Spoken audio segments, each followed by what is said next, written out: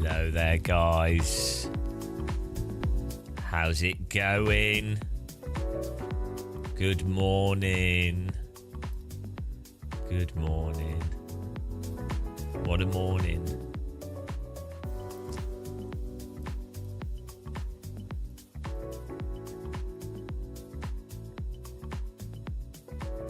Why is my ass not wobbling?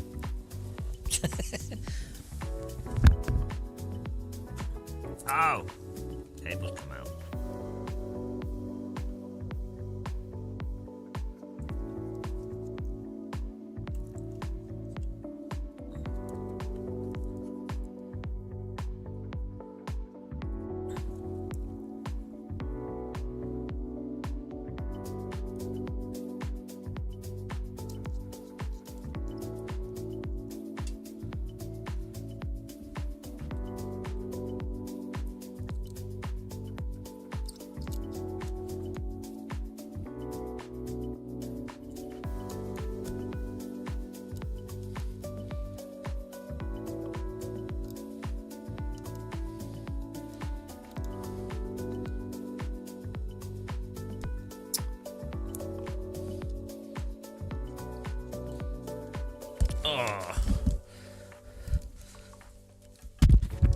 It's not easy to do that upside down. Hello, Ritual Horse. I'm gonna get out.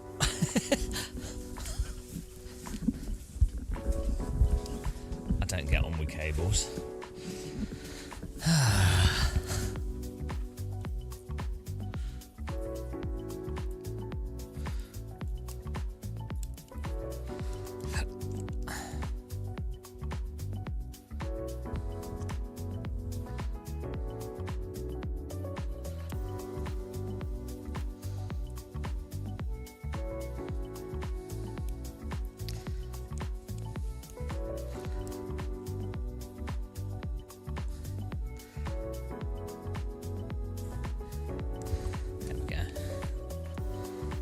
My ass is ready to shake.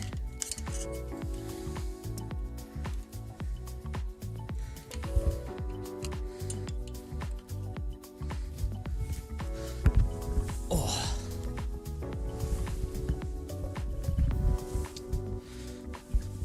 Yeah.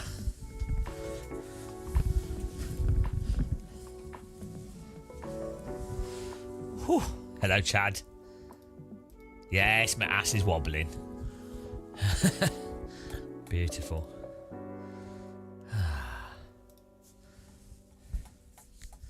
I can have a little bit of iRacing, I think. Activating profile iRacing. GM soft underscore T. Soft underscore T. Got some cereal here. Some porridge. Breakfast porridge. Oh. Oh, man.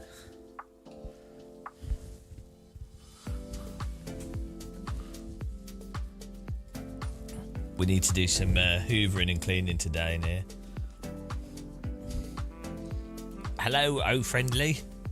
How's it going, man?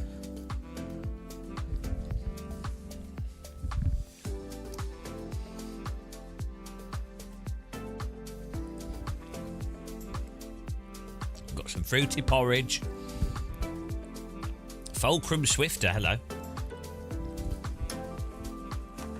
I lubricated the back of my chair. We got these little slidey nylon sticker things, so hopefully that should help.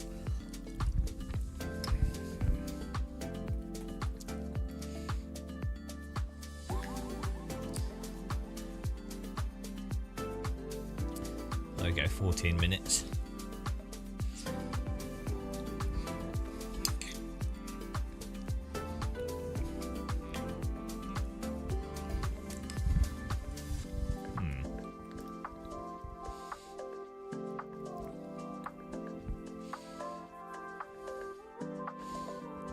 OBS update. Shall I update it? Let's go for it. Let's update it. Why not? You want to play?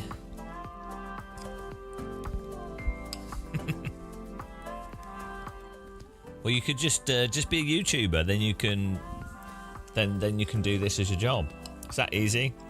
Just start 10 years ago.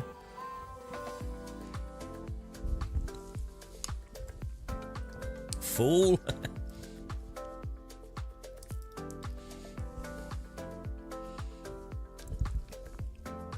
What do you do?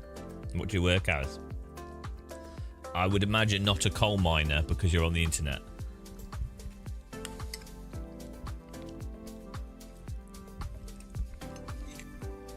Should have been an investment banker.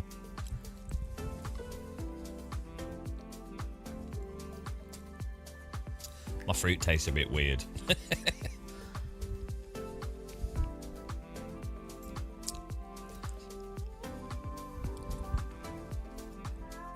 Probably full of beetles. The pace car is out of control. That wasn't loud enough.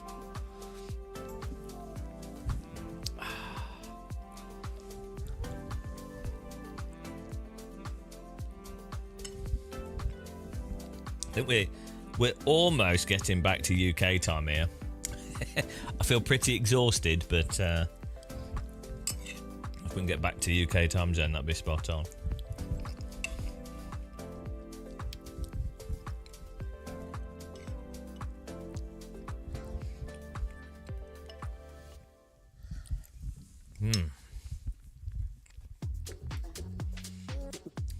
I want to see if this causes...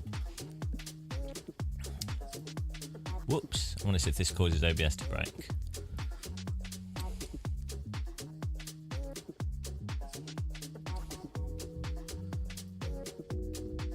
Let's see if this causes OBS. This might cause OBS to break. We'll see.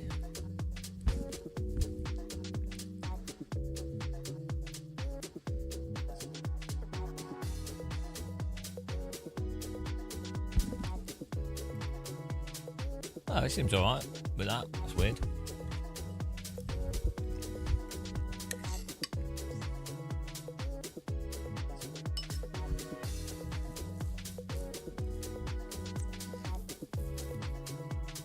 You played iRacing, deciding if it's worth it for you to buy content and subscribe further. Best drifting sim ever.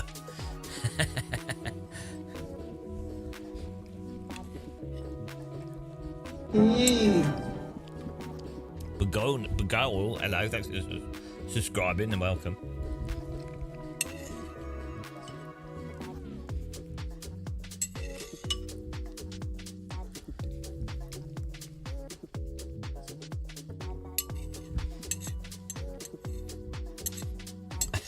Just,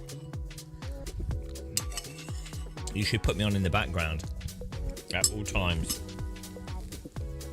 No escape from the muscle.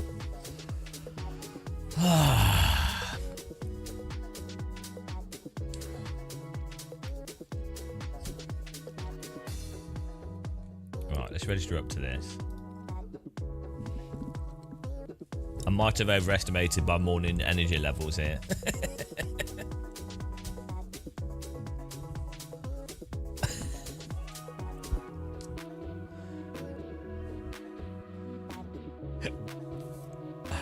Right.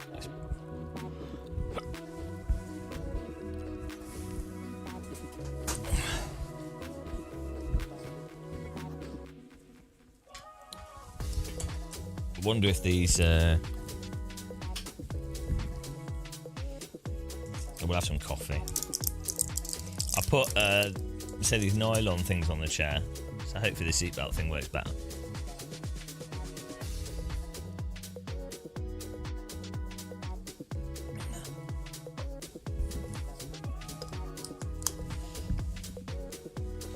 We've got the foam on here as well.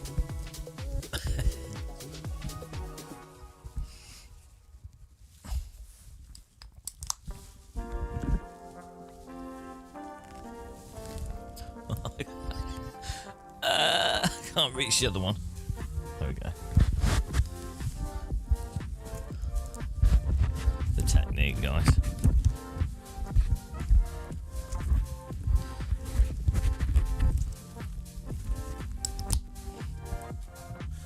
I'm buckleworthed in. Oh, my belly's coming out.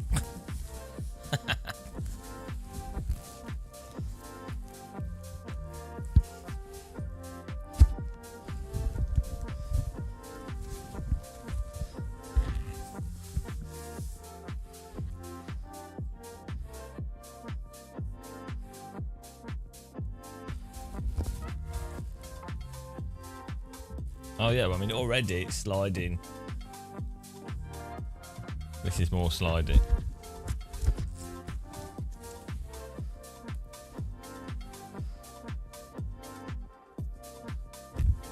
Oh, it could be interesting.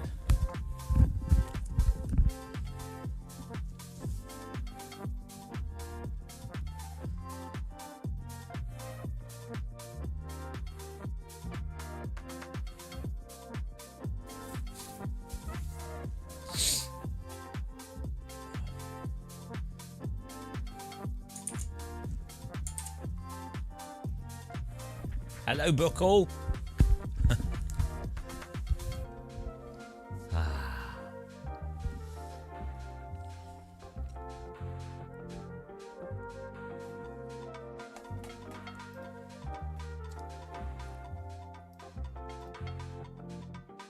My moustache has got too long.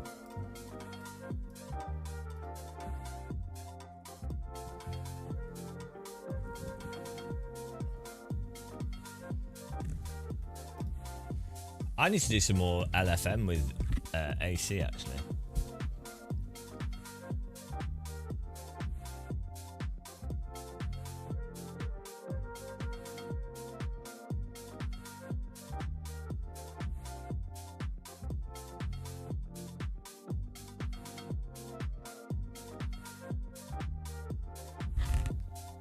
Shave. I should just grow like a long, really long beard.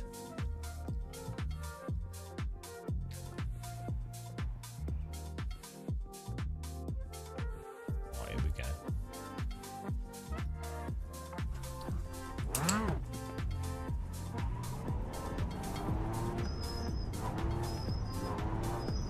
Oh yeah, that works well better. Okay. Lubricated. We've lubricated it.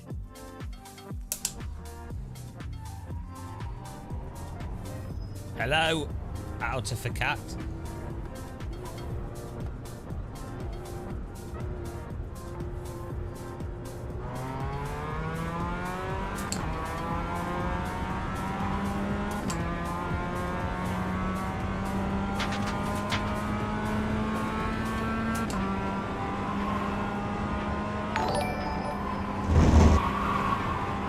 Huge error.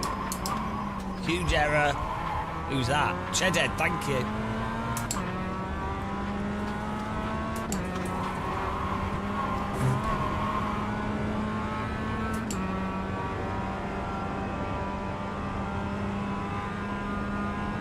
Choice bounce and the fish. That's all you need.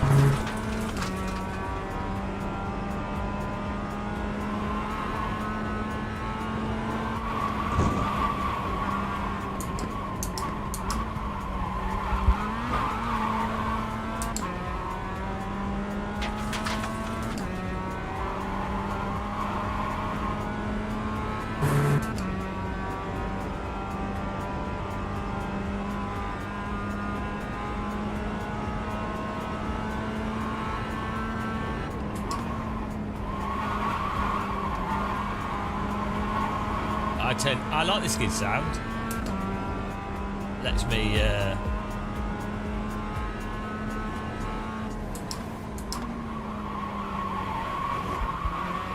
lets you know that you're skidding.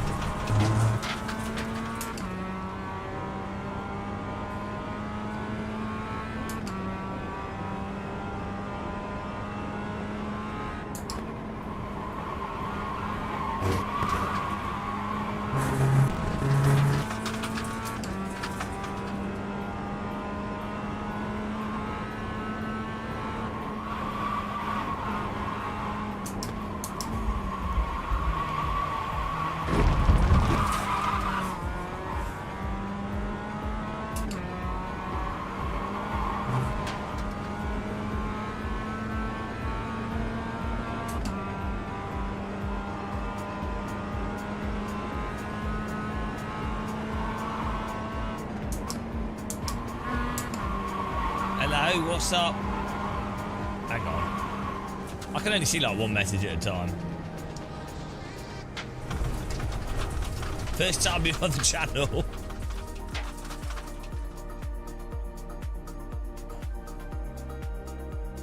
Hello.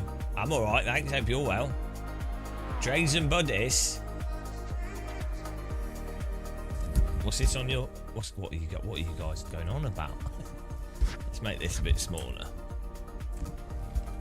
There we go. I'll be able to actually read the chat now.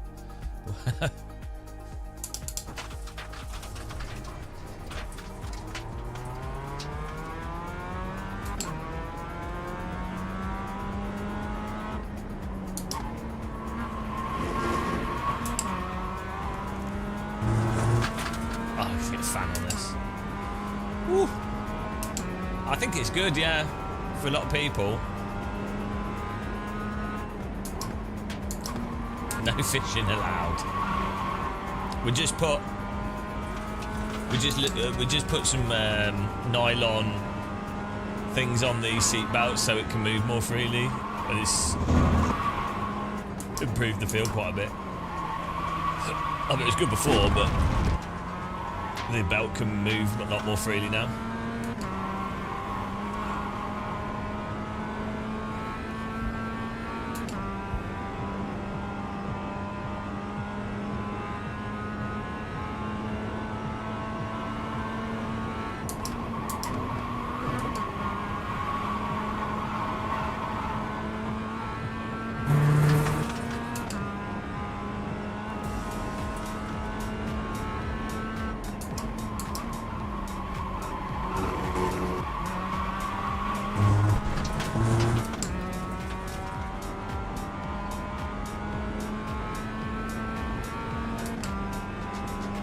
New fastest lap for you.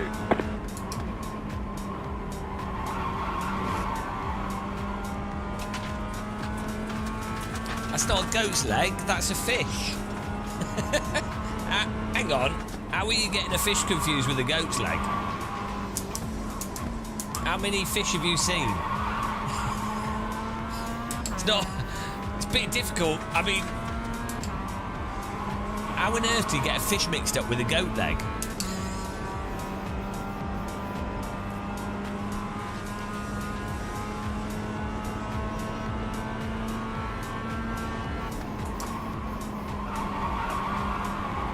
Car on your left. Clear.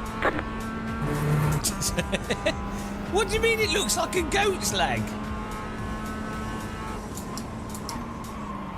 Bloody hell. I'd rather eat a goat's leg than a fish though, I'll be honest. Hello, Turge. In low res. Oh, you're going to use the Just resolution. set your fastest lap of the session. The resolution excuse. I hope you're not a crime investigator. We just reviewed the criminal footage of the London Underground stabbing, and it appears that the assailant was actually a baboon. And he used a beanbag as a weapon.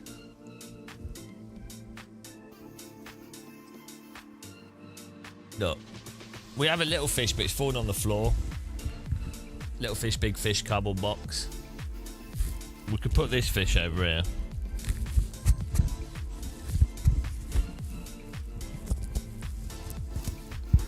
It won't stay on.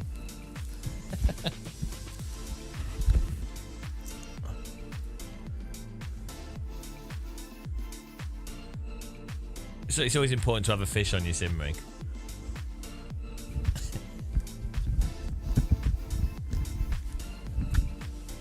Because we've changed the position, and maybe we could put it. We could.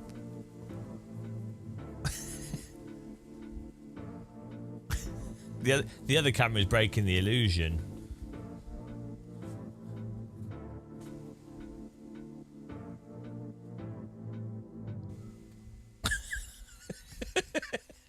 What's going on?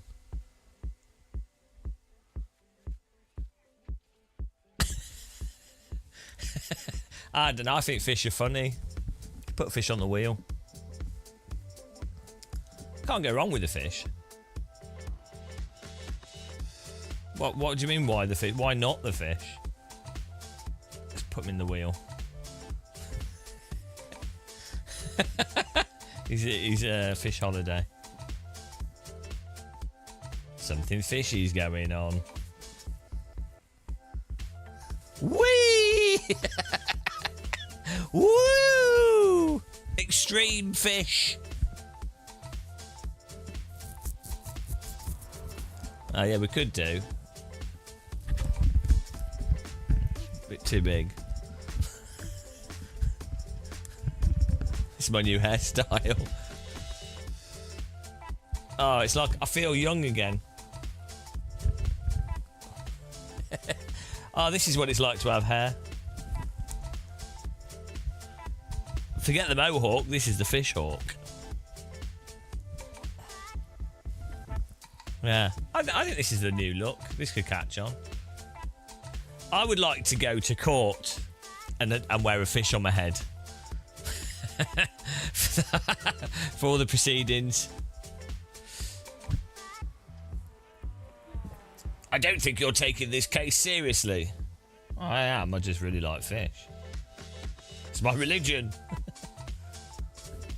How dare you question my religion?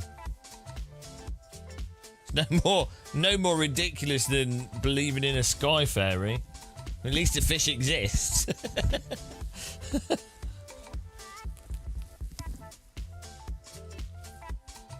Oh, okay, so he don't want to fit on now. I'm going to put the fish on holiday. This fish has catnip in it, actually. It's actually a cat toy. Question the fish. Right. I need to put some, like, silk on this. Like, not silk, but, like, some nice material on my neoprene. Nice one, Tipper Sim Racer. I'll try to crash into you. I'll beat you because I've got belt tensioner. So. Yeah. Let's have a war. I know the best way to decide who has the best sky fairy would be for us to all kill each other for no reason. Whoever's left, that's proof that their sky fairy likes them the most. Can't argue with that logic. But surely won't that result in the needless suffering of thousands, if not millions of people? Oh well. Humans. Very clever chimpanzees. You're too young to drive, but you play driving games as your training. I'm too old to drive, but I play driving games because I've been mandated by the government to not go outside. But that's basically the same.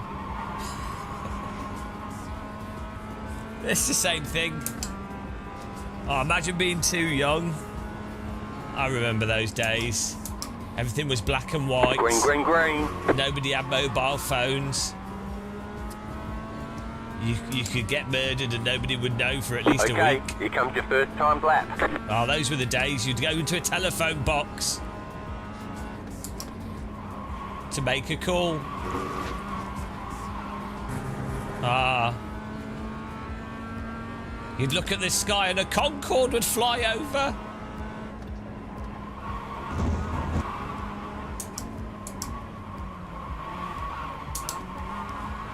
People would be complaining that they couldn't afford their £70,000 house.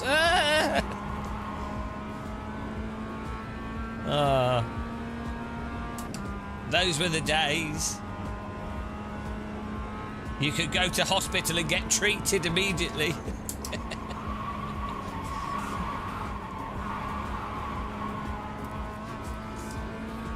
Yeah, they're taking away my licence.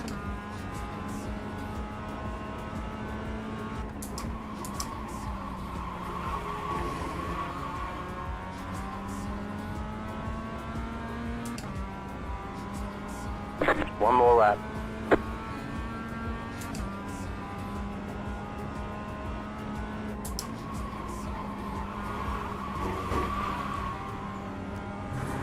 Oh yes, well exciting. Waiting for TV to be 16:9. instead of 4x3. Oh my goodness. Can you imagine?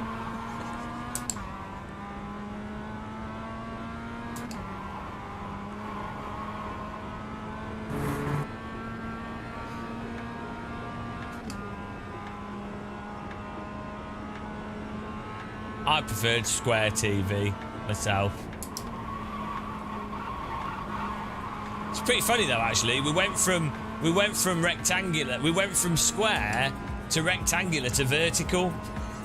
Vertical's merely a longer square. So is rectangular, but different angle, obviously. Yeah, the TV with the buttons on it. All right, there's the checkered flag. Yeah, if you've never been to to a video rental store to pick up a VHS, have you lived? If you've never rewound a tape that you bought from a video store and cursed the previous owner, have you lived? I don't think so.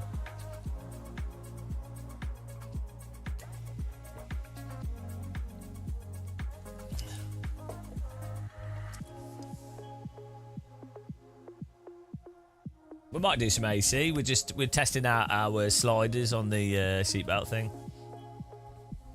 Be kind, rewind. FBI, copying tapes is illegal. Don't copy this tape. Don't copy that floppy. Don't copy that floppy.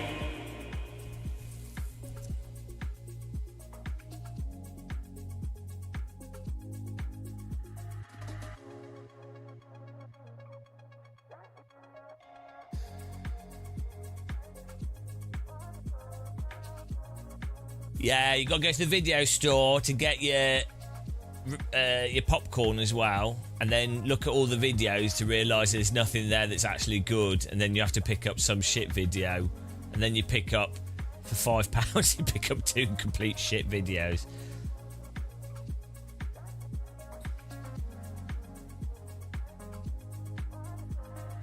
Or N64 game rental, £5.50 for one night.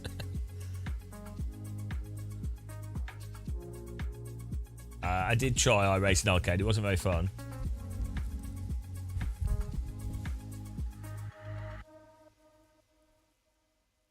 I didn't enjoy it. I don't think it's a terrible game. It's just very bland. The adults, I did do that part. I thought all adult stuff was in forests. I didn't... That's how it worked when I was a teenager. The forest with the adult magazines. That's how that worked. I think that's where they were produced.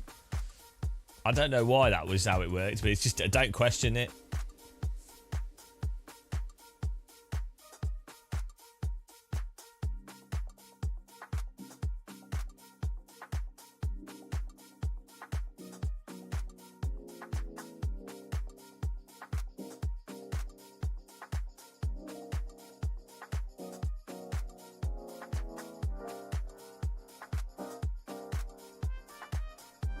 Oh, here we go, look at this. I'm ready.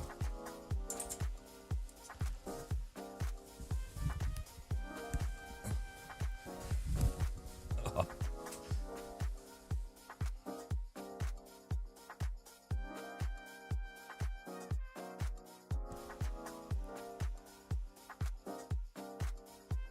Your friends got so angry for your obsession with cars. Well, I think your friends were. I think your friends might be onto something, mate. What you should do is maybe is a good tip. Yeah, you said you were young. Be passionate about what you're passionate about. That's good, but at the same time, you have to appreciate that not everybody shares the same passions. You know, in the same way that you might not like trains. They might not like cars. But be passionate about it. What you need to do is find a way if you have friends that aren't interested in something you're interested in, you have to find a way to make it so it's interesting to them, and that's a good skill to have. So that you can, if you've got something interesting, if you can make it so it's interesting to someone that's not interested in that thing, that's a good thing to develop as a skill.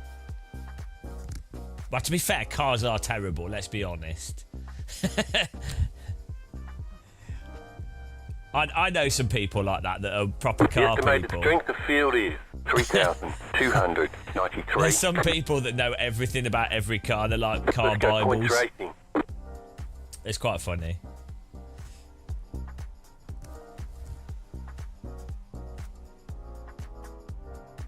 It's called sales. Waiting on the final car to grid. Everyone's gridded. Some train sims do actually have better physics than others. Here we go. Green, green, green. Funnily enough.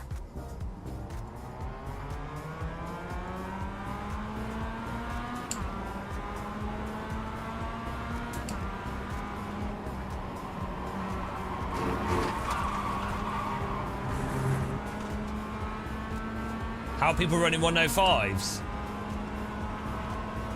Don't use the brake pedal.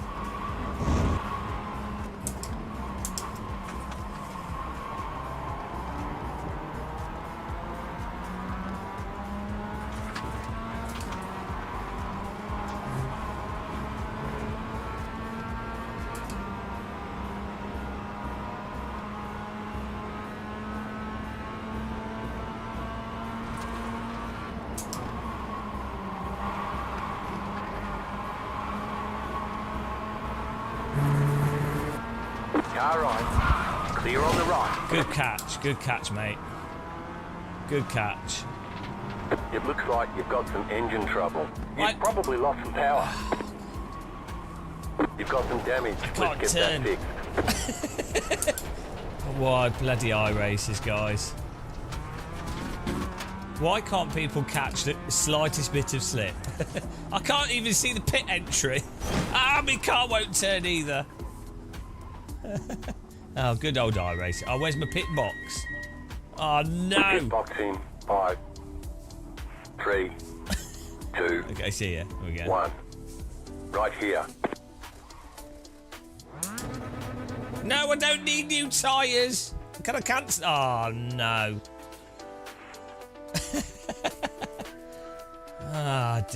Go. No, he's going to do the rear tyres now. Go.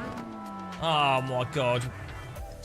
Well, I mean, I don't know what to do if the car in front decides to just drive into me. Okay, go. Not much I can really do, to be honest.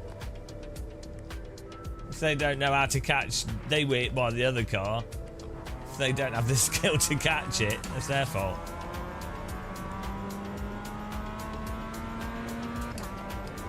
It's all good.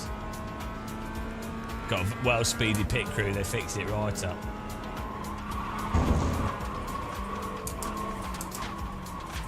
You can take a look at the replay.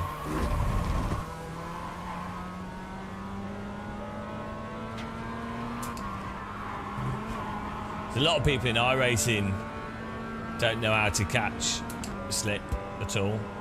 Well, yeah, it's not their fault. They were punted by the car next to them. But they could have. Okay, interesting physics in this. They should have caught it. Kept it out of the wall there.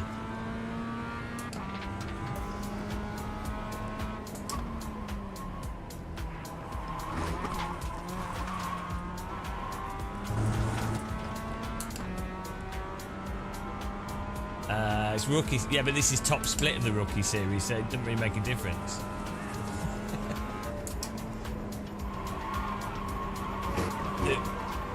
You know that whole licensing doesn't mean anything in iRacing. It's just a scam to make people buy content. Car in P1. Just set the fastest lap. 5.969. You have more rookie drivers in F4 and F3 than in this.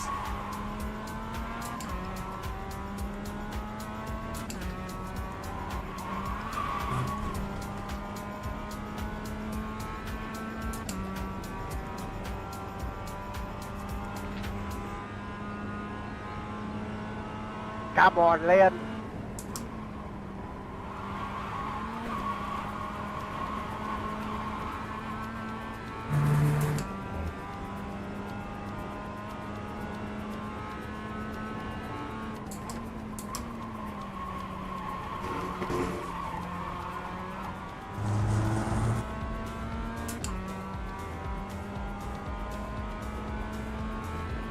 You just drifted that whole corner at full That was your lock, fastest lap of the session. but then you say you can't drive iRace on the limit. And that's like a... What do you mean? That's like a fixed trajectory slide on the grass. Well... Yeah, that's different from actually balancing productive slip.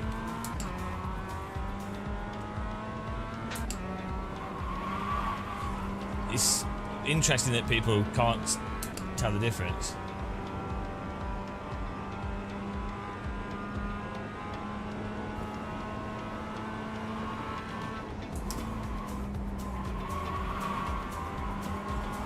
Also, I had to wait for the slide to finish. It wasn't me controlling the slide.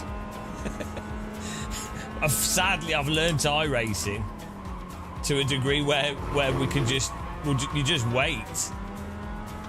Basically, you have a slide that's happening, regardless of what you do, and you have to wait for the slide to finish whilst counter-steering to stop the car from spinning.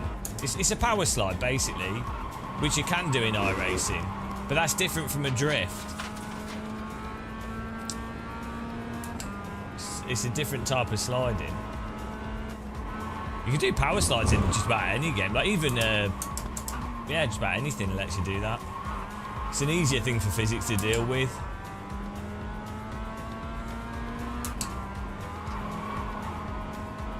Well, they've nicely run the sunshine on this track.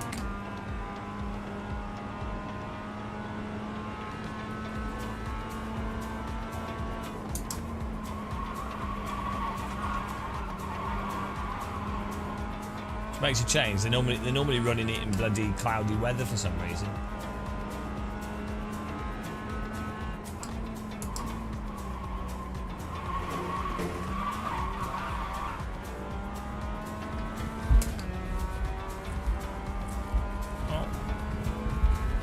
I don't mind how it looks.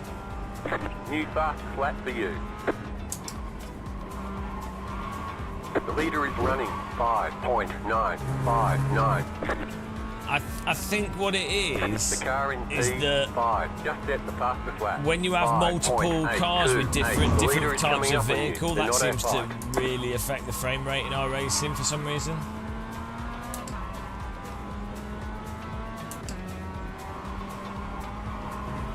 What are you on about? I just explained to you, we did a power slide, you learn the timing of the power slide. That's not holding a slide, it's stopping the rear from rotating as you do a power slide. It's a bit disturbing that people can't tell the difference.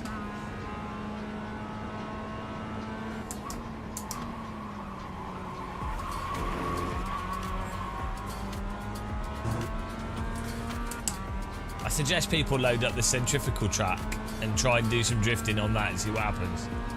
That was your fastest lap of the session.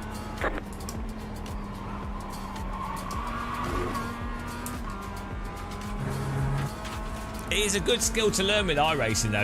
You learn the timing of the specific vehicle, and you don't actually correct the slide at all. You just learn the timing based off the speed. Hey James, can I get past this? And the grip, and then you just move over. I mean, you just let it do what his thing is. I'm going to move over for this guy. Right side. Clear.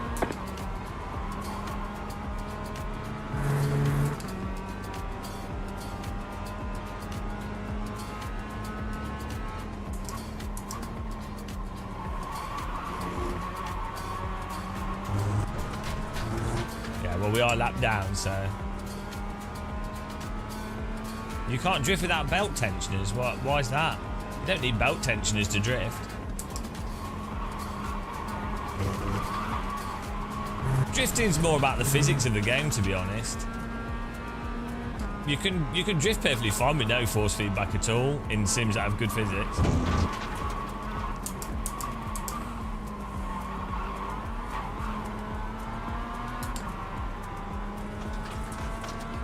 Hey bro, can I just make road? Does he not realise that I'm literally giving him draft, and then if I move over, he will then be closer to the car in front?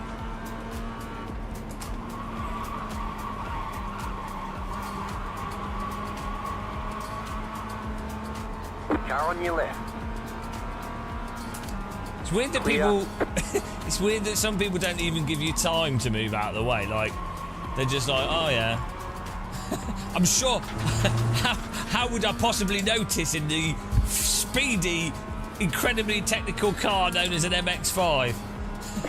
Just set your fastest lap of the session. Oh dear. My mind is overwhelmed by the sheer pace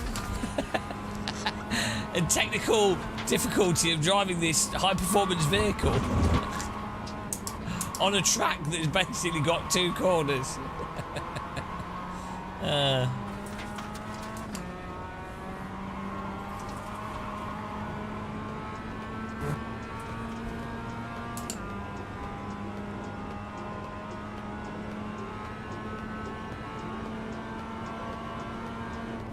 I think these guys will drive into each other. It's a great track, Alton Park though. Dirt physics are generally better in most games, to be honest. What it is that when you have lower You grip, just got the white flag. That means one more lap to go. lower grip makes it easier to hide physics, and also like a power slide is the sort of dominant way through a corner, and you're probably going to be stuck in a power slide anyway because it's lower grip. So a car will be less responsive to inputs with lower grip as well. That's why if you play like arcade games using Unreal Engine or recent arcade driving games, you'll notice they have super light low grip physics. The new time mod is actually worse, ironically, because it gives the impression of being more controllable, but it's still got the same problem at the limit. So it basically makes the limit more vague. So ironically, it's worse. But no, most people won't say that because they haven't thought about it critically. It's just they'll have gone, oh, this one driver said this, and iRacing have said this. But you can you test it for yourself. It's worse. From a game design perspective, it's worse. So like the older cars in iRacing have the same problem, but they're more defined. So it makes it. We'll get them next time. Actually, from a gameplay, forget what's realistic or not. From a gameplay perspective, if something's more obvious, it's easier to avoid. If you have a more if it's like more defined, it's actually easier to avoid that binary fail condition. You don't have a realistic benchmark. Well, AC1 is very good. Let's watch the replay. What? I don't want to change my TV. The LG TVs, guys. Oh, TV2. LG TVs can be a bit much sometimes. No, just play AC1's the most realistic home sim still. So if your goal was like you wanted to know what cars handle like, AC1 is very close. Oh, was it you? I don't think it was your fault. Were you the car that spun? It was a car that knocked into you. And then, I mean, I couldn't do anything. I thought the car in front of me was going to catch it. Don't matter. Which car were you?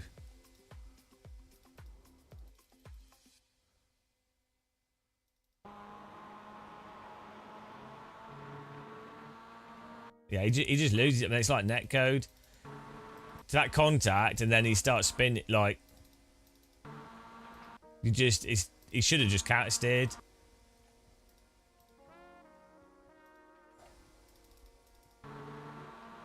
Probably like, yeah. I don't know why he went. I think the contact just because that other car came off the grass, knocked into him, and then he's like gotten his brakes, really, and then sort of spun it a bit.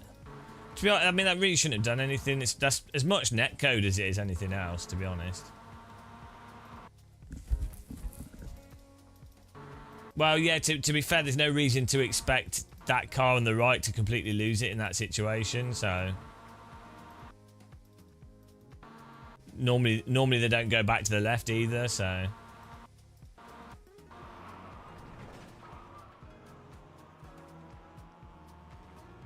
I couldn't see out my windscreen.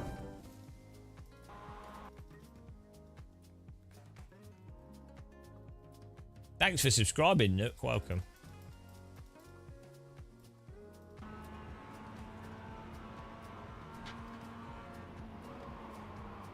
It's more iRacing netcode issue and physics.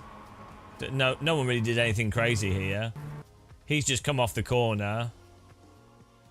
He's then knocked that car ridiculously, and then he's like, either he's stamped on his brake or something, and then turned. That's the thing. If he hadn't gotten his brake, which he didn't even need to do.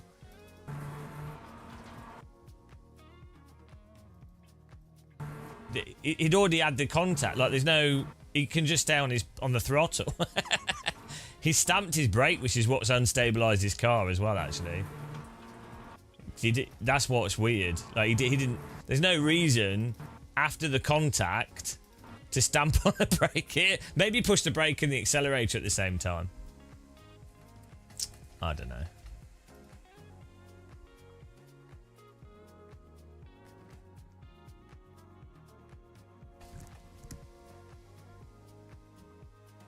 Yeah, you also don't know what was happening. Well, yeah, he could have maybe he broke here, and then the lag made it look like he broke here. But it's MX, like these cars can like proper bash into each other. In reality, like iRacing's netcode and stuff is absurd, but it's just how it is. Nothing you can really do.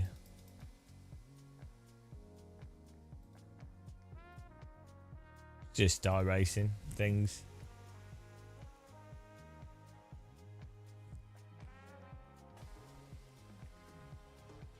On this track as well.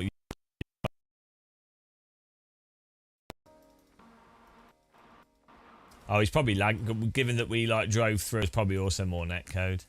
Well, that's why you just. I reckon where's netcode and Breakfast. And Breakfast is really good now. Oh, I just missed the race. Well, sorry, not good now. Oh yeah, what's on this? 8:45 did this. No, I haven't seen it. To fix it now. It's gone mental. I'm doing mission. You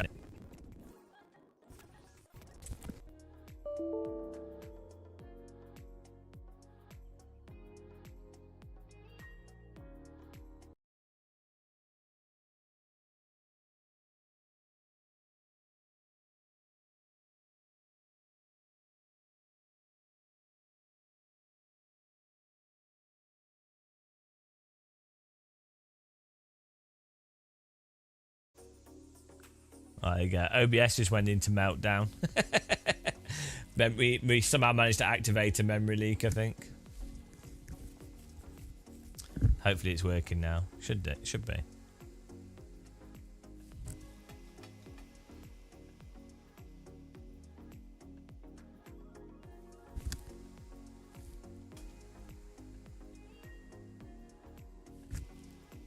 Yeah, there you go.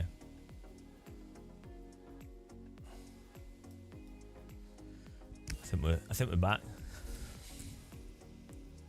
No, it's just weird. I was testing something out with NDI, and then it obviously went mental. Might play some race room, yeah.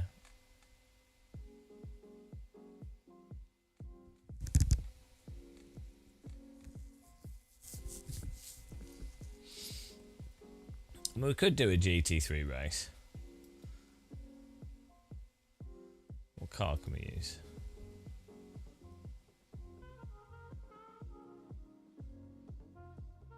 I normally find these races really painful. OBS is it's the new iRacing update to OBS.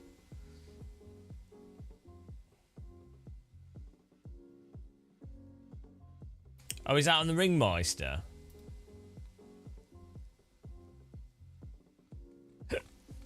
Yeah, what's running on Ringmeister? Ah, here we go. I'll have to buy the car. This is how iRacing get you.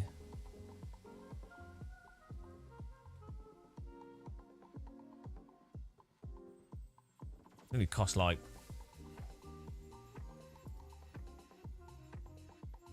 Bloody buying shit I don't want. £10. I don't normally do AC at this time because it's too early.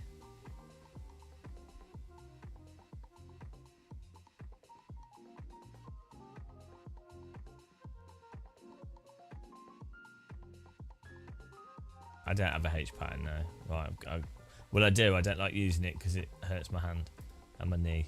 I've got lazy body parts.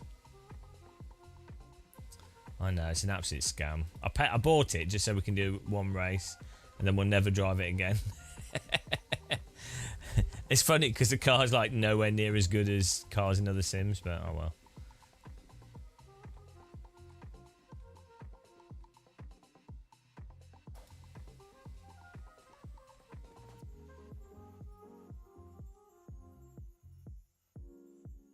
Oh, we just missed a race 5 minutes ago. We do the quali though. We'll do a practice, see what it's like. Oh no, Turge! 3, 2, Thank you. Go! 600 For knock! the car and enjoyment. Thank you. He's knocked me. How long is the strip? I don't know. Well, it's as long as it is. Well, right now it's 3 minutes 26 seconds, not including the bit that got deleted. How long is the stream? Depends how long it's live for. Nobody knows. It depends how long I can stay awake.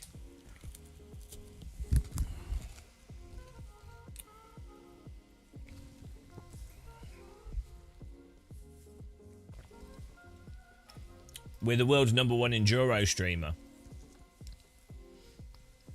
and video maker.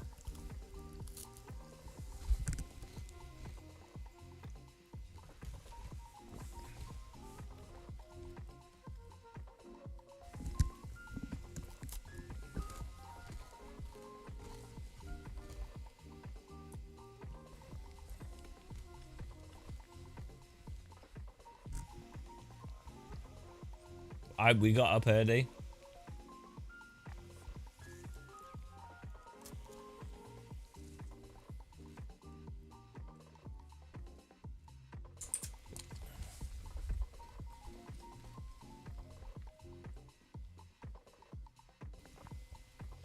Right. The sliders for the seatbelt tensioner seem to work well. Pretty good. I need some more energy. I need to clean up in here. It's a total mess. It's an absolute mess.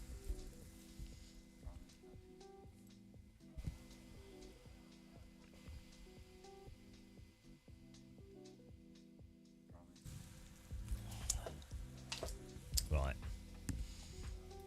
Emil Bernstaff said this car's amazing, so we'll see. Sounds good.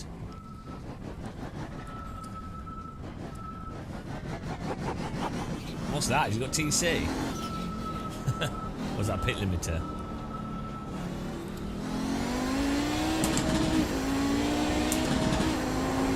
Got very strong force feedback.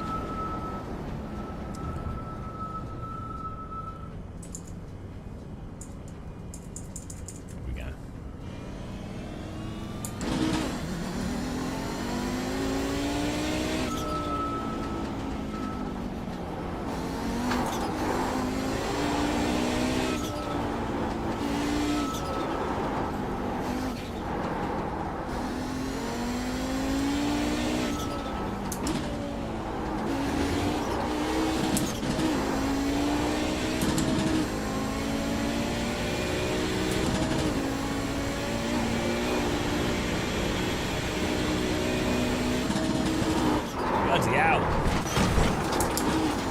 Probably do with a bit of downforce. LGB TVs. The LG TVs. LGB TV. That's what I'm going to call them from now. LG is now LGB TV. It's a bit understeery. This is fixed setup.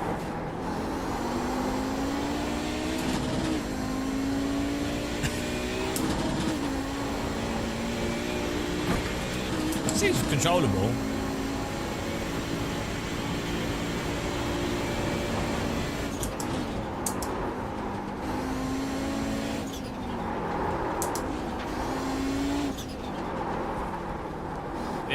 It does counter steer better than a lot of cars. Isn't this all-wheel drive, this car?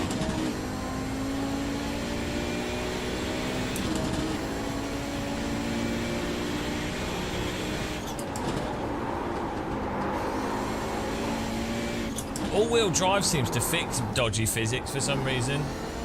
I don't know why. I think it's because you have like driven wheels. So, you know, it's like that front-wheel drive thing pulls the car out.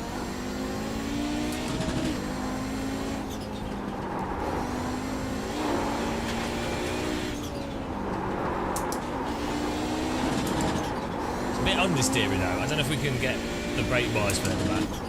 Well, we ain't making that. Right. If we can move the brake bias back, we'll be good.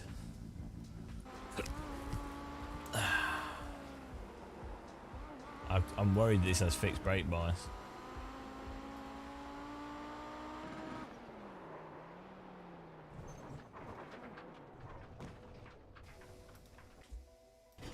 Oh no, yeah, that's a shame. Yeah, it's super understeery. Be nice to have the back come out more on the brake. Oh well. Still drivable, just have to brake early.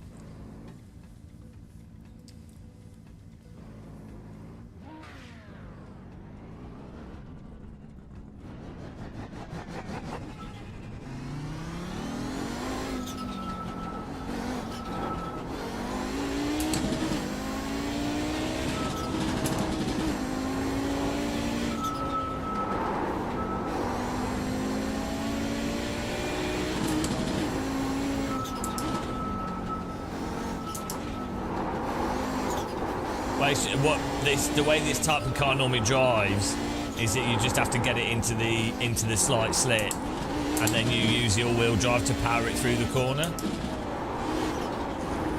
Bit like a rally car. Older rally cars.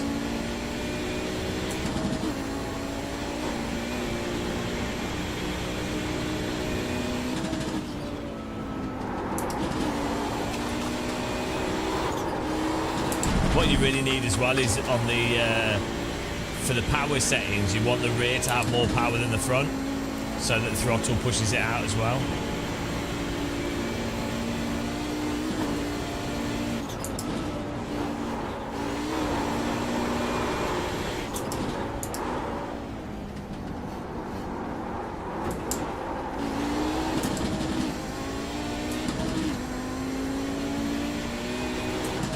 I've already used his new app. It doesn't work because I prefer the user interface on the old app.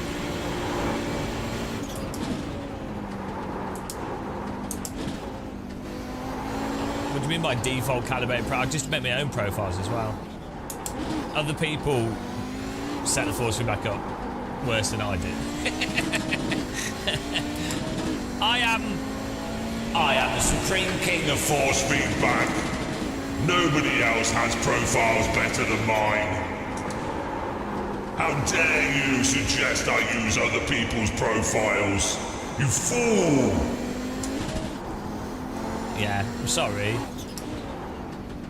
Nobody force feedbacks better than me.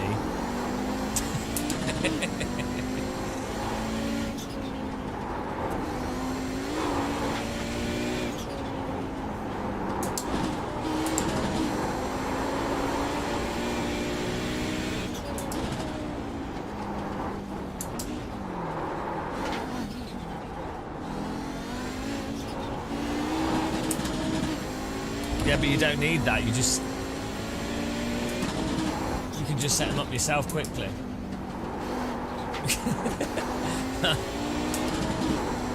No, I tell people how to set force feedback up so they don't need profiles. The problem is there's so much bollocks about force feedback and people just repeat stuff without thinking about it. It's crazy. People need to just think for themselves.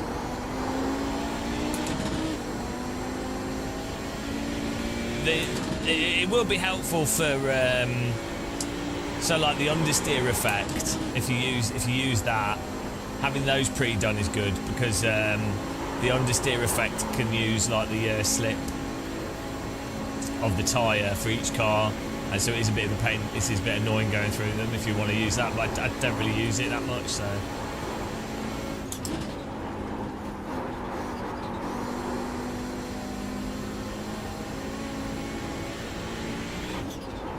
I'll give you a good example, right? You know Race Beyond Matter, who I like, I know him, right? I like him, I know him. He recently did a video and a whole thing about using inertia on the wheel, which is a terrible idea, such a terrible idea if you actually drive properly. But people are just repeating it. And I tell you what, it's a bad idea. If you put inertia on the wheel, it will make it, in a sense, feel more natural and more realistic, and it will get rid of overactive force feedback, which is good. That's a good thing. And you might want to do that, and you might like that, and you might think that's realistic. And in a sense, that might be more realistic.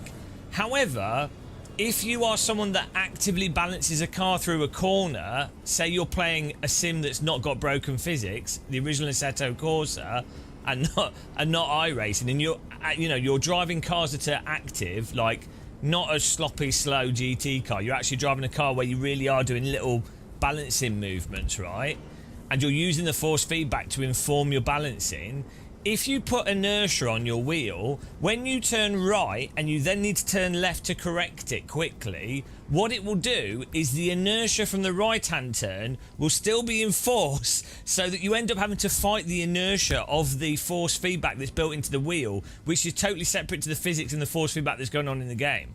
So it might feel natural, it might feel nice, and it might stop the wheel from being overactive, but it will give you false, like, random resistance that's completely unrelated to what's going on with the physics, and also mean that the wheel is actually fighting you when you're trying to actually do corrections. So it's really a bad setting to be using for the bulk, for most people, other than if you're superficially wanting something to superficially seem more realistic, right? So the problem is, he put a video out and he's very passionate about it and he likes how that feels, and that's totally fine, but he didn't fully explain why it's good or bad, right?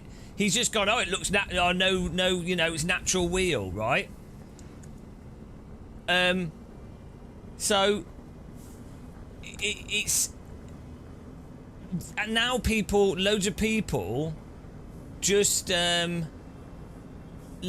now are just like, oh yeah, this setting, it's like, I'm saying, as I say, it's not necessarily totally terrible. I can see why people might enjoy it, and that's totally fine for them to do that. The problem is you need to explain the full context of why you would do it, why you wouldn't do it, why it's good and why it's bad, and which simulators it's good and bad for. And this is what happens with stuff like force feedback. It's really weird. It's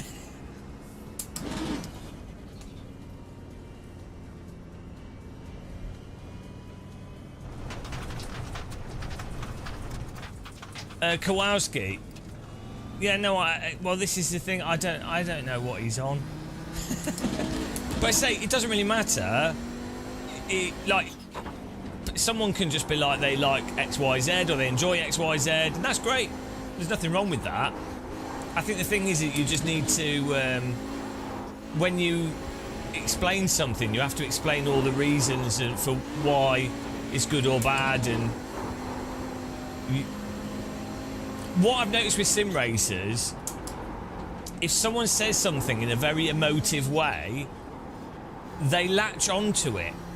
That sim racers are very gullible, like not all sim racers, but they're very like, it's not just sim races, it's people. They tend to just be like, if something's presented in an emotional way with some kind of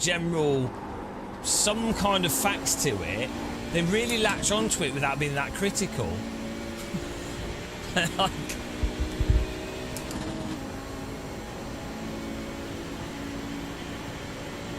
you know, at the end of the day, people should just have fun. That's all that matters. You've got about 5 laps of fuel. The thing is, though, if I make a video saying why you probably shouldn't run 100% inertia on your force feedback wheel, and then I explain what I've just said there, I will get like shat on for people going, oh, you know, do you know what I mean? And it's like, well, if you frame something in a positive way, people blindly accept it. But if you're forced to then actually explain something, people then blame you for explaining it. It's like when you have like homeopathy people, and people are like, oh wow, they're really trying to help, you know, I really appreciate them trying to cure my ailments. And then you have a skeptic go, actually guys, homeopathy's a load of bollocks for XYZ reason. It doesn't go, you can't, you know, double blind trials, and you can also, I mean, it's logically pretty stupid if you explain it. But the skeptic is the one that will get attacked, and people go, oh, you're so miserable and mean, and why, you know, that other person's only trying to help. Do you see what I mean? So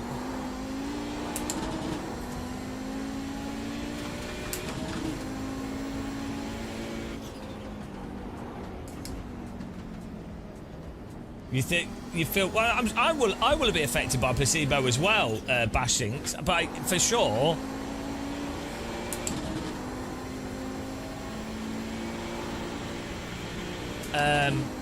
Everyone will have some degree of placebo.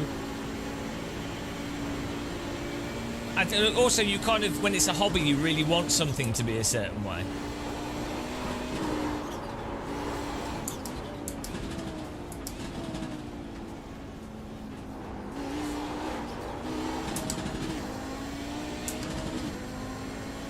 I don't think the other stuff is so. Like with Race Beyond Matter, I know that I like him, so I don't think he's. It's not that it's BS. It's just that it's not the full context and full picture, right? So that's the thing as well. It's like, it's not that he's wrong. It's that it's one aspect, and then the problem isn't necessarily his video or what he said. The problem is how a lot of people uncritically consume information. So that's the thing. It's the same thing happens with like any like authority that makes a video. So like this has happened with well, like James, but like I know these people and I like them. James Baldwin, Daniel Morad, I like them, right? They will make a video that's true, is correct. So they will say something, or Dave Perel as well. Like I've said this before, like his tyre video, where he pointed out, you know, different tyres in real life have different behaviours. It's a really good video, really good point to make. But the problem is that there will be a percentage of viewers, a large percentage, that then will be like, oh, that's why these physics in this sim are actually, no, it's just the tyres. So it's selective information.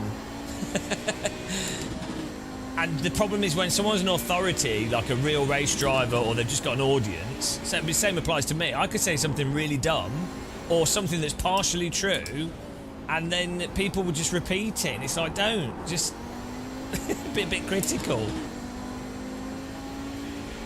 They did import the AC1 force feedback, Pete. So, yeah, and I spoke to Kunos quite a bit. ACC and Evo use the same force feedback code as AC1. The thing is, force feedback is driven by the tyre model.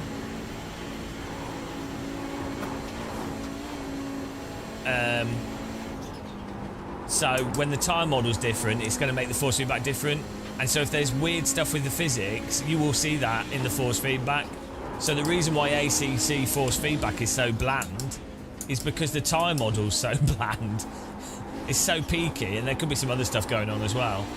But and also it's a different game engine, so that can have an effect, even if you're using the same code. Even though it's like physics, not the a different game engine can affect things subtly. A good example of that is like Counter-Strike, CS Source 1.6, CS:GO, and CS2.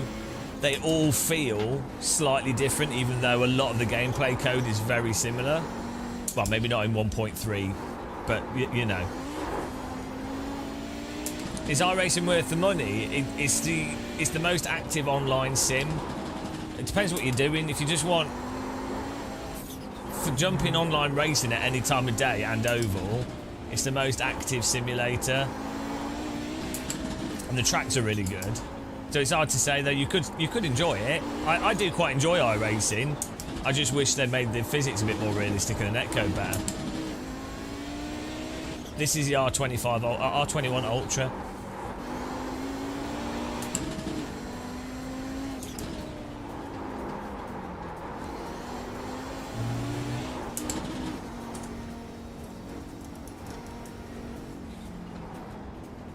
Oh yeah, you can't change the brake bias. Oh well. We can do the quality.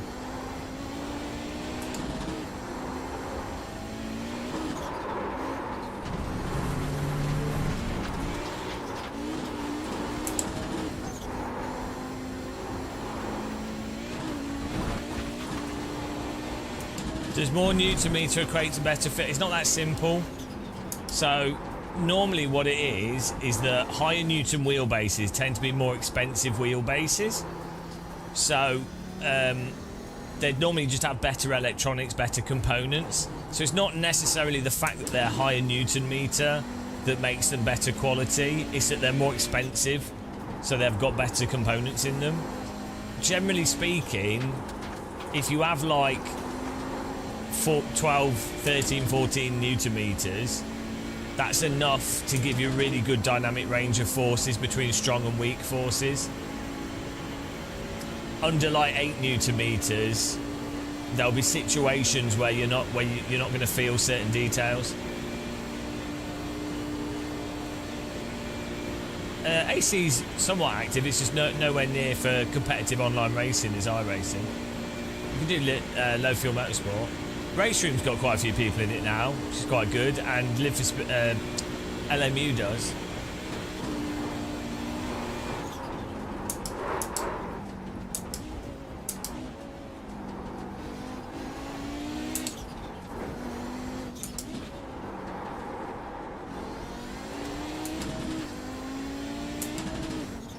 $25 Newton meters, 30 Newton meters is the bare minimum.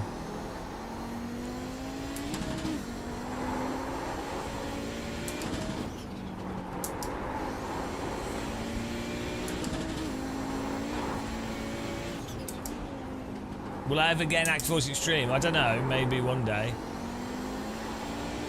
I tried to get through stuff to review it. So at the moment we've got the Mozart R21 Ultra, Ultimate Ultra, whatever it's called, and then we're using the cubic belt tensioner.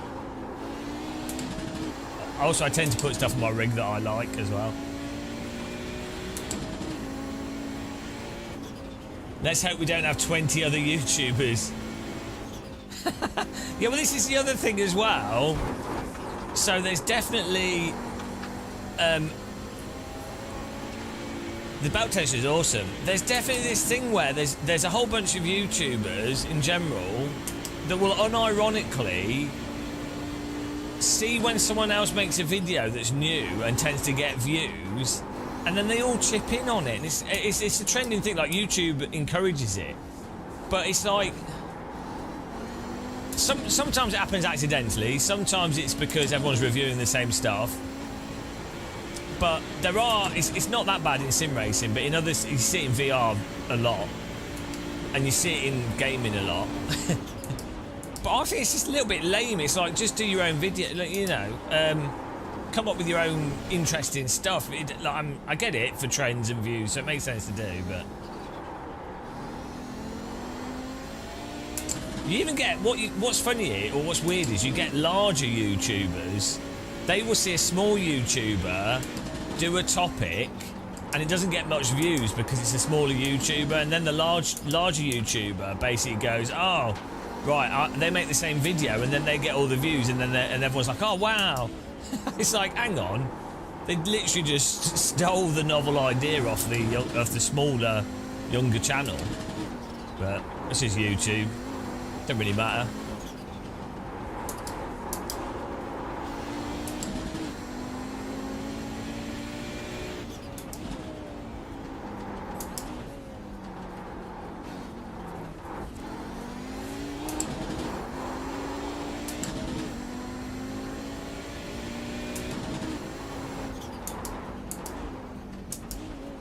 Oh yeah, the Quest 3 updates. VR, honestly, VR YouTubers are so desperate. It's really funny. Because it's hard to make money out of VR. So they have to like really sell their affiliate links for the VR headsets and stupid add-on accessories. And they're not worth much, so they have to sell loads of them to make it business viable. It's not like sim racing, where if you do a good review of some sim racing hardware, you can make okay money out of affiliate links. But with VR, you basically have to shill Pimax or Big Screen Beyond or something to make okay money. So that's why you have like so many people that are like, oh, but new Pimax, Big Screen Beyond, and then it's like, okay. How often do you actually see them using those devices and actually playing the games as well? That's the other thing. You'll notice with VR YouTubers that there's quite a few of them that seemingly only cover like pointless hardware stuff. Oh, it's new resolution, but they're never actually playing any games. It's like, well, hang on. Yeah, it's great to review the new headsets, but you know. Oh wow, it is what it is. It's just a business, isn't it? So.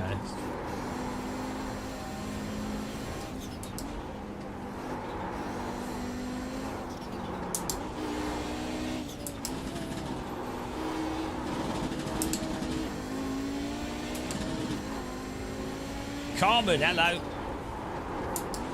I like the Quest 3, yeah. That's why I've stuck to it. Hopefully Valve's new VR headset will be good. But yeah, that's why the Quest 3 on balance just works. Value for money as well. I think there's a difference between spending £400 or let's say £500 on something that's pretty good, not perfect, versus spending 1,000 plus on something that still feels like it's an in development, you know. Oh no!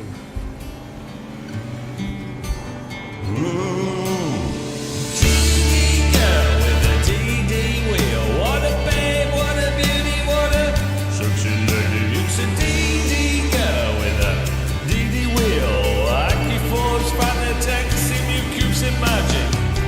DD girl, dreamy girl, rotating in touch, Hella's bad. It's a DD girl, a dreamy girl, servo motor. Everybody needs a DD girl. Put a DD girl in your Civic. She's so powerful and strong, but if she gets in your back, turn off the power or she will fry. DD girl with a DD wheel. Active-Force, Moser, Fanatec, Simu DD girl. Look at those metal legs. Drive Nordschleifer in the sleep at 100% force feedback. Thank you. Beautiful emotional moment there. Thanks, Tej.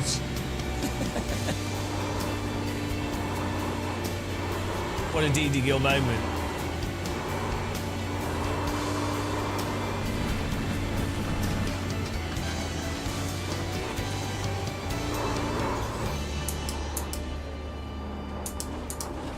Everyone's crying.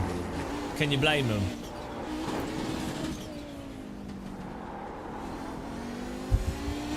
thing is, That was your fastest lap of the session. you don't actually use the belt tensioner for acceleration. I mean, you could do, but it's actually it's all for de-acceleration and turning. So with flight sims, you use it more for braking or going upside down or negative G, and that's how it works. It doesn't work very well for acceleration. It's great for braking though, landing, getting off the power, putting flaps up. Well, for some reason at the moment there seems to be a delay in Microsoft Flight Sim with it, but I need to try the other sims.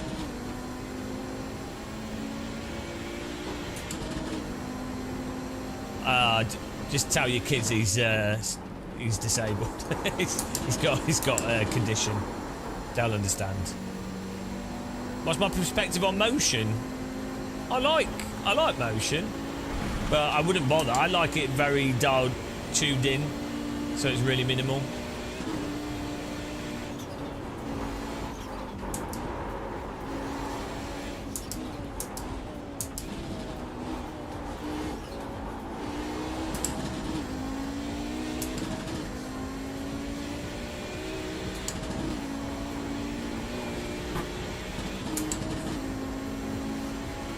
Yeah, I just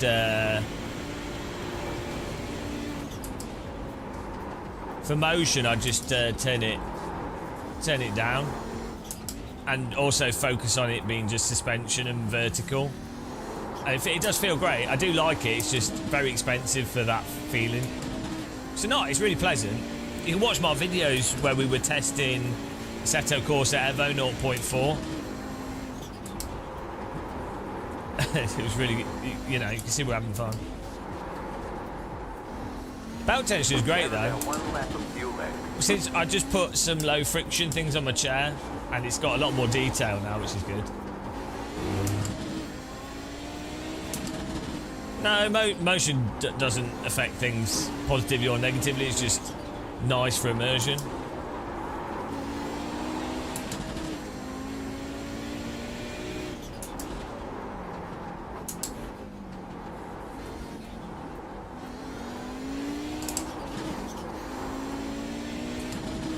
Your kids say get better. It's terminal, I'm afraid. We'll never get better. It's terminal.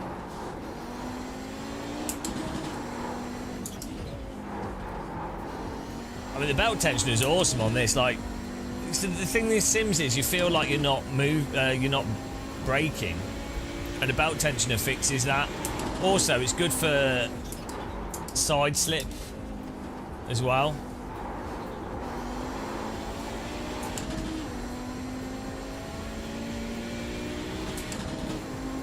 I think it might have ruined sim racing. We've got a trackracer.com affiliate link now, so we can now promote it.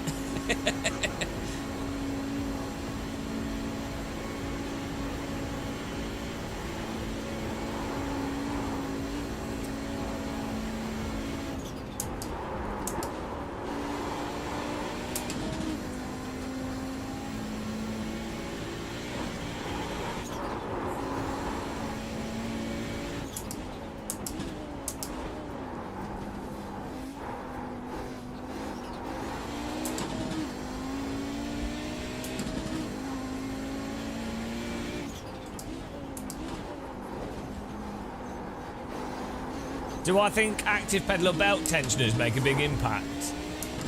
I feel like, well, they're two different things. An active pedal's more just nice that you can set it up to however you want, easily and quickly, so that's just nice. And then, like, it's quite immersive having if you drive cars with ABS, or putting a rumble in for you to be able to feel where the tyres are likely to lock up. That's quite nice. But you could do that with a belt tensioner, actually. But for the cost, if you were going to get a Simicube active pedal, I'd get a belt tensioner instead. If you can get the Moser M booster pedal, then that's like a quarter of the price, so maybe you get that instead. So it just depends which one you get. I think the belt tensioners, in terms of value for immersion, belt tensioner is more immersive. yeah. Like, if you were to put... This was a video I want to do, is I'll put stuff in like a... Well, we can work it out now, actually, can't we? Whilst we're live streaming. Oh. The immersion to value.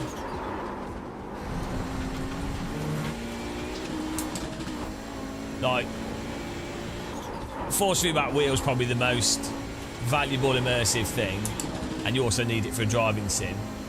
Then like, VR headset is...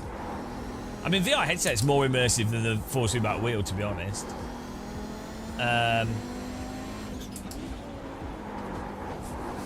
You have a mixture of like what's functional versus what's more just for immersion.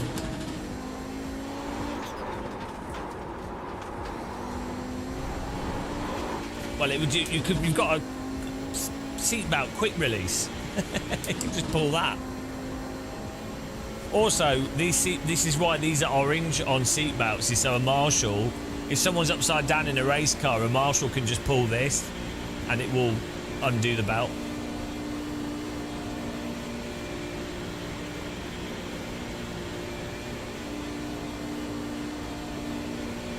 Yeah, that can, yeah. The having a motion ring and having belts mounted to the floor can feel quite good.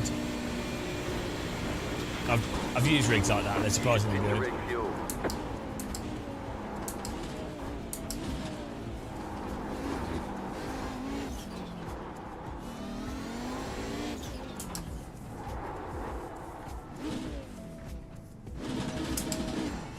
Pitboxing 3, 2. Right here. Safety briefing with your kids. Audi Quattro. Sounds like an ice cream. Can I have a Magnum? I'd also like a Viennetta Twirl, Cornetto, and an Audi Quattro. I'd like some ice cream today. Give me a Cornetto. Give me a Viennetta. Give me a soft serve and an Audi Quattro. Tom Bland. It's Tom Bland. Tom Bland. He's a very bland man. It's Tom Bland. He lives in a bland van. Tom Bland. He eats sand for dinner. Tom Bland. He likes to bathe in lukewarm water. Tom Bland. Everything in his life is bland.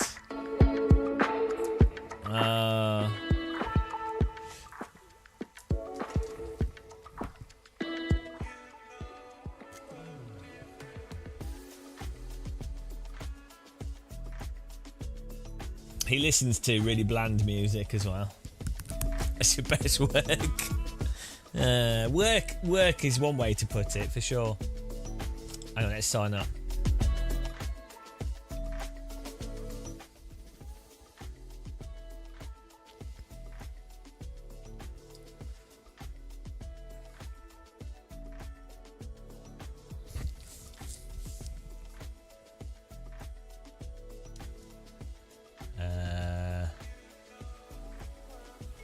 Registeren.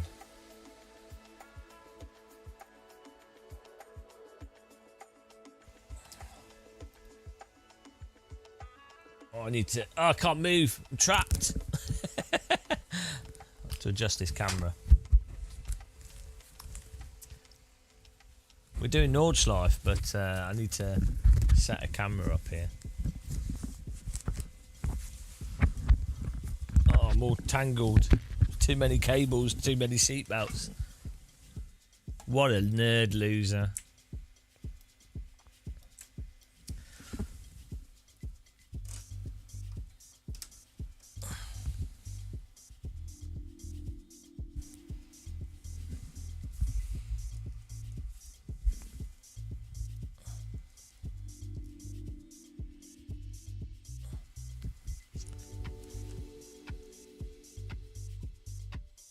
we've got another camera here.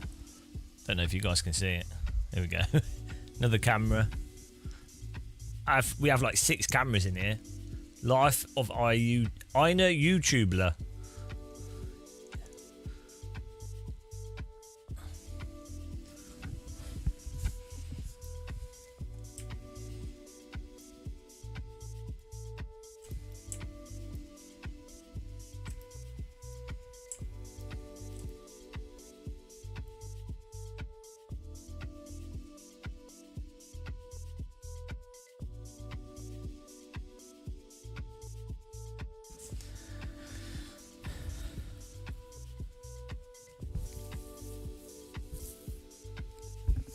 Everyone needs a DD.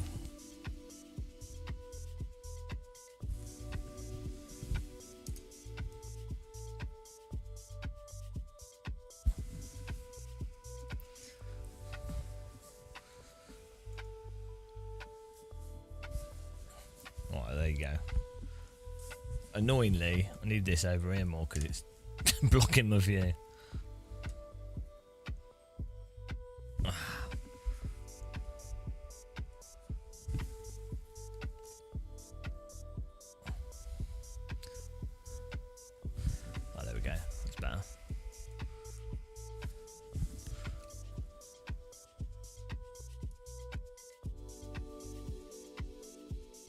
Oddly hard to position small webcams.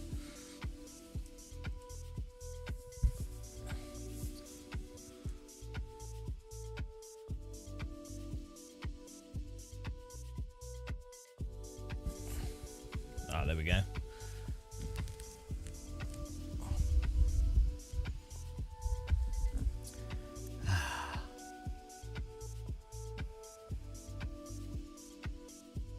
Ah, the strings attached to your head is what you need.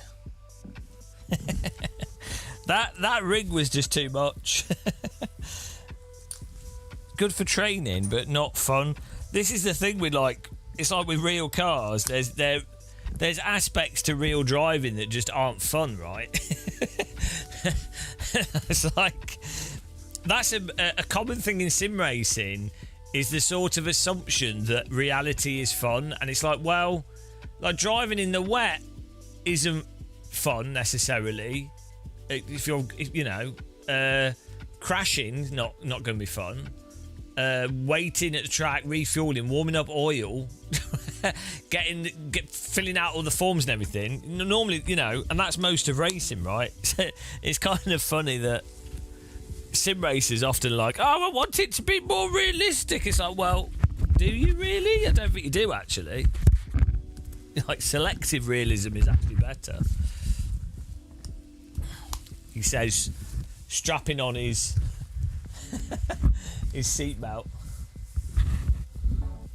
Better put the fish on it, really. Oh no, my microphone.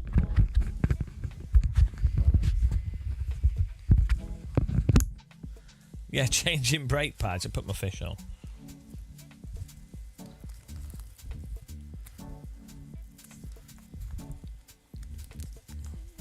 Can't drive without my fish. Yeah, I know, it just feels like we're on the ocean. We've the plane's crashed. We've planes crashed and I'm in the ocean and I need to keep my life jacket inflated. Do you know what's funny, right? The funny thing with that whole, the whole life jacket under your seat in an aircraft. If your plane crashes in the ocean, you're probably dead. Like, yeah, it's like just to make you feel better. Oh, you've got a life jacket. It implies that you're going to survive the plane flying into the ocean, which you're not. Like, the chances, there's very few planes. Planes have landed on rivers a few times and got away with it, but there's like 2 cases in like 100 years of a passenger jet landing on the ocean and not everybody dying. Oh no, there was one where it like broke up and most people died, but a few survived. But pretty much, other than when an aeroplane has overshot a runway and gone in the ocean, and that is that people have survived that. But if you're basically flying over the Atlantic and you have to land in the sea,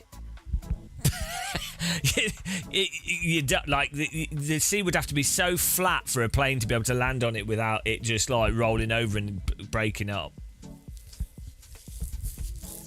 A river's okay if it's a flat river, and a lake might be okay if it's a flat lake.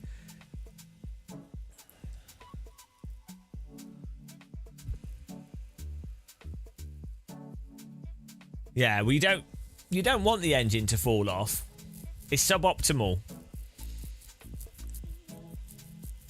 You know, generally, I prefer my planes to have the engines remain attached to them. In most cases, there might be a few occasions where the engine falling off is beneficial, but mostly I want the engines to stay attached.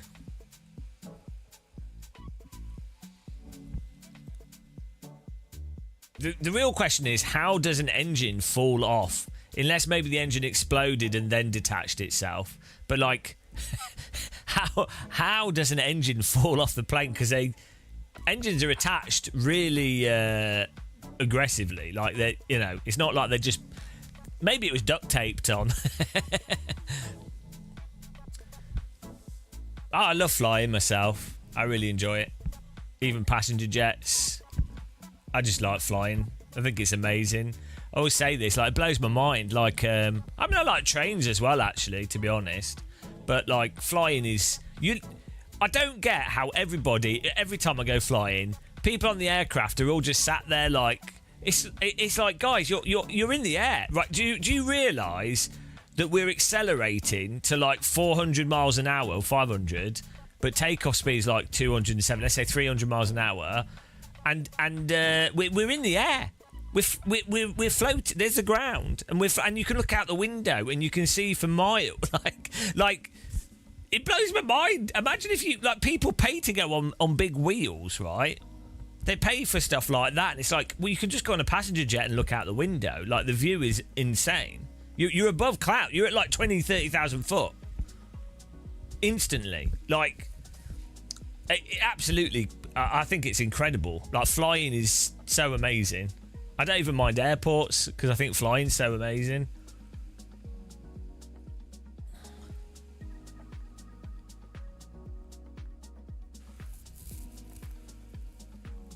All train sims are trash. Hang on. The Dovetail train sim's pretty good. There's some really good stuff in that. Belt tensioners are about as useful as an ejection seat in a helicopter. Some helicopters actually did have ejection seats, I'll have you know.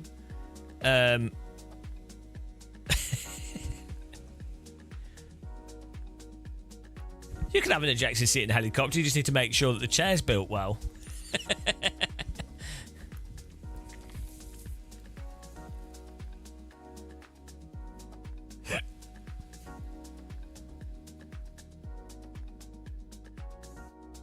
When you flied a lot, it lost a bit of its charm. Yeah, I mean, I fly a lot.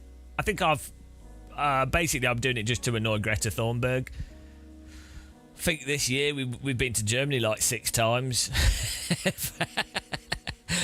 Basically live in Germany now. Yeah, I think it's different if you're flying somewhere that you want to go to. That's a big thing. But it's not that you don't like flying, it's that the flying ends up being part of the chore of going somewhere you don't want to go. I'm really lucky in that I enjoy what I do, so you know, I'm pretty much always going somewhere I want to go. Silver side, no, I'm the same, yeah. Like, consciously I don't mind, but subconsciously I get really bad missing the flight anxiety. But what helps is if you fly a lot, you know the airports that you're flying out of. So, like, I know Stansted, Gatwick, and Heathrow like the back of my hand. And I know exactly how long the queues are going to be, when it's busy or not busy, you know, and exactly where everything is. Or the same like Dusseldorf Airport, Cologne, Bonn, Dortmund, Munich Airport, Frankfurt Airport. So once you know the airports, you know exactly what to expect, so you don't... It means you don't have to stress about the whole airport security thing. It's a lot better now as well that you don't have to take stuff out of your bags in a lot of airports.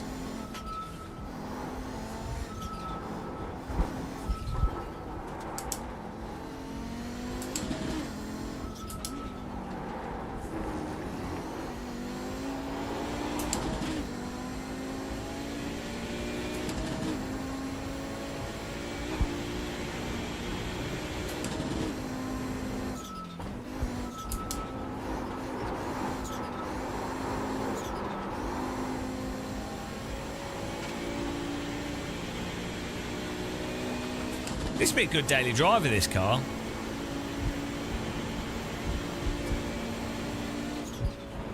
Use a bicycle.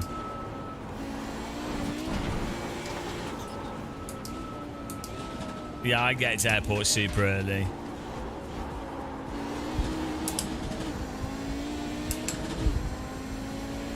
Because I always go by train to airport. So that's why I really like Heathrow, because I can, you just get the London Underground, you just get a Piccadilly line, and it's like 40 minutes from Zone 1 to the airport. But it's like, you just sit on the Underground, it takes you right to the terminal. It's amazing.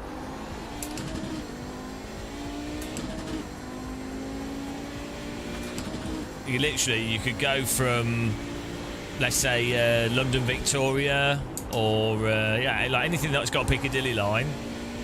London Victoria is basically,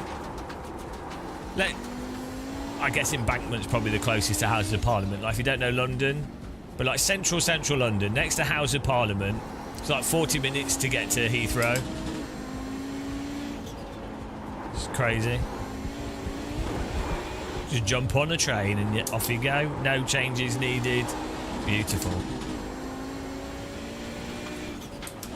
I've never been asked to go through customs.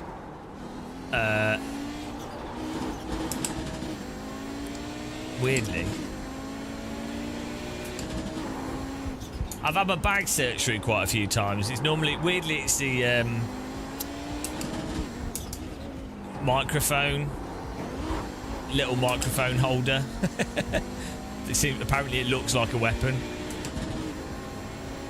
So I just put it at the top of my bag now.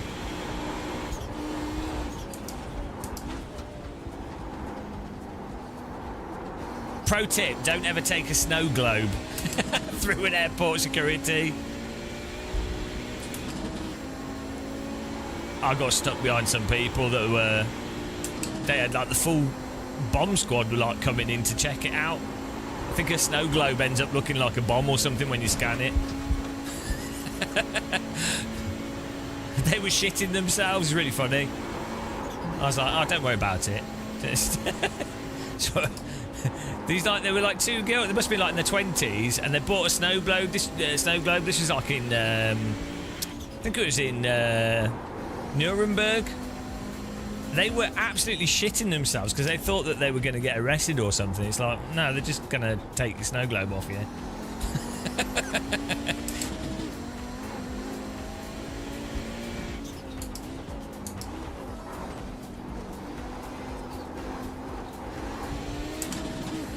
Carouselled.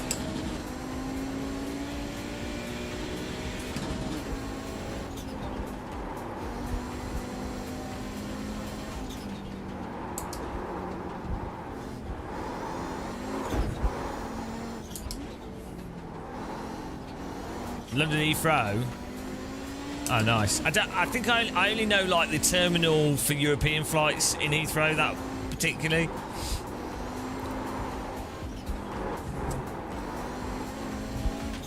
I tell you what's really good with Stansted Airport. There's like this downstairs quiet area that nobody goes to. And it's always empty. Like the main terminal will be like absolutely ramshackled full of people, but you can just go downstairs. I think it's where one of the like it's part of some gates are there, but you just go down the escalators and there's a toilet there as well, which is never used. So when the toilets are like totally ramshackled as well in the main airport, you just go down there, and it's perfect. It's so perfect. Pick up your food, sit down there, chill out. Amazing.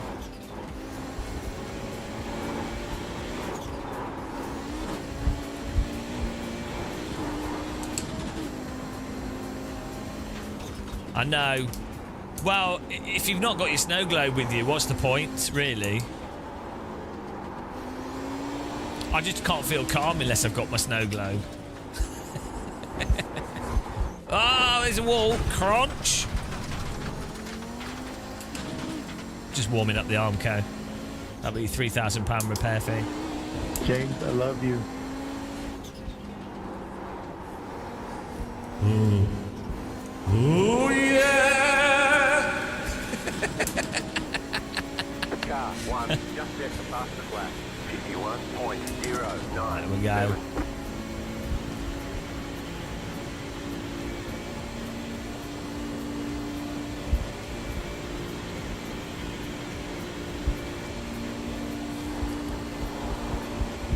It's good with the seatbelt tension because when you slide left and right, you get like a rumble. So if I slide right here, this is rumbling for the right tyres. If I slide left, the left is rumbling for the left tyres.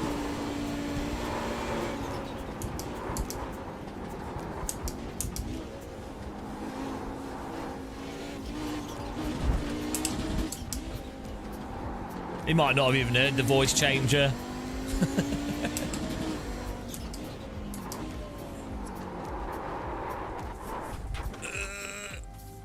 This is with my chilled out soft tea. Oh, my camera. My soft tea settings. Oh, I heard the voice changer. Oh, you heard it. Beautiful. Beautiful.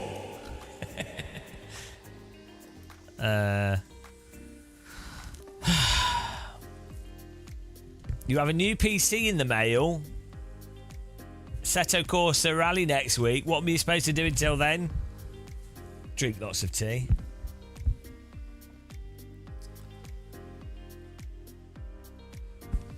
I don't know how we can show this on camera better. We need to get some balloons, I think. Like if I get some balloons, then when this tightens, you'll see the balloons squishing. I think that's all I can think of.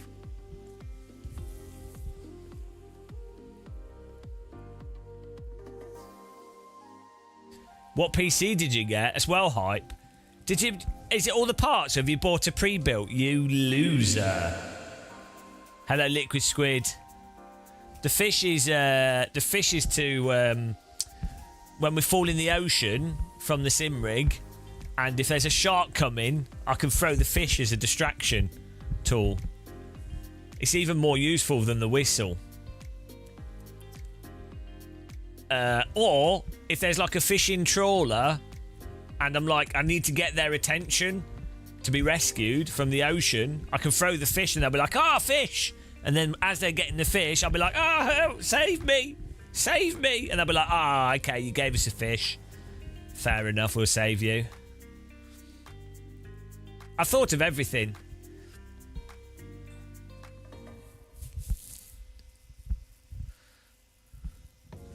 I think we should we need to get some glow sticks on these.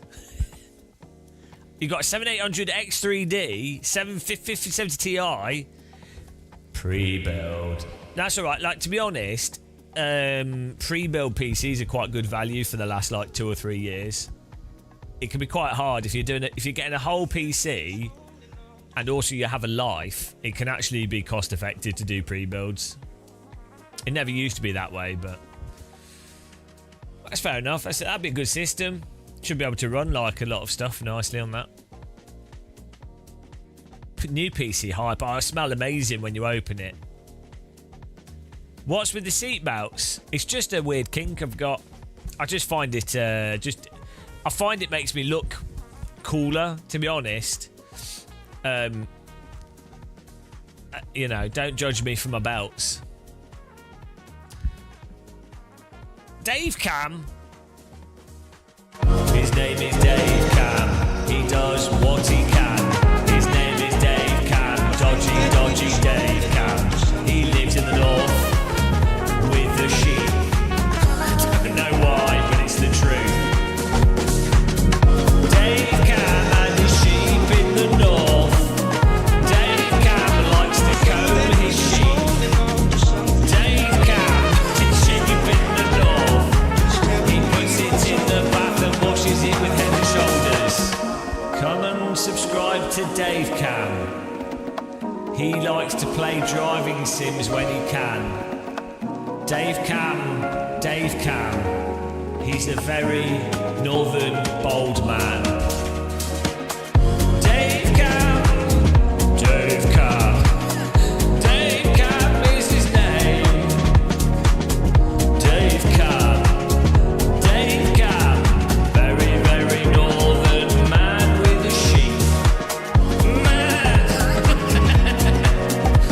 done. We're done with that song.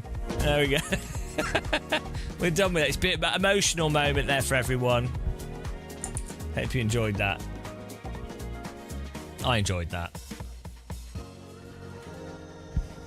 Beautiful song.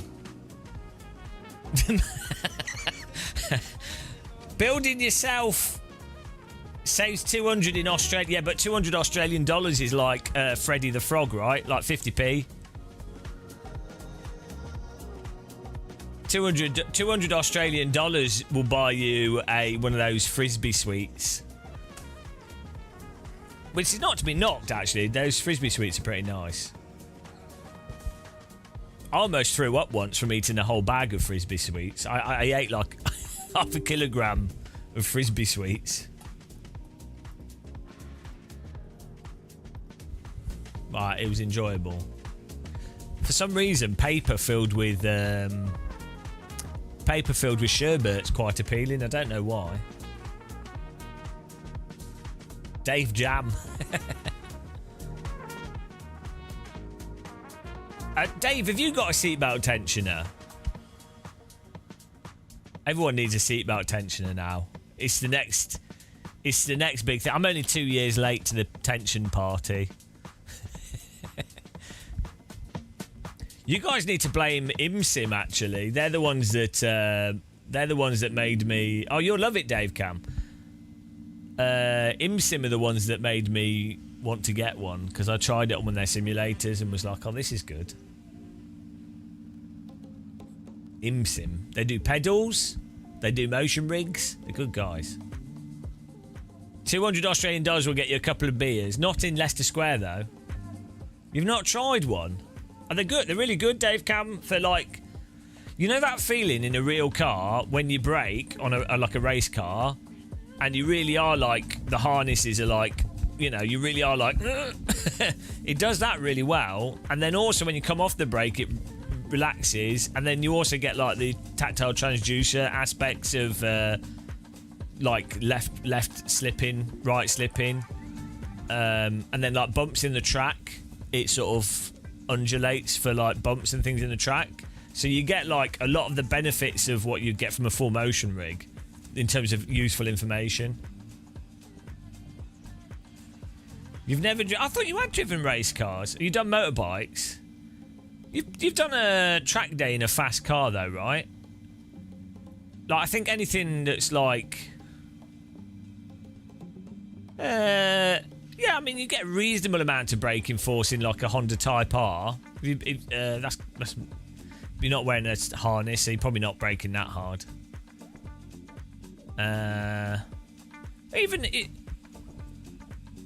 You've done an emergency stop, right?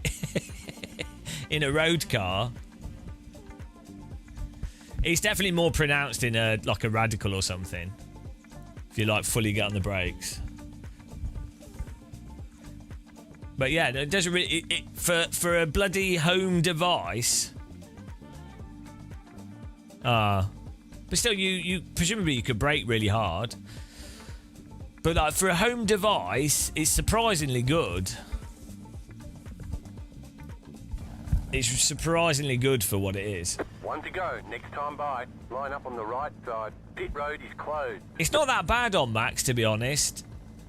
The estimated strength of field is... You get used to it quickly, but I put foam on it. You can see we've added foam to the underside. We've got memory foam here to make it more comfortable. It's relatively strong. Like it's more strength on you than you would ever get braking in a road car. If you do a full emergency stop in like a bog standard. I mean, actually, I don't know what like a road car now.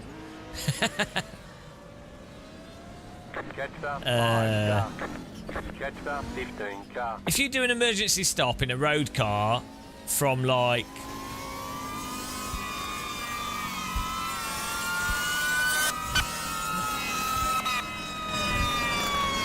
what's that?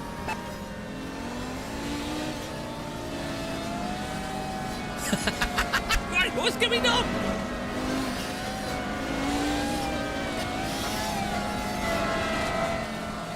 Okay. got Formula 1 Audis. James, you have to change your network settings. That's the new bug. Okay. About to go green. Stay Here we go. focused. I don't know what's happening. I think it is a sound bug. Mosquito attack. The pace car is off. Be ready. Green flag, green flag.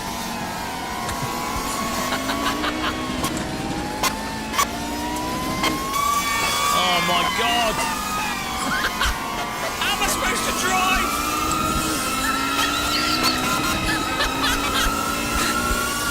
Oh no, this is really hard to concentrate. Oh my god, it's like I'm at the dentist. This is well hard to drive with this bug. The dentists have gone from LMP3s to Audis.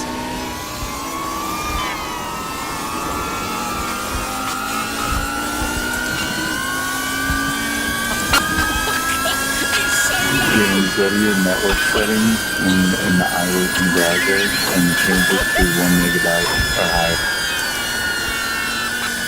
Oh my god, I can't even hear my own car. And you have to enable IPv6 networks as well.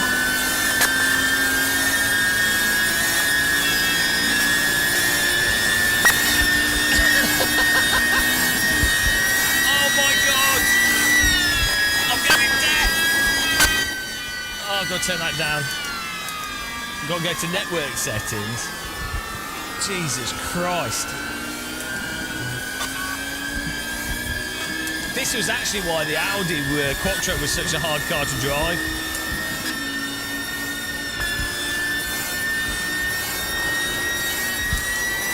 Car right. Clear on the right. Car on your left. Are you going to drive? Clear. You idiot! What a noob!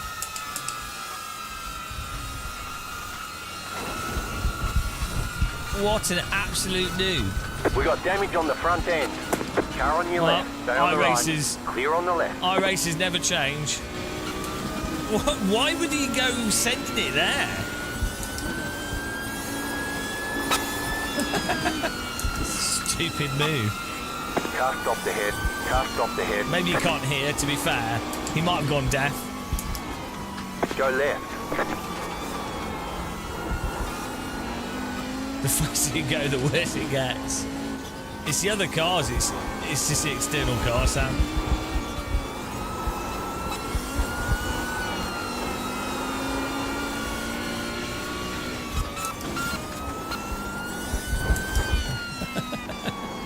Oh dear.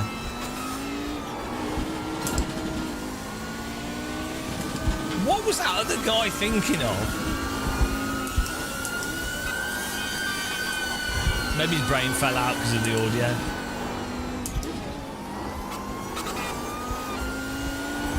Ugh.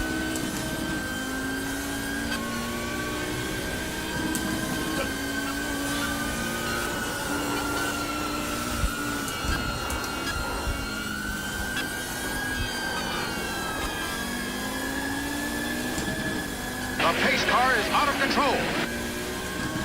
Okay, well, we can't do that whilst we're driving, can we?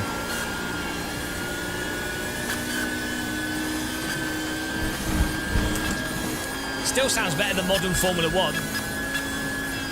What is that noise? King Carrot, that is the sound of the Audi Quattro. This is why it was such a loved car.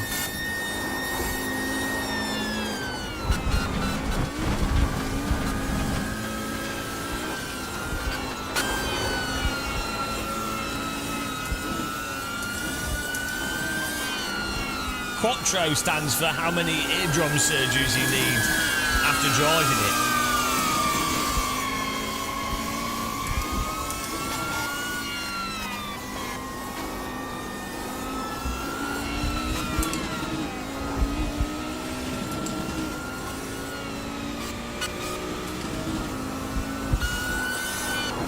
No, I thought you were saying to do it whilst I was driving. I think it was pretty clearly that's what you were implying.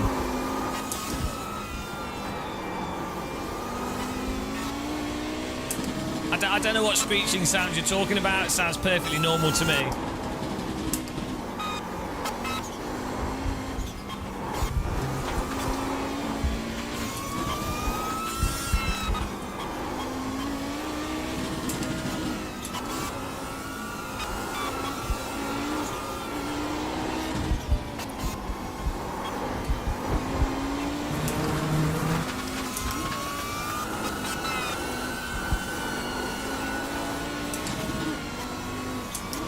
I really enjoy getting my fillings done whilst I'm driving. Nothing like a good root canal whilst you get around the Nordschleife.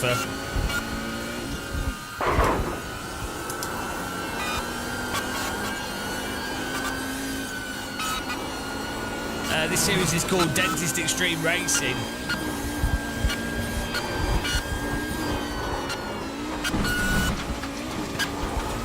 You cut that corner and got a slow down penalty. Car stops on the right. Oh my goodness.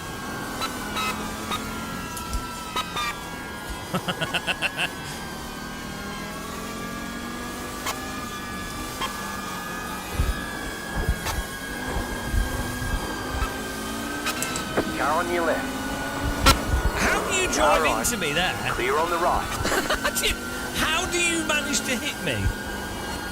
What was he doing? Oh my goodness.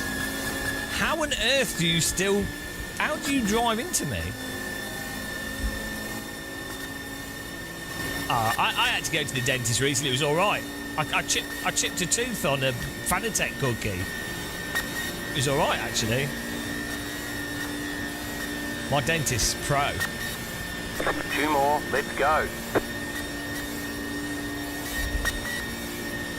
I've got 2 more of dentistry. Come on.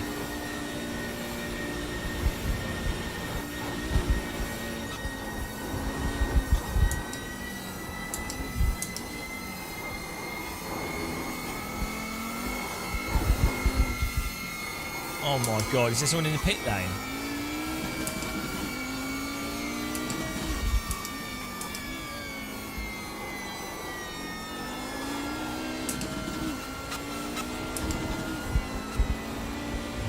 Why is he going slow? I must got a penalty. Oh, this would be a lot more pleasant without the dentist drills.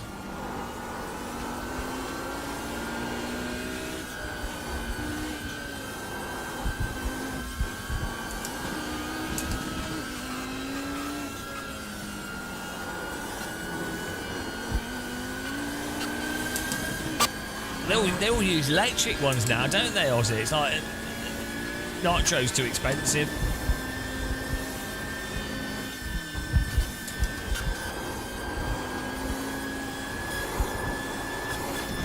Oh my god. Well, The car behind has gone off. certainly one way to take that corner.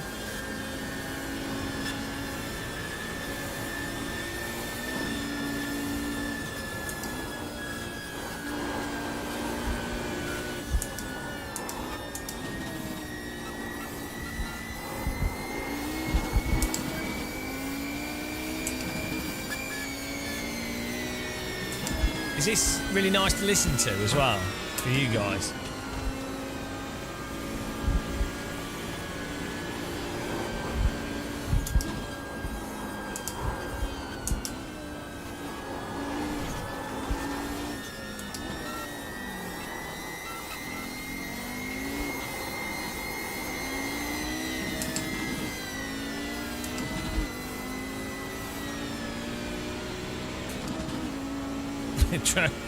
Welcome to Drone Racing League Simulator.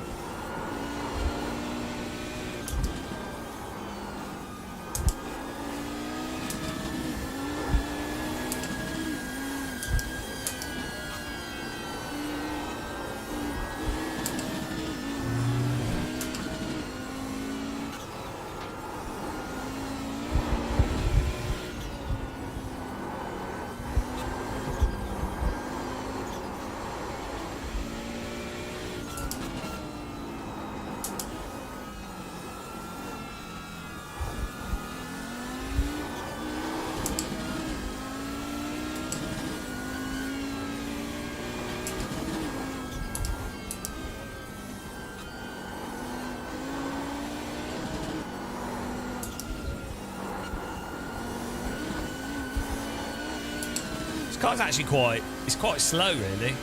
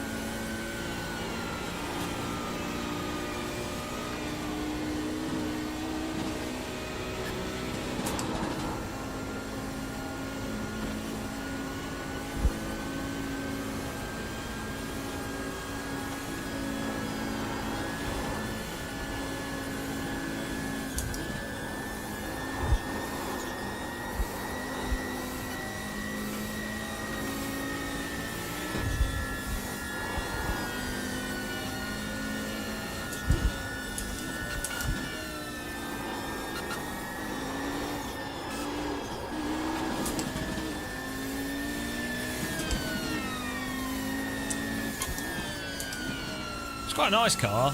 Yeah, it's just...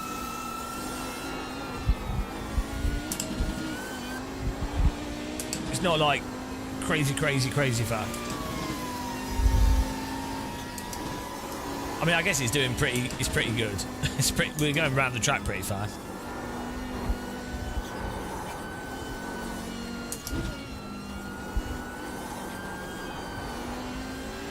It doesn't feel like it's insane, if you know what I mean.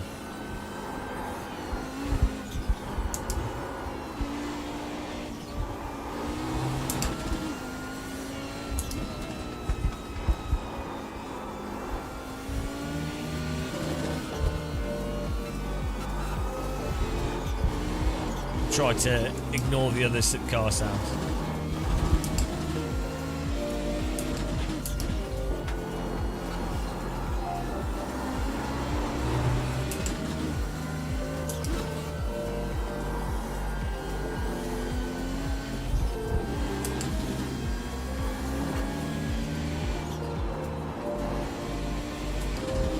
It's a little bit understeery.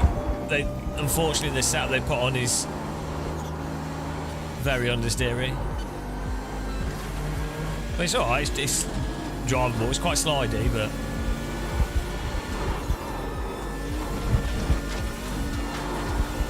You cut the course, you've got to slow down and give up that time.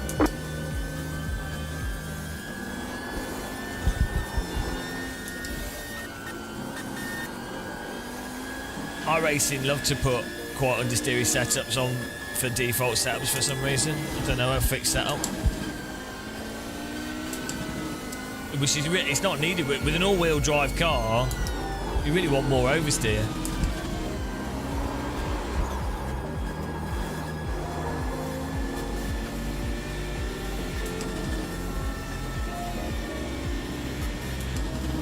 Well, I was looking at seatbelts, Aussie. A 6-point safety harness for Formula cars is like £2,500. You can buy FIA grade harnesses for under £200, but it's just funny that like how expensive they can be. They have a date on them as well. Like they're normally rated for 5 or 6 years.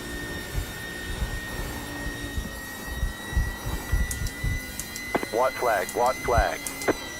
What a great sound.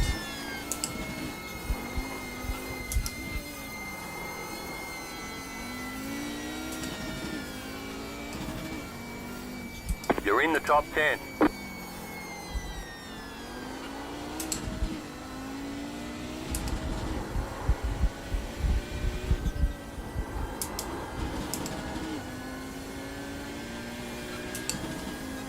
Well, hopefully we can do this network setting thing after this race.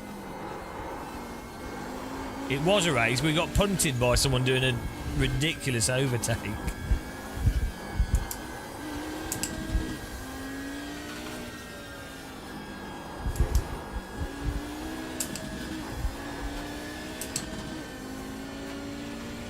Absolutely ramshackled.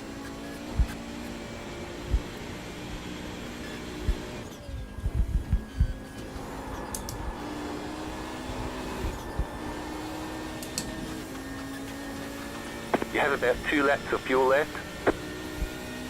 I am the champion of the ninjas. Oh, thank you, Black Wolf. Appreciate the sub.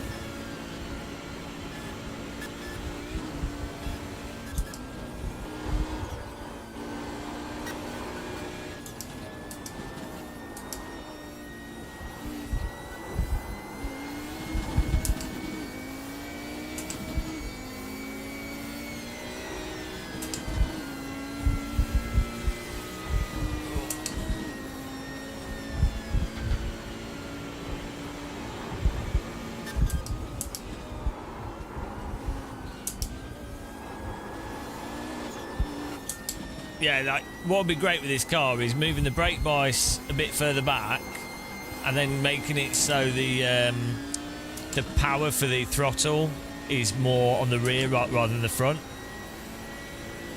so that when you get on the throttle you get more oversteer. At the moment it seems pretty neutral.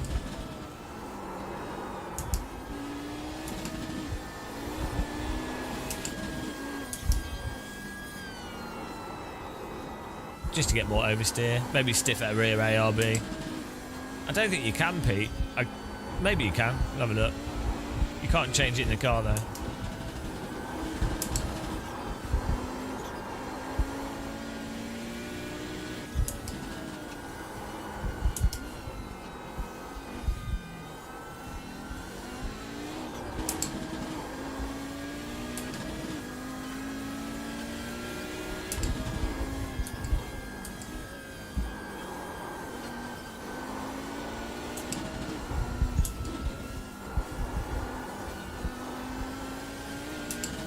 I did try changing the car.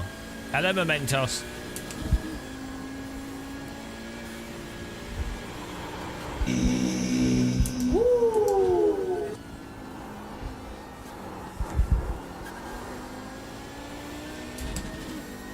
Oh, we got a car coming up behind us. Okay, let's go.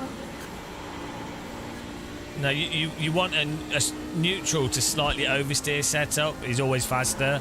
The more oversteer that you can control is generally going to be faster, because you can turn the car in better to then take corners better. But it depends if the oversteer compromises like braking into a corner, or you know, if the driver's having to go crazy. But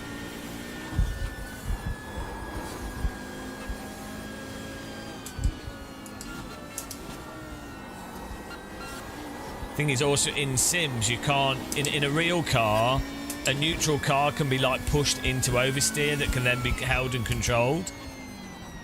Simulated race cars don't tend to allow that to the same degree, so you tend to have a car that's innately more oversteery in a sim rather than neutral in order to get it to turn into the corner properly.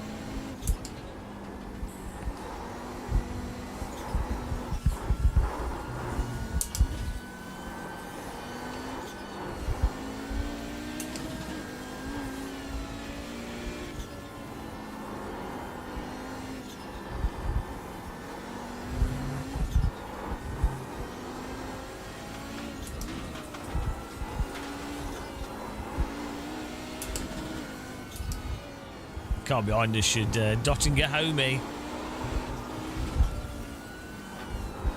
Nice car though. Like this is not another car that's just way better than GT3.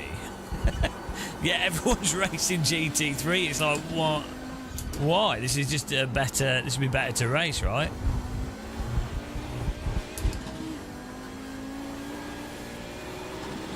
Maybe find a bit more grip. That'd be nice, but.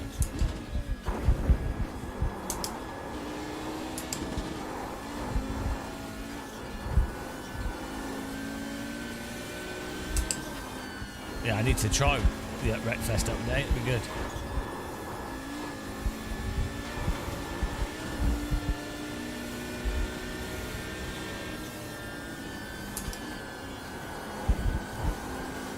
Should we let him in front of us and try and draft him?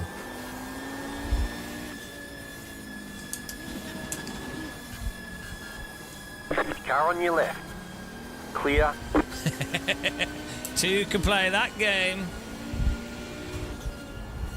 I have damage actually, so we need to be Careful.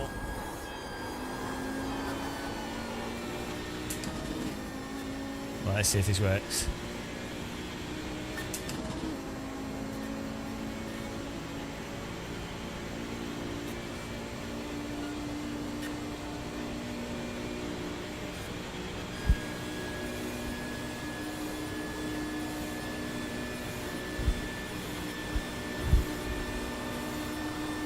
Right side. Keep to the left. Still there. Clear.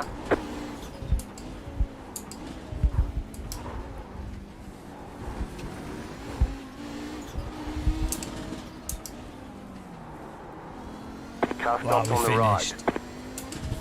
Beautiful. There's the flag. Let's It's finish the over. audio. Let's look at that crash. Bloody Great hell. job. You did really well. Right, let's see. We seem to have reduced the damage on this as well, which is good. Right, here we go. So...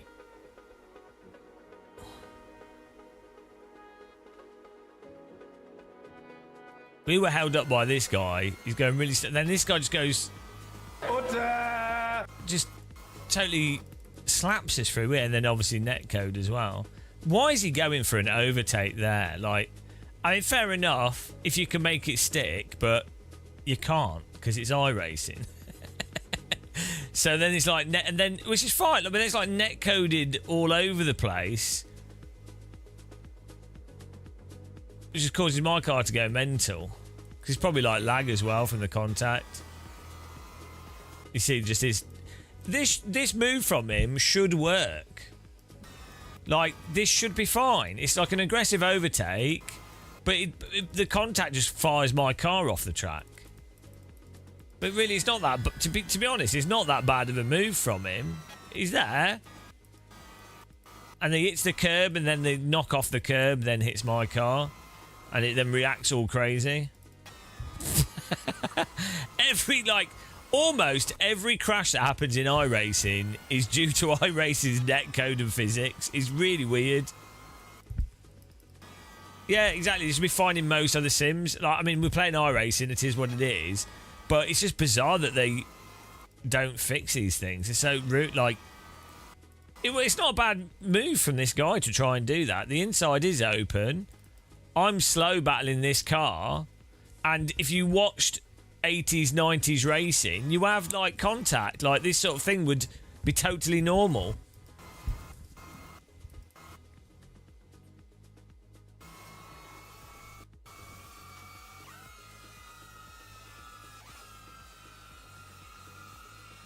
He did wait for us out. I don't see. He wasn't intentionally taking us out. There is a fix. We've explained it multiple times, but no, it would require them to actually do. Yeah, no, we've explained it a billion times, but iRacing has enough fans of the service that don't know any better, and the people just don't know, and so there's a critical mass. There's a critical mass of people that will maintain the status quo, and that's what happens with a lot of stuff. You see this with like a lot of political issues or a lot of things in life. If you've got a critical mass of, see this in large business, this is why large businesses fail. You have a critical mass of people that are unwilling to change or can't identify the issue, or will support what the current thing is, a sort of conservative view of stuff. Then even if something is pointed out really clearly, it doesn't matter. There's no point in them changing it, because there's a sizable majority of people, or not even a majority, there's a sizable number of people that don't realise that there's a problem. So there's no point in changing it, because why spend money changing something that most people think is fine? So this is like what happens with loads of stuff, and like, so it requires like the only way it ever changes is when you have something else come about that can't be ignored. So like like in the case of video games, another video game comes out that's more popular, and it just can't be ignored by like the people that don't know any better, because they would play both games and be like, oh, clearly, you know, or that other thing starts getting more popular. So Ozzy, what they will have said to you, within the current context of how they do netcode, they have tweaked and adjusted things to work as best possible within the construct of how they do netcode. So yeah, they can't fix it within their current construct. It's like the tire model. They can't fix it within the current construct of how they do their tire model. The solution is to do a completely new tire model, or to remove a bunch of features that are actually just don't work properly. So they won't do it. They'll keep trying to band-aid stuff rather than do something new, right? That's just how it works. So, and if you have a product where people are paying monthly fee for it, why would you change it?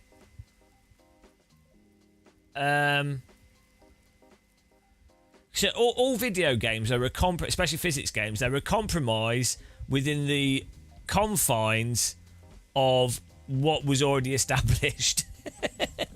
Or what happens to be the end result of what they've previously gone with. It's just graphics only with that. Right, how do we fix this setting? Yeah, well, that's the thing. They would have to do an actual entirely different approach to the tire model. But you could, you could, with their current tire model, you could change settings to make it not have the same problems as well. So the reason why you would have it turn off at the limit like it does is because, and you saw this with the GPT car, if they make the cars more like grippy and controllable on and under the limit, it then opens up exploits, right? And this also happened with like the Formula 1 games by Codemasters. It's a problem with balancing sim physics.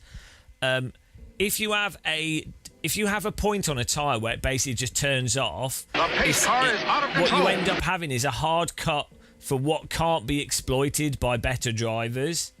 So if your physics can't actually do balanced physics generally, or it's a case of you would just have like super mega grip, you're going to need to put a hard cut in there so that it can't be exploited. But you know, it's not that they want it really hard. It's that if you don't have it so that the tyre basically just turns off at a certain point, drivers can then exploit the physics model, and it's easier from a design perspective to have a hard cut to then go, well, where is that hard cut effectively? Or it might not be like a variable that's just changed, but you know, if they overheat or whatever causes it, but it's easier from a design perspective to say, look, well, that's just too much slip, that we won't allow that much slip or them to ride on the tyres that much, and that will just cause a spin, which forces the driver to then have to drive within the specific limits that are defined, which it's going to be easier to then design around that as well. But it's because the way that the tyre model, I think it's mostly the tyre model in iRacing, it just doesn't work like a tyre. It just doesn't behave naturally. So it's all like it's just weird. Right, where's this setting here for?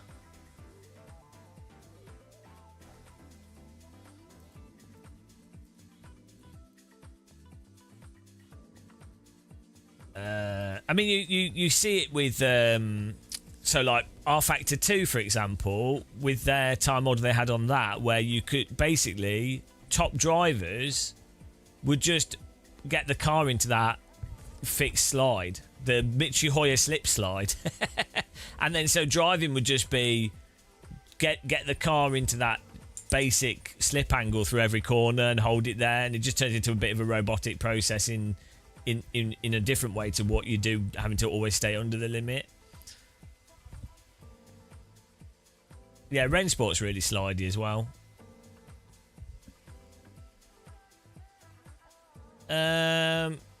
Some cars are a lot better than others. Of all the new cars, I think they're all pretty got the same thing. I mean, it's cars that are different, yeah. It depends on the track as well. And what type of driving you're doing. Yeah, what you'll find in simulators is that different cars or different car properties will lend themselves better to one sim and how that sim's physics engine works compared to other cars. So, accidentally, basically, the physics, the nature of R Factor 2's physics engine, LMU, Live for Speed, AC or whatever, the nature of that physics engine will accidentally lend itself to a specific type of car much better than another type of car. And the more you go away from that, the more you'll notice the issues. Also, some types of car are easier to simulate. So, like the lower grip a tyre tends to have, the less peaky a tyre is and the lower grip the road surface is, it's a lot easier to hide more obviously dodgy aspects of physics. So what we were saying earlier with like, if you look at arcade racing titles recently, they tend to be really, really sloppy. And that's because you can hide... Basically, everything's a slide is just a power slide. You're not actually balancing the vehicle, and because it's not responsive, it's just easier to like hide physics stuff. You're not going to get the issue of the momentum of the car and then can't steering it, and that causing the car to do weird shit. It's not going to trip over itself.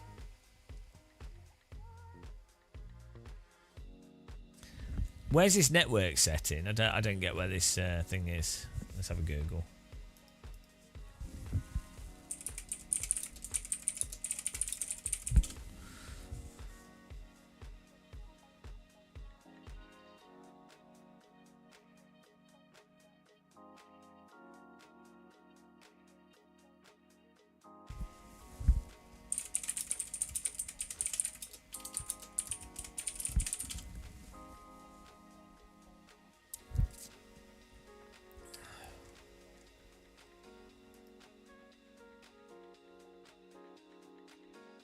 Well, someone explained how to fix this.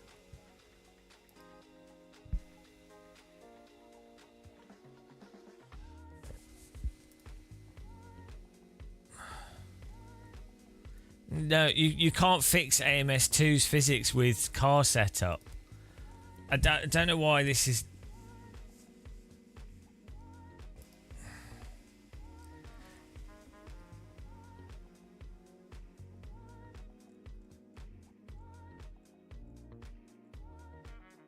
I'll try to find this sound fix.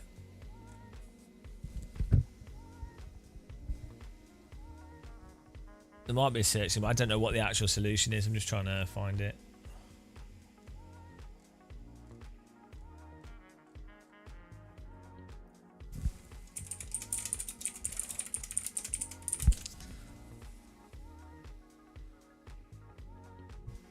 Well, no, so all these... What you notice with AMS2, when you point out that the braking behaviour and the throttle behaviour of the cars, and also some aspects of the sort of slip behaviour at the limit is really weird, what you'll always get is comments, and it'll be like, oh, change the camera setting, change the field of view, change the car setup, move the brake bias forward so it's less oversteery. It's same like when you say, well, the slides are weird in iRace, not whatever, catching slides, and someone goes, oh, well, just turn the TC up or move the brake bias forwards. And it's like, it's completely beside the point. It's like, yeah, that's avoiding the physics issue, but you should be driving to the physics for what's a fast setup. So those things don't actually address the issue the person's having, because the person's still going to have to... Like, if you're a moderately skilled driver, you don't need to move the brake bias or change the setup to make the vehicle more drivable. You just drive the car that you're given, right? and you just drive that to the limit. And so even if you change all these things, all you're going to do is you eventually will just drive the new thing to the limit and have the same problem as well.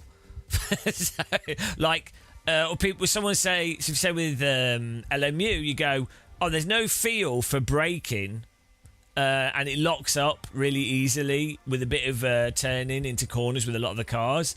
And then someone will say, oh yeah, just turn the brake pressure down. And it's like, yeah, no, I'm not a shit driver. I can push the brake less hard, but if you're driving quickly, you brake to the limit. So sure, you turn the brake pressure down, you won't be able to brake to the limit. That's not fix the problem. You're just no longer braking to the limit using skill. If I wanted to do that, I could just not brake as hard. It's so dumb, right? These things, these sort of things that come up over and over again in sim racing. I think it's because there's a lot of people.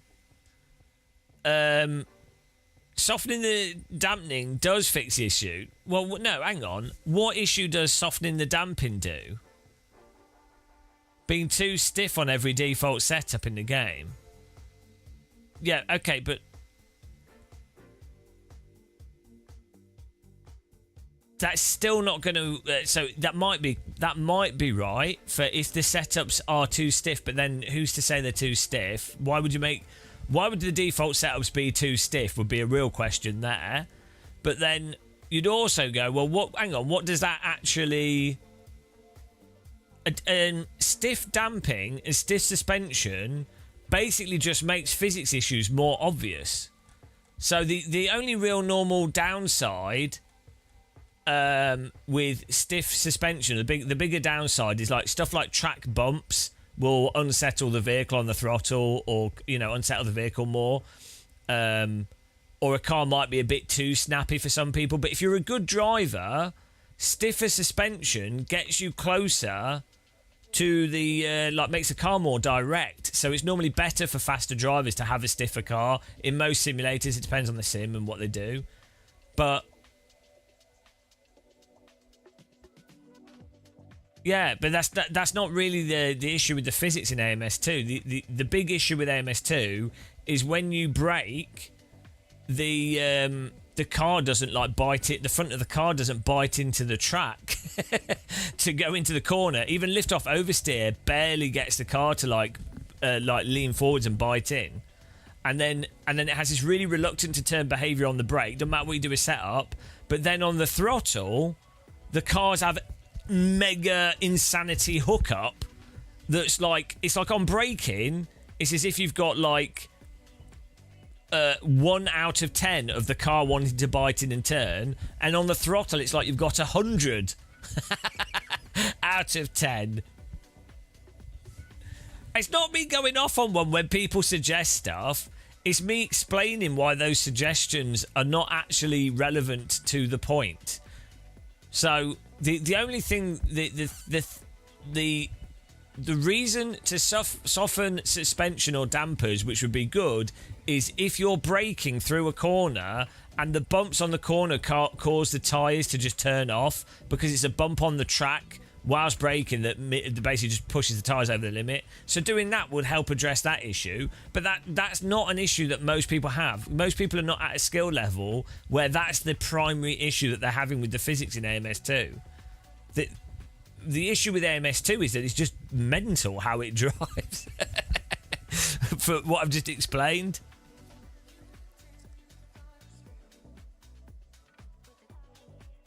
You can't brake and corner in AMS2. What? I don't know what you're saying. What are they saying? Oh dear. Oh, here we go. This might be a solution. I might have found it. No. Wait, can someone tell me what the solution is to this sound bug with the Audi?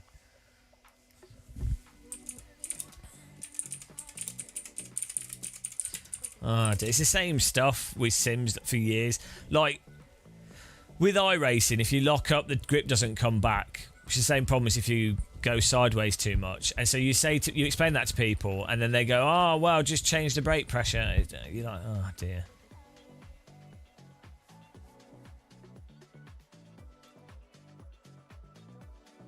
But whose argument? Whose argument are you arguing with?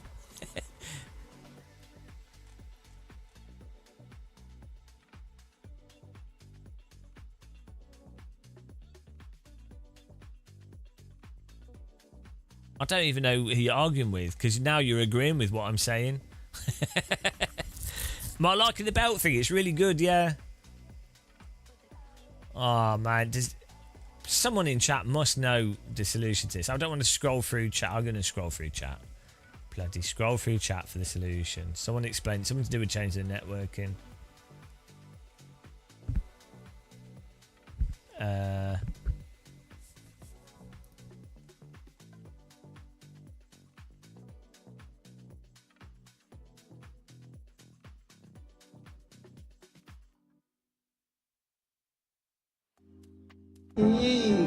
No, Google, that's not what the issue is. It's a networking thing with iRacing. It's to do with... Okay, where's iRacing network settings?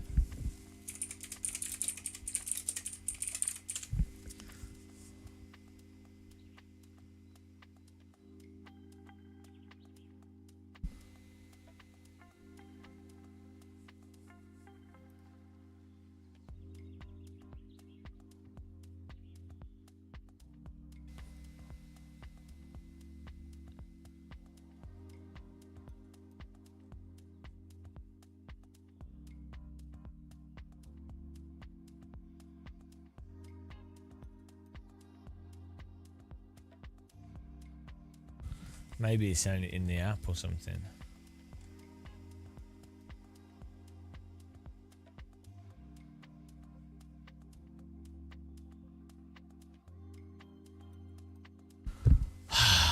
Where's this setting?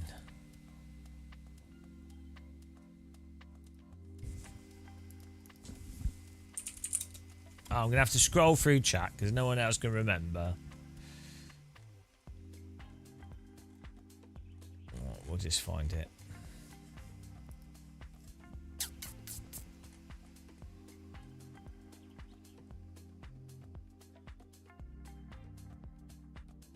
Here we go. Go into iRacing browser network settings. iRacing browser network settings. Where's that? In the app. Have a look.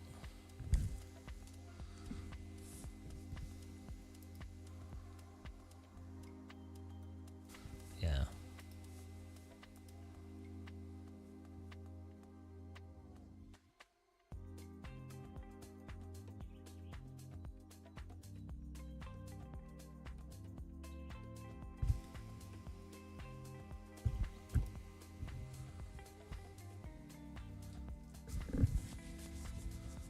Where is it in that?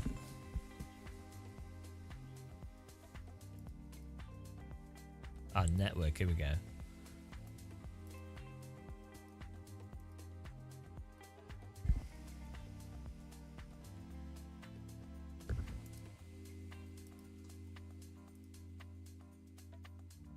Okay. Let's hope that works. Yeah, I've got it.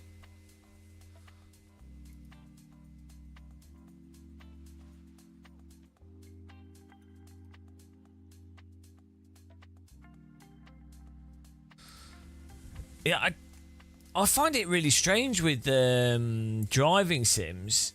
Hello, ImSim. I find it really strange with driving sims how some people seem to not be able to notice the monumentally different physics behaviours. I mean, maybe not everyone plays Sims as much, so fair enough. You might...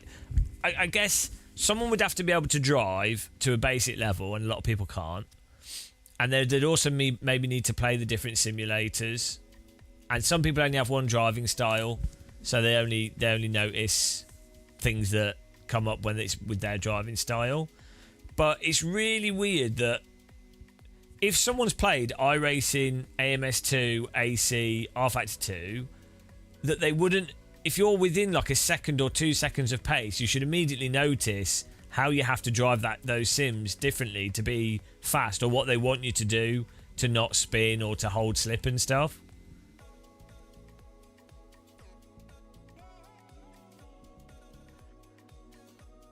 Well, no, but that's fine. The problem is, Turge, is not that you just want to race. It's when if someone online says this is just how this happens, this is what's going on. What's really weird is when people are like, no, it's not.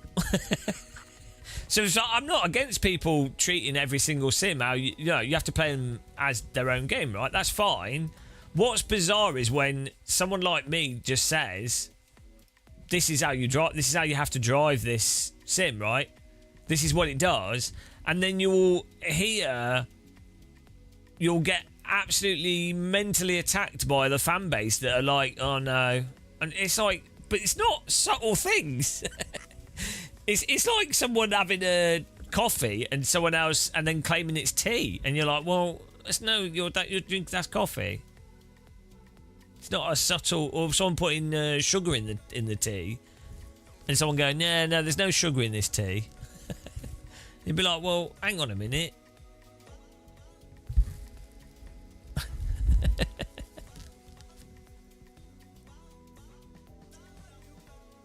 Hello, Jurassic Jam. No, but with those things, Turge, you're like, you're talking about something that's like political or also actually quite way more complicated than literally how you have to play a video game. Like, it's just weird. Like, with the driving sims, it's on a par with someone going, oh yeah, no, you don't need to control the recoil in Counter-Strike. And it's like, but that's how you have to play that game, is that the guns have recoil. So if you don't do that, you're not playing the game. If you don't use the steering wheel whilst wellying the throttle in AMS2, you're not playing that game. You're just going to get beaten by everybody. If you're not trail braking super smooth in iRacing with a fixed steering angle, you will get beaten by everybody, because if you try and balance the cars in iRacing, you will just be super slow. Like, it's just how you have to play the game. So, like, it's just how you have to play it. You have a choice.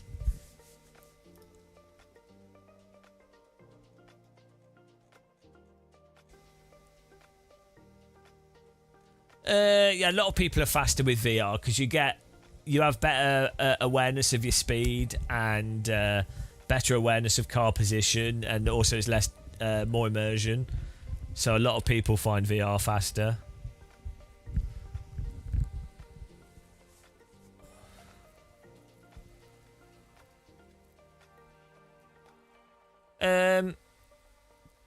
I mean, yeah, people shouldn't care how you play the game. You can be fast on any screen. Yeah, it's right. So, oh dear, this is another thing that people seem to get confused about. Right, you can be really fast with no force feedback, but it's easier generally having force feedback. You can be really fast on a screen, but it's generally more intuitive having a 3D view of stuff that puts you in the game. But you can learn how to be very quick on a screen.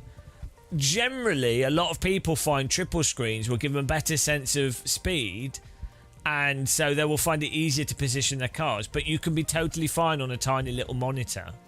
And most of sim racing is just repetition, especially because of the way sims are. So if you know what the lines are and you know what you're doing, it won't make much difference. So it's not that you can't... It's not that something's absolutely mandatory, but some things can be easier in the short term or more intuitive, you know.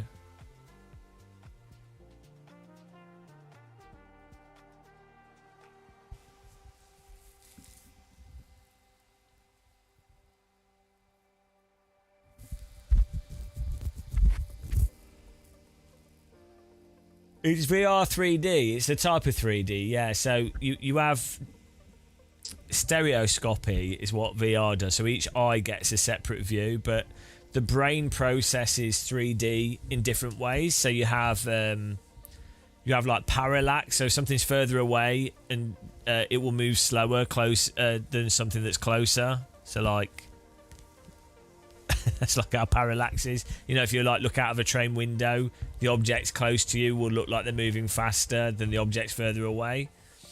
There's also like the brain has a whole bunch of like references for like stuff that's closer is generally brighter than things that are further away. The brain has like, a load of different ways to process 3D. But yeah, a VR headset does stereoscopy, so each eye gets a slightly different view. But you can also move your head in VR, so that can help with the sense of 3D as well. Yeah, we're just waiting for this next race.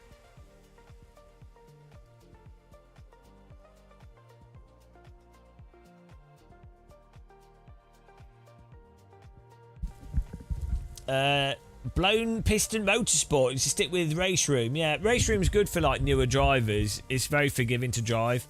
It has a very progressive tyre, so it's not hard to drive at all. It's a little bit sloppy though. Like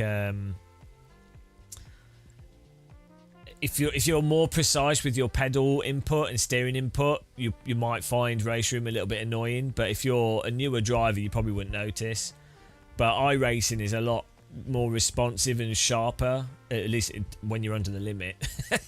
And AC1 as well. The cars have a lot more... the grip comes back faster, and there's a lot more bite to the tyre, which then allows you to be more precise as a driver. Whereas everything in Race Room feels like it's on some kind of like road tyre. It's good fun though. It's good to race. Who cares who's faster? Yeah, it doesn't really matter. As long as someone's having fun, it doesn't matter. The thing would be, though, if you're trying to play a game, if you're doing a race online or you're racing your friends, generally you're trying to beat them. So if a simulator forces you to drive in a certain way that's really weird, that can ruin the game, or like how, you know, that can... If you want to race with your friends and you're forced to drive in a silly way to do that, that's where it becomes a problem. So it's like in a non-racing sim. Like let's say you have a shooter. When someone works out, like Call of Duty is a good example. When you're playing Call of Duty, you can have fun games, right? But then someone works out that just using dual shotguns, morning, Richard. Absolutely is the best way to play. And then you're like, well, I don't want to play with dual shotguns because it's really lame. It's not very fun. But if you want to win, you have to use dual shotguns. So that's the issue when a video game forces or has one play style or one thing that's absolutely way better than the other things. It ruins it ruins how interesting a game can be to play. Yeah, sim racing is not meant to be funny. You're mental. That is true. Only a fool would think sim racing is meant to be fun.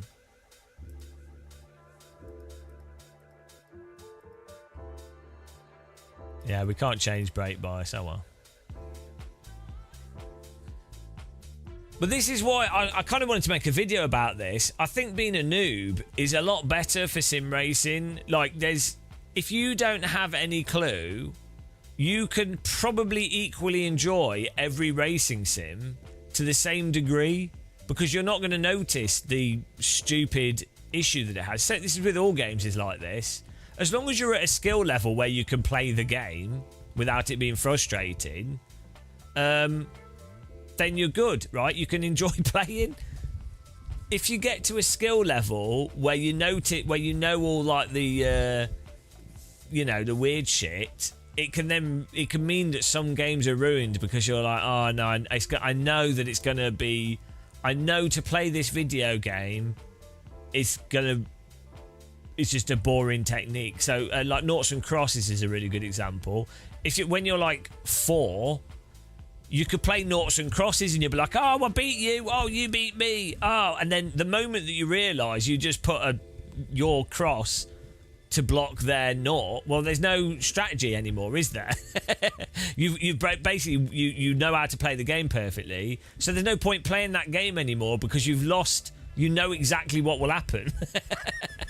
So that's what that's like. Basically, is there's a big advantage to a game being complicated enough that you haven't worked it out, or you're at a skill level where you don't just do the optimal thing.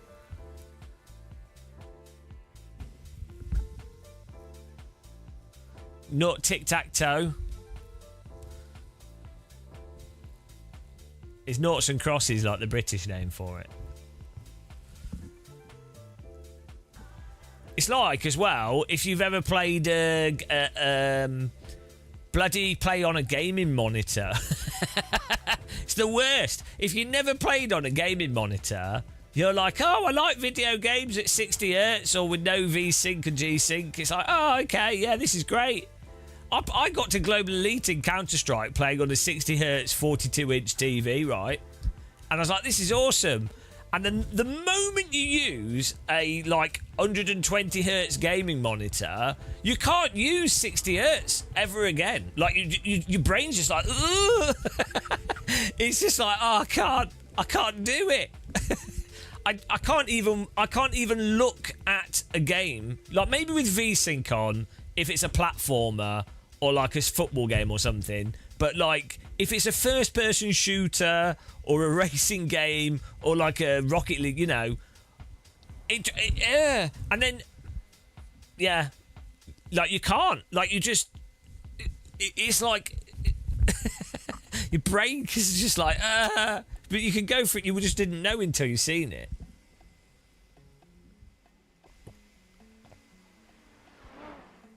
Yeah, I didn't use a gaming screen for ages. I even went to like trade shows and I refused to look at them because I knew that that's what would happen. Same with OLED. I didn't want to look at them for ages. I knew as soon as I saw it, I'd be like, shit. Because I'd made the same mistake with like other stuff in the past, like cameras and things. Just like, oh no. That's the problem with this belt tensioner as well. It's pretty good. DD wheel ruined me as well. First time I used the DD wheel, I was like, oh, shit. And the first time I used a G25, I was like, oh, I hope the sound's fixed. We're about to find out. Road is closed. Yeah, I think we fixed The it. estimated SOF is Good evening, fellas. Have a great race. 1,641. Yeah, and you too. Keep it clean. The DNF today would hurt our points a lot. Guys.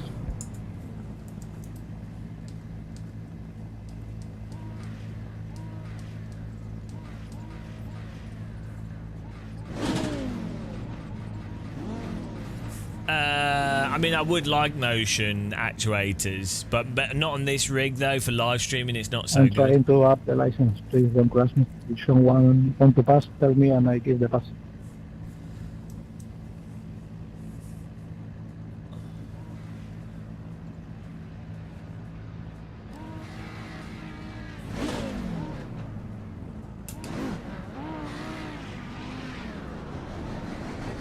Jetstar 13, car. Hello.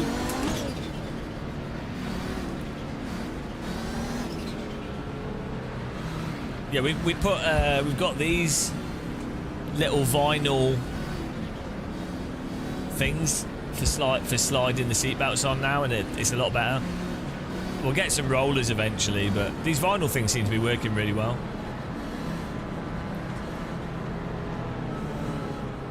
Single line, guys, single line.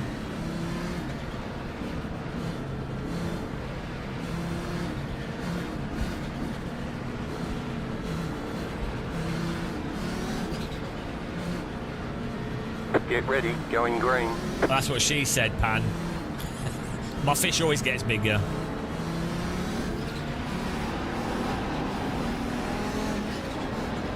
Pace car is off. Green flag, green flag.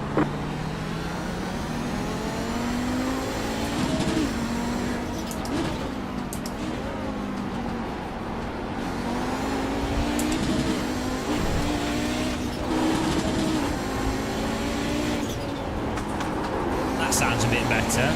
Can actually enjoy the car now. That was torture, that last race.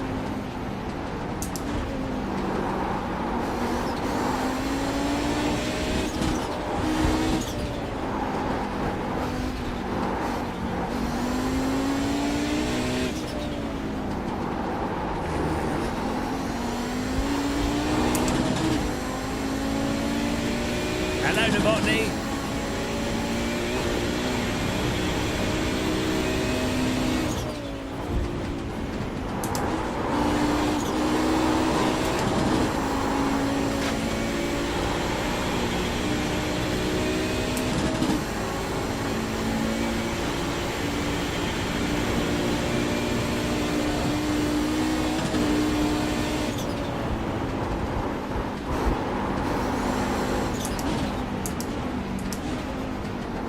Car on your left.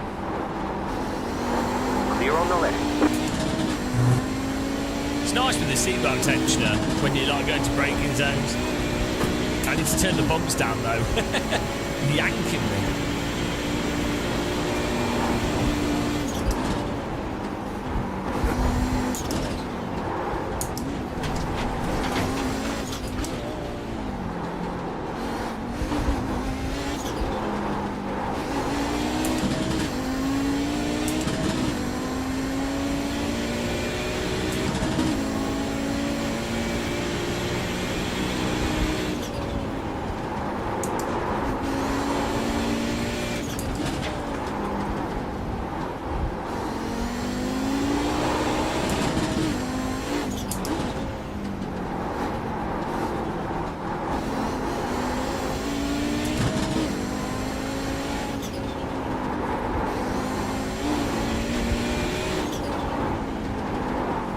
Идиот ебаный.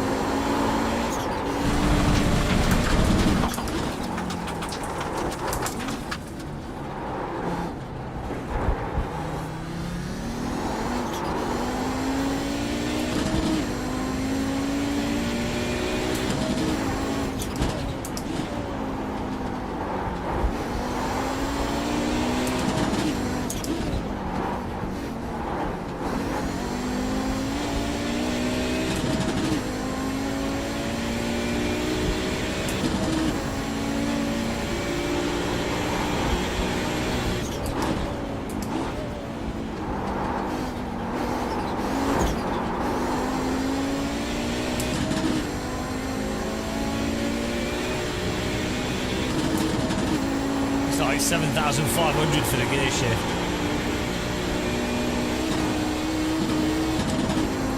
This car's in front knows something I don't for getting it around the track faster.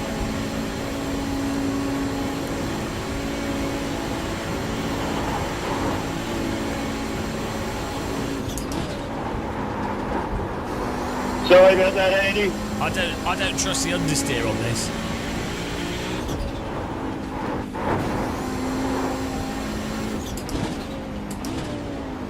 Mention out of park, like one.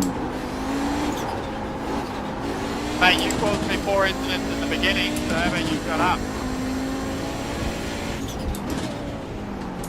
Is that Chris crying? Chris, why are you crying?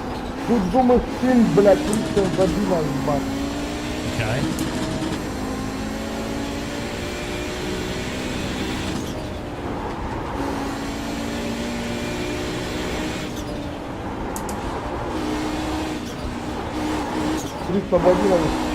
Правило.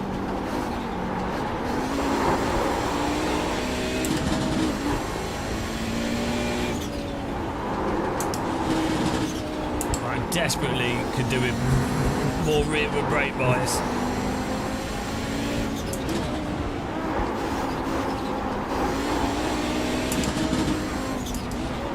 What happened, Chris? What happened? Oh, Chris, what happened, buddy? So you know how to drive?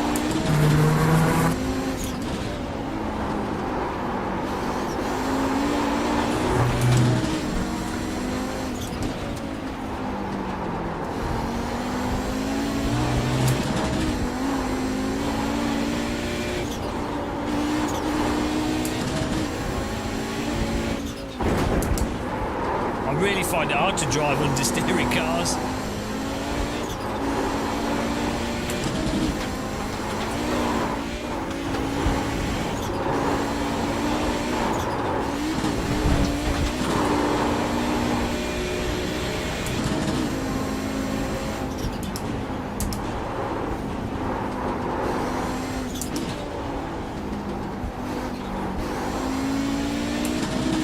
Yeah, when you go over bumps, you get tokened as well.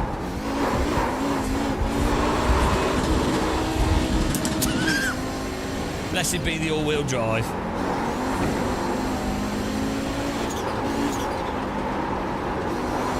Oh man, we need oversteer. So much stupid is set up on this car. Thank you. Right side. Stay on the left. Clear.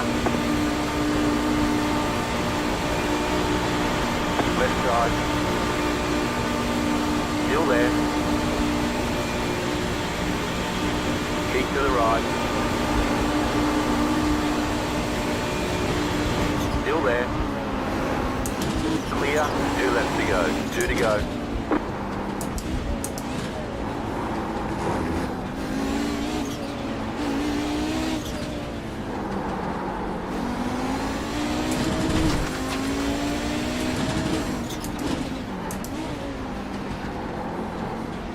The cubic system belt tensioner.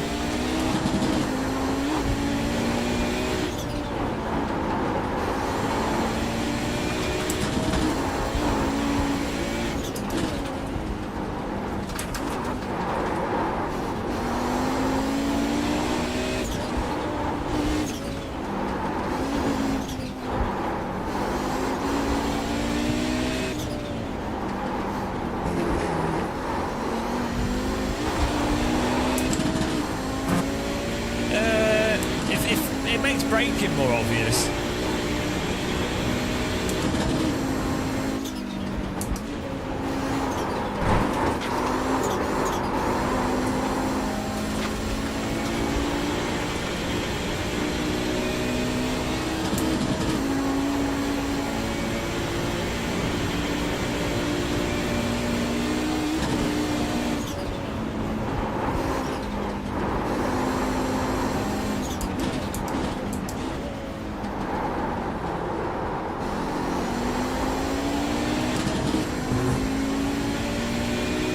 You have to get the fish separate.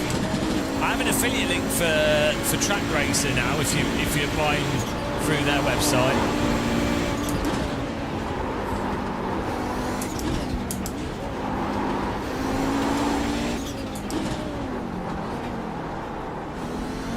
Right side, clear.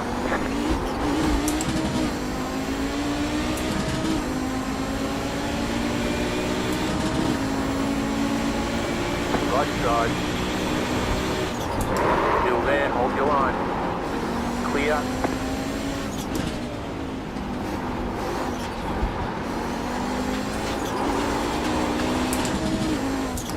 Nice bit of racing. Not sure why my car locked up.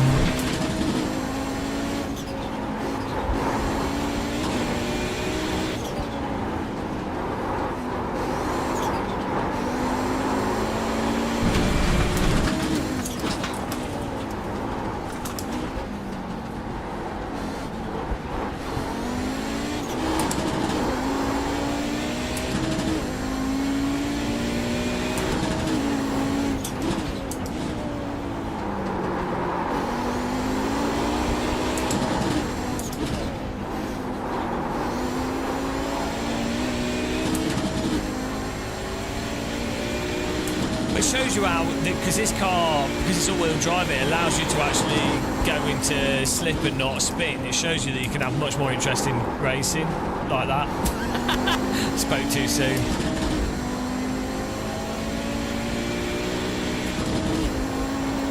The understeer though on this setup is ridiculous.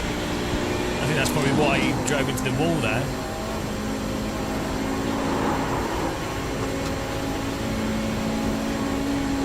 James, I don't want to overtake you. I make test racing, but friend, I don't want to follow. Hell. Ah, the understeer. Oh, I broke the car. Got wheel down. It's such a bad setup on a good car. Like, what is it with iRacing? It's so dumb. They have a car that's like really controllable, but it just wants to understeer, so you still have to drive it preemptively. It's so stupid. Yeah, nice and safe understeer setup. Oh dear. It's so dumb, isn't it? You have a car where you can actually really overdrive it, and then iRacing put the brake bias 50-50. Oh well.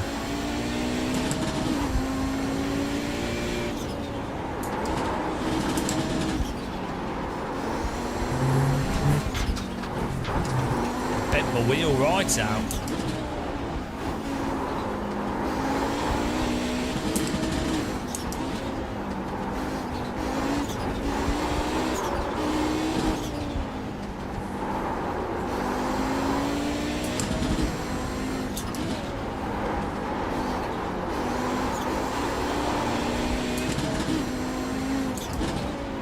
We turned it into an oval car.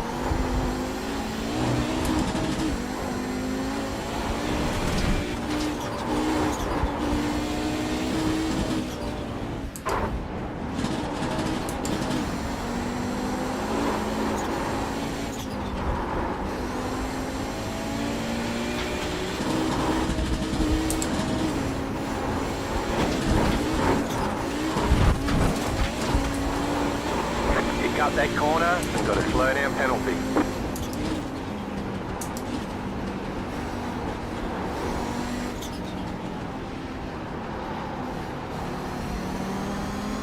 Ready for the convoy.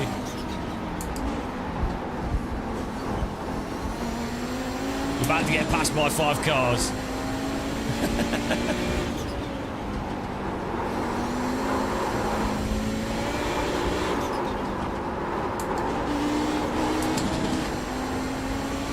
Left side. Stay on the right. Clear.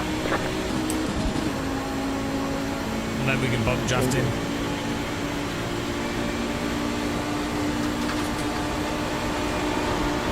Car on your left. Right side. Man. Still there.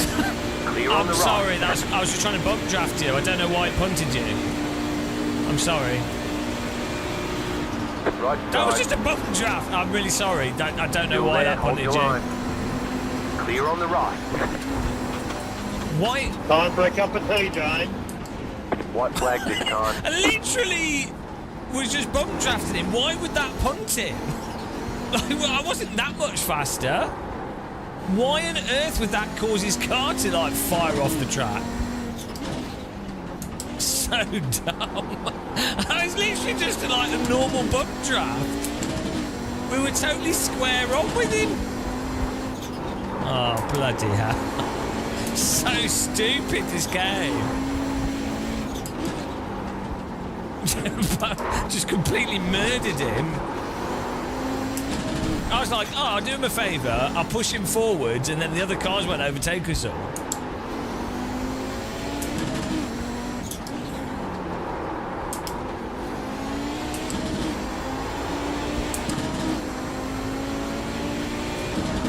Hello, Cyber 3D. Is that the guy we punted? I let him Clear. through. Was he dead?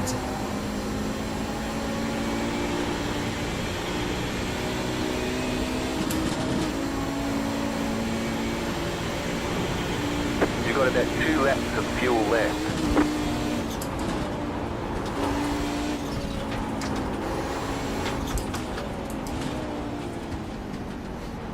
Incident noted. It's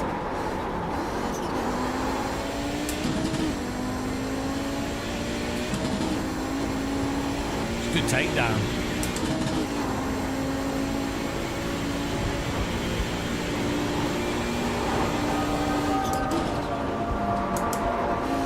Glorious 7th.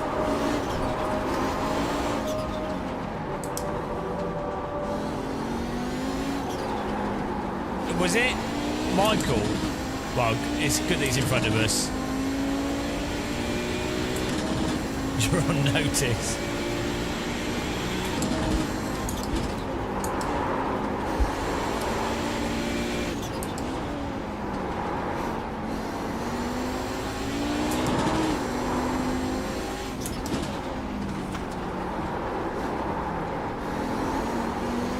Yeah, sorry for punting you, Michael. I was genuinely trying to bump draft you.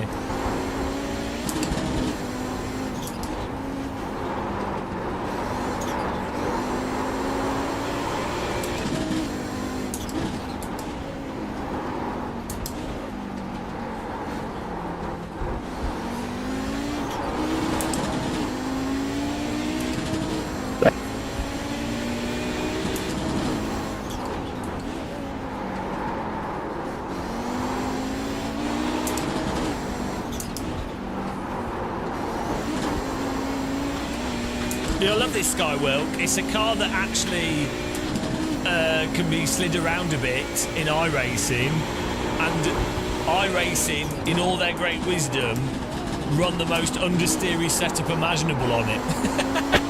the one car that you can like welly it on the throttle sideways, and you have to preemptively brake it through all the corners to avoid the understeer. Oh dear. I mean, I know these cars are actually quite understeery in general, that's just how they are, but this is pretty funny. Still there. Still there, hold your line. Clear on the left.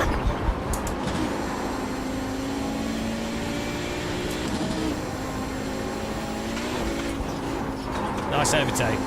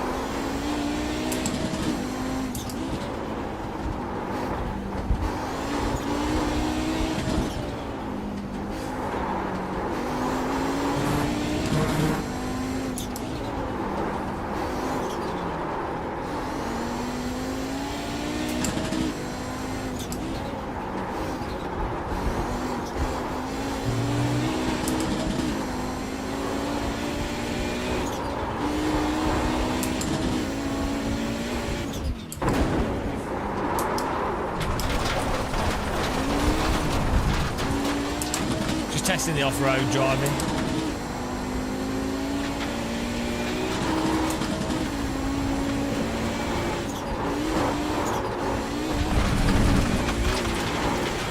You cut that corner and got a slow down penalty.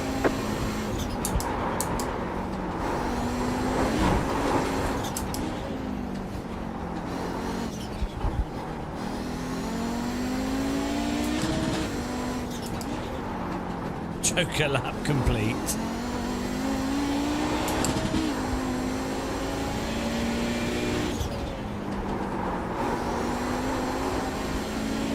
If you're still there, James, love the Sim Expo stuff, mate. Great interviews. Oh, thank you. The car in P1 just set the fastest lap. Compliments in iRacing. 67.617.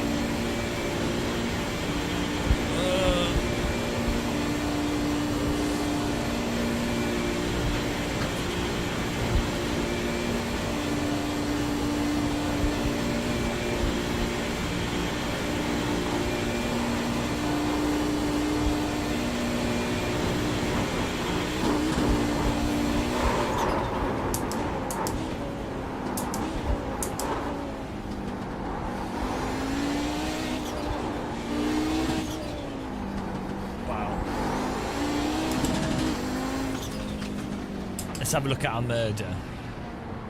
Checkered flag, checkered flag. Great job. You did really well. Yeah, we totally murdered that guy. Absolute murdering. What lap was it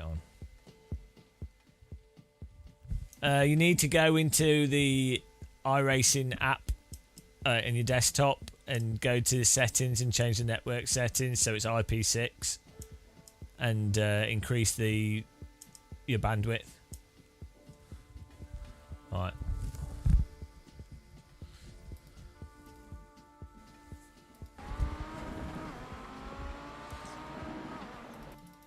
What lap was it on?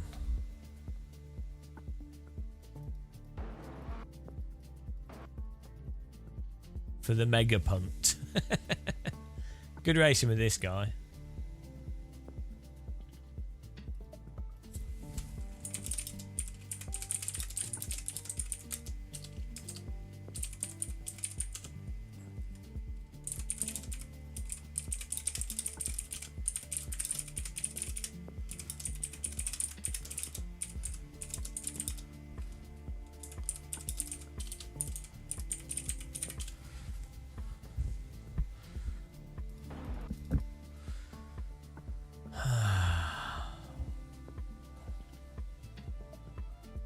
I need to eat something.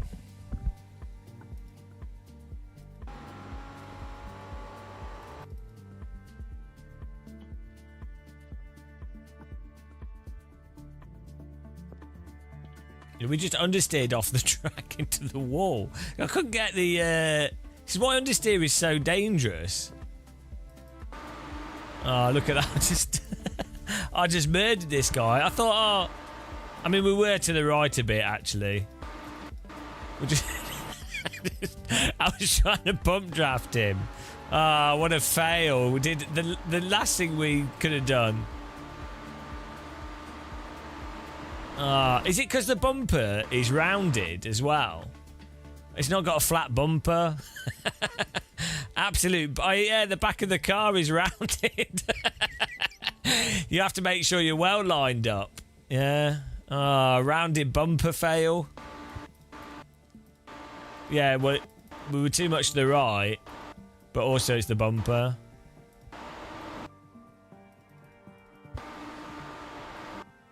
We probably had more of a run as well. We were going too quick for the bump draft. There'll be repercussions. It was a good takedown.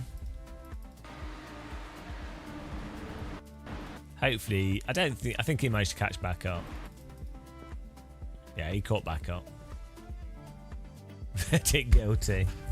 We did a 1 second apology, so it was okay. 80 suspension's great.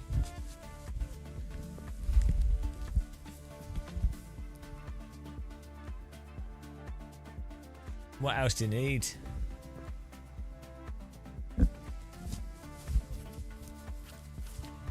Yeah, it's a bit of a chore to drive this car because of the lack of oversteer. It could do with a bit of oversteer. The other handling's all right, but maybe we could put a wing on it as well. Right, what else are we doing? The MX-5.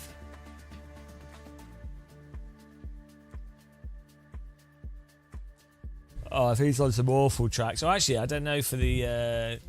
let's see. Hang on, they got rid of the F4 regional. Oh, no. They only have Europe. Why can't we see... Oh, they made it... Oh, no. Sebring. Algarve. Portimao. Oh, yeah, I need to change my seatbelt thing, actually.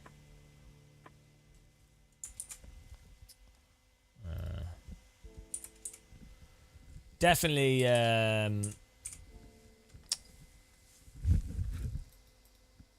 it's definitely much better running... putting the... We put these on the chair so the seatbelt can slide over them. Like these low friction Teflon things. It works really well.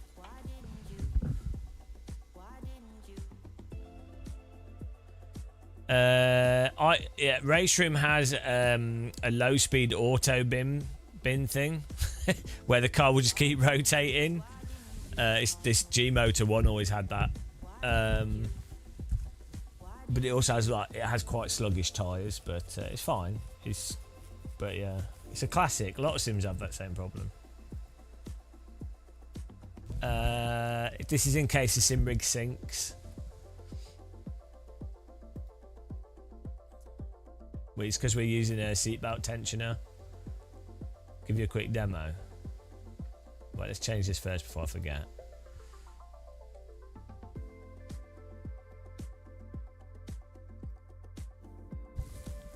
Do a quick demo. You ready? Look at this.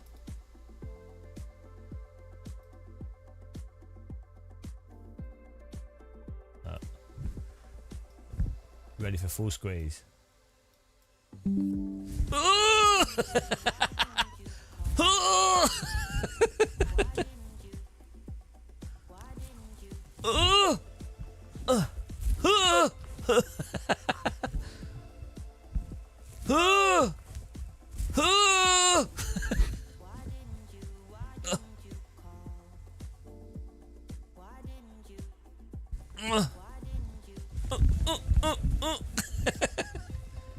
That's what that is. It's great. Oh, it's well comfy.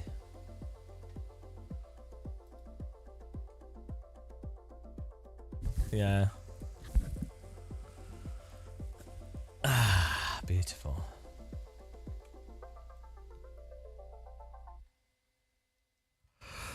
Ooh, what's running?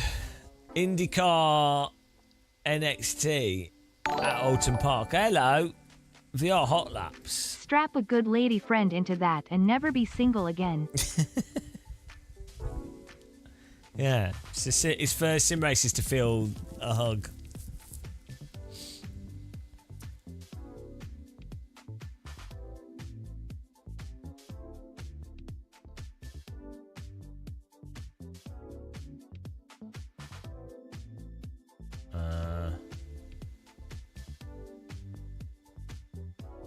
What? That was at 100% power.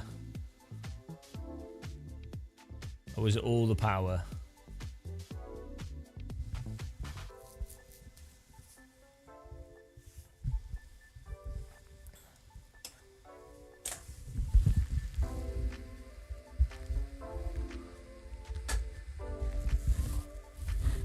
Oh, I might get some food actually. Let's see how our Teflon is holding up.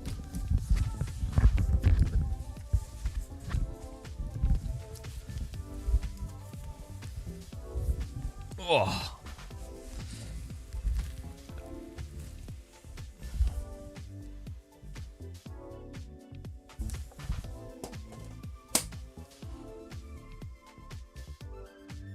Beautiful.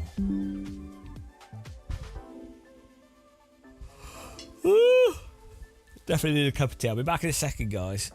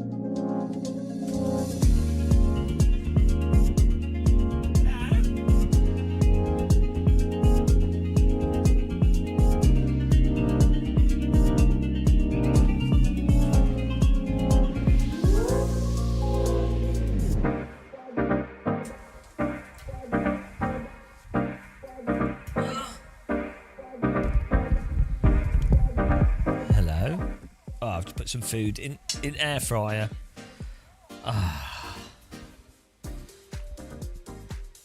How's everyone doing? I'm exhausted. It's hard work driving iRacing.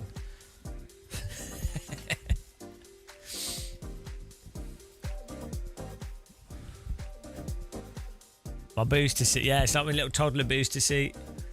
Does the job.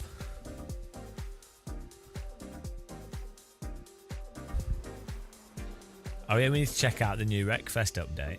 Supposedly they've done stuff to physics. I need my cup of tea though. I'm exhausted. This always happens when we try and get our sleep back after an insomnia sesh. Oh dear, it's terrible. The body likes nothing more than changing your time zone every few months. It's good fun. I need to for Wreckfest. It needs like a lock to horizon mode because it makes me motion sick. I don't know, counter debate.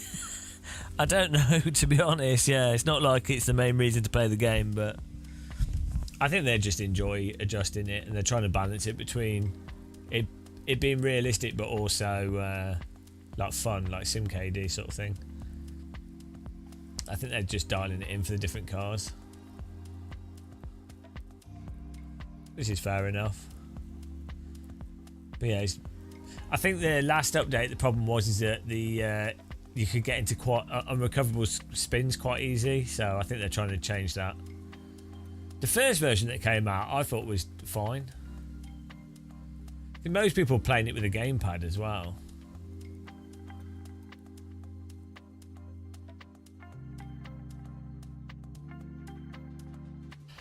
Ooh. Oh man. When does this race start? Was it on the hour?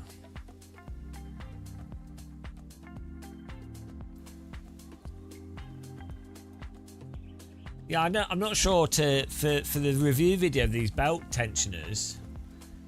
Maybe if I put a balloon, we could put a balloon on us, and then you'll be able to see the balloon getting squashed. Just like a long balloon is all I could think of. Maybe I'll get like a few. If I buy a few long balloons on Amazon, that's probably a good idea. Long balloons.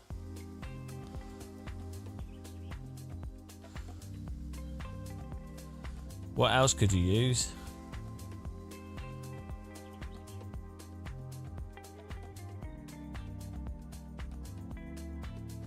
Don't want balloons that are too long though.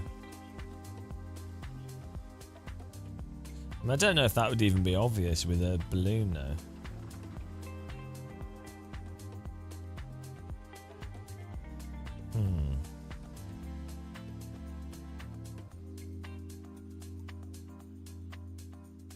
Can you get an inflatable person? Maybe that'll work. Inflatable. This is going to look like an adult toy. £8.50. We could put that in the rig. Inflatable woman.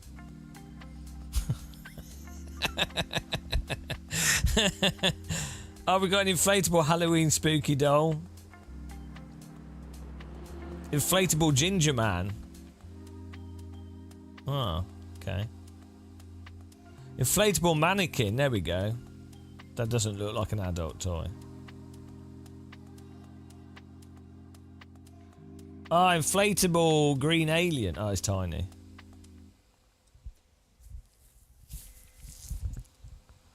Uh,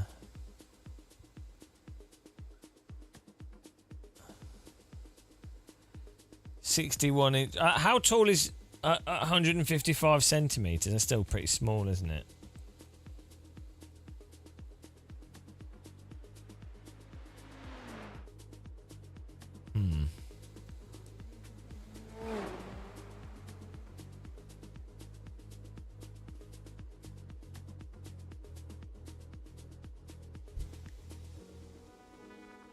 Noodle Man is not inflatable, is it? It'll just flop around. They're really expensive as well.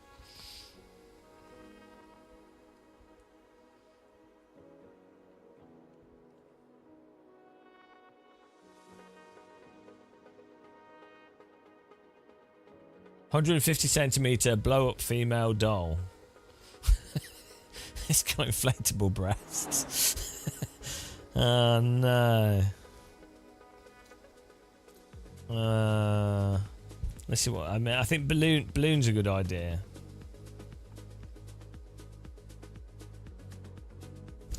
We want balloons that we can put on our chest to squish out the way.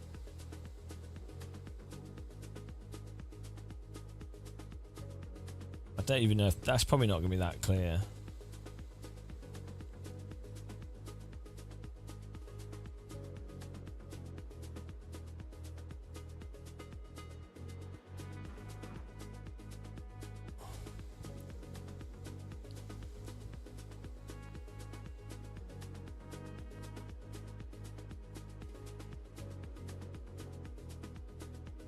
Different shapes, balloons.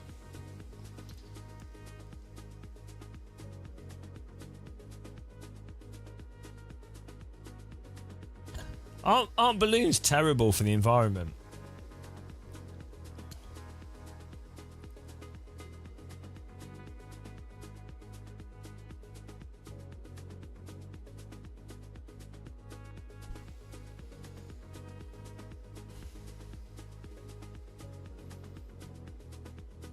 Maybe just a normal balloon, but like not inflating it fully would work.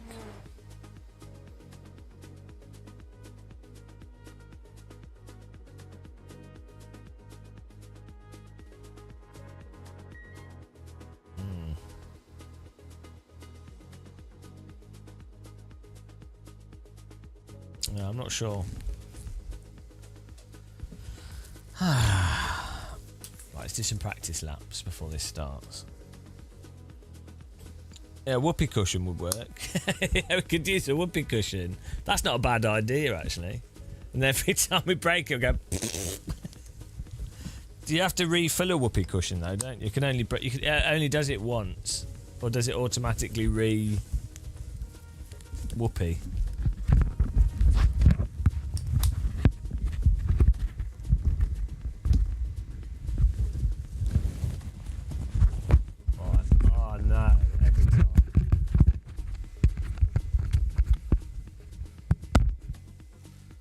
have to mod the whoopee cushion.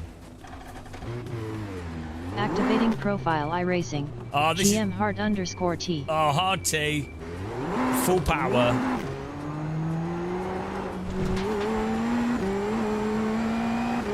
Why is it loaded up my hardcore one? Oh!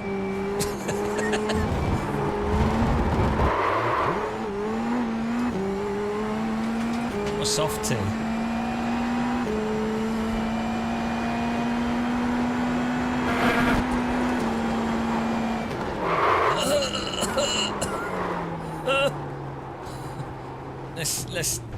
Let's have the other profile. Left side. Still there. Clear on the left.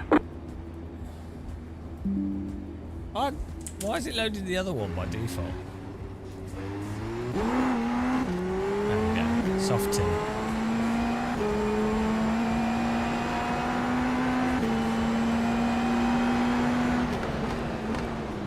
Even this is still pretty hard.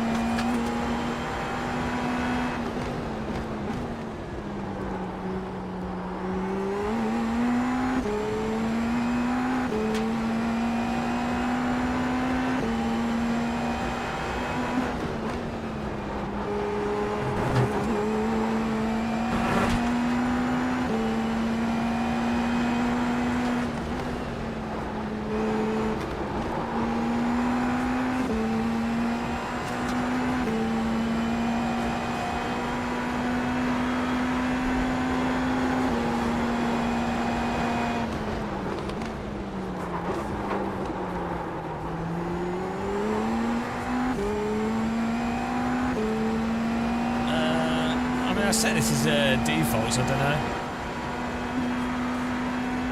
Oh no.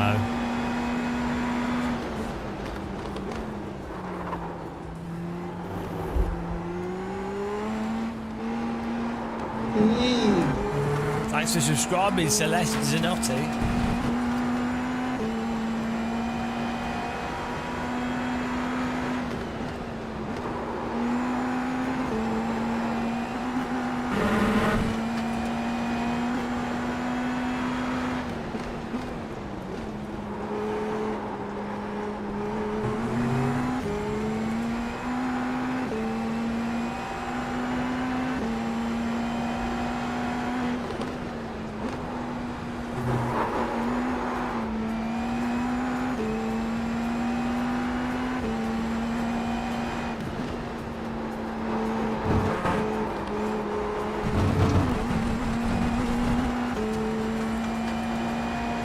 Always the same track.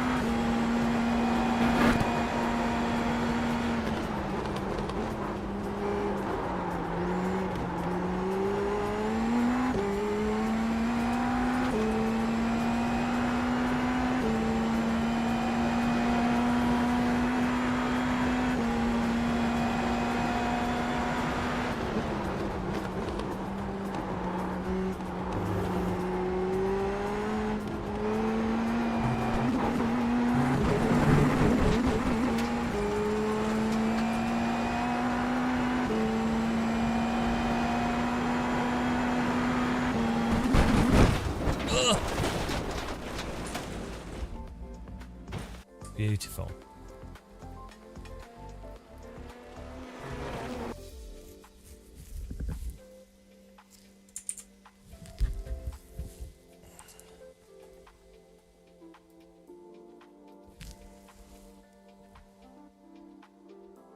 Nice and relaxing. Oh, tea. Yeah. Cheers, everyone. Whee!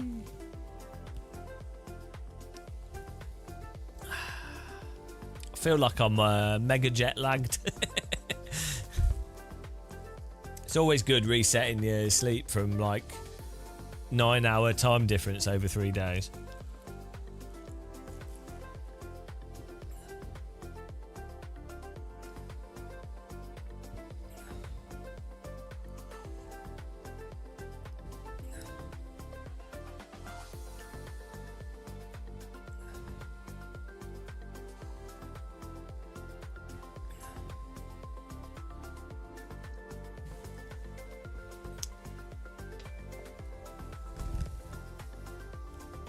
Beautiful.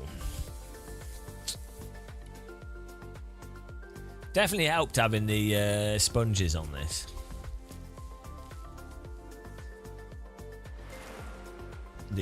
That's my pro tip. The fish straps add to the legitimacy of this.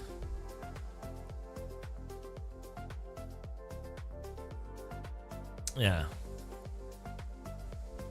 People were mocking yesterday when we were putting these on the phone. People were going, it's actually worked out pretty good. You know.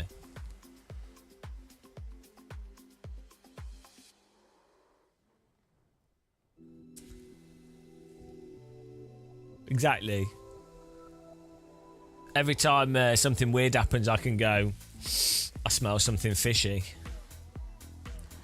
It's always nice though, like if you're the type of person that gets hungry, having a fish on your shoulder means that you never have to worry about hunger. You know. You've always got dinner, and it's a healthy meal. You do have to remember to replace your fish every day though, but other than that.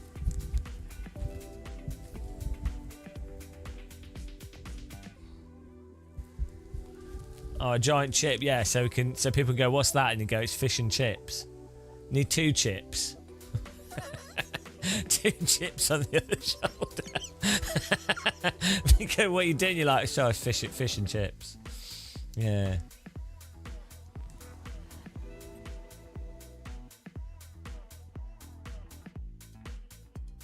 Oh, here we go, we're qualifying.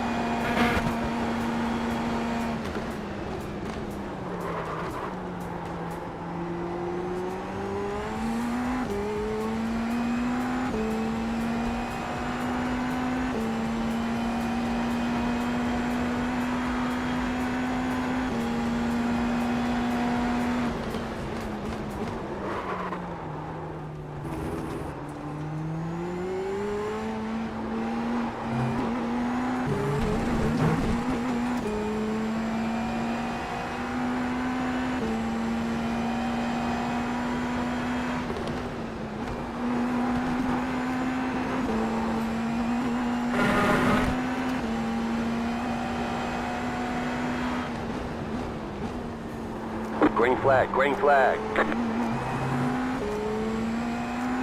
Okay, here comes your first time lap.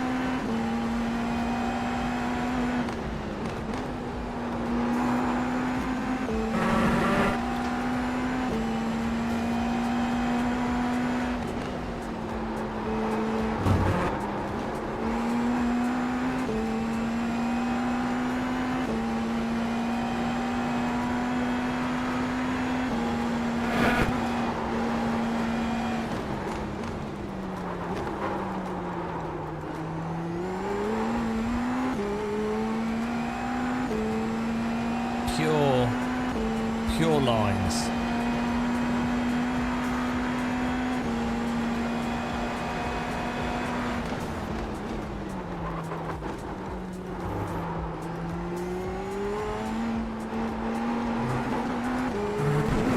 Oh no, I got sucked off the track.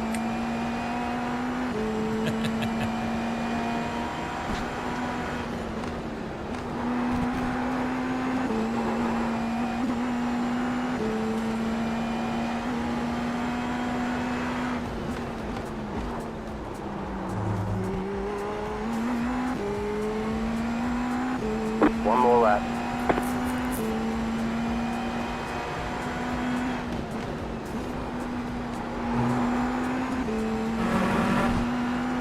Abnormal lap.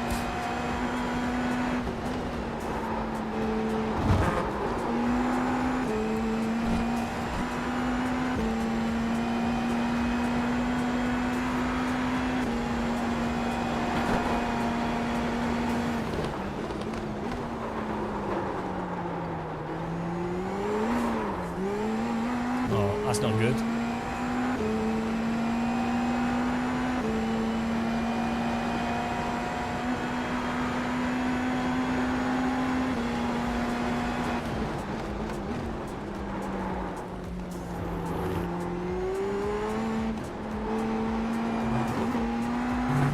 Oh! Hell. Curb hates me.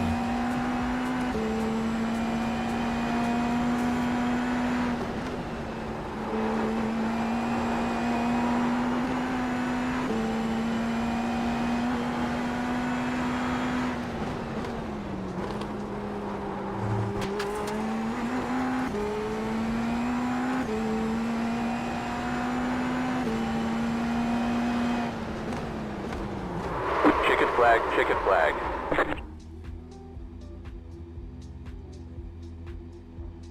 Okay. Beautiful.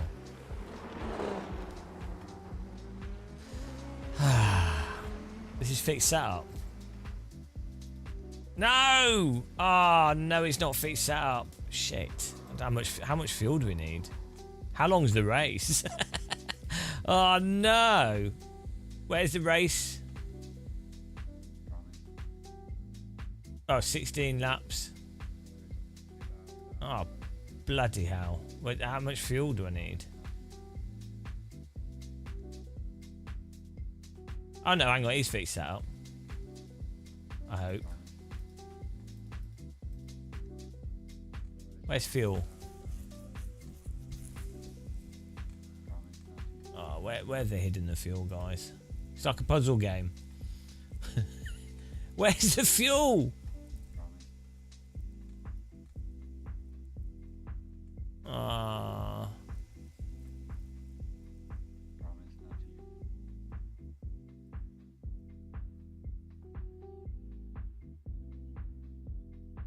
Oh, it is. It's down. It is fixed out. We're good. We're good. Got two. We're fine. Whee! Beautiful. We've got some chicken and some garlic bread in the air fryer for after this. I need to clean up in this room. Look how much of a mess it is. It's a complete shithole. I have to tidy up. I really can't be bothered. Could do with a Hoover down there as well.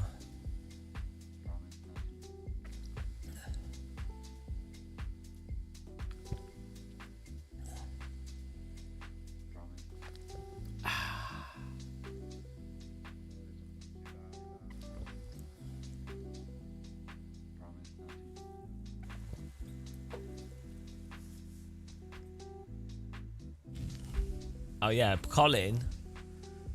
He's been the mascot for a long time. Little fish, big fish, cardboard box. Oh dear. Clipping that. It's a good clip.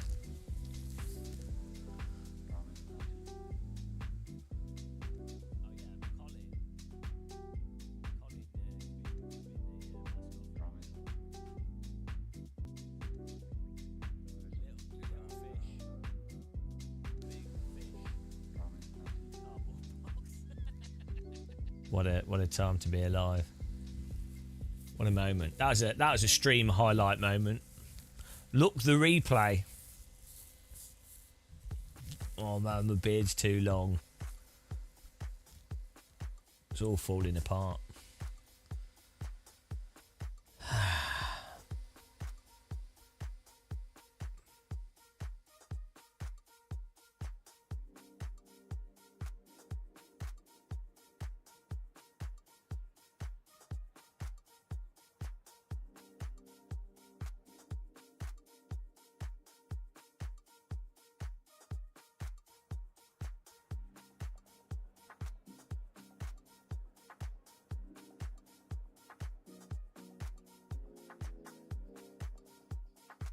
Here we go.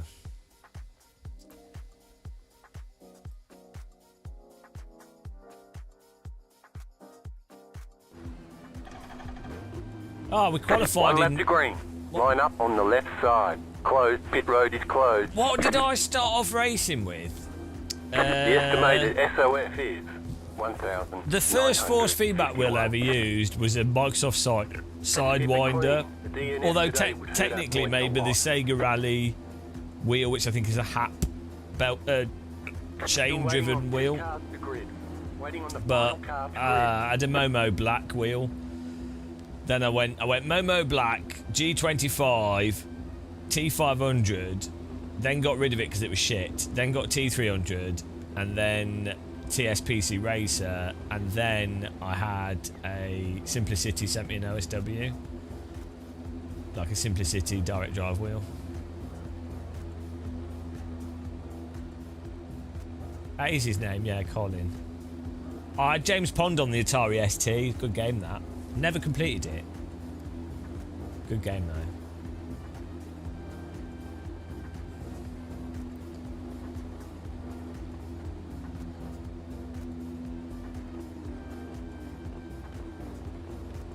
I don't know, actually.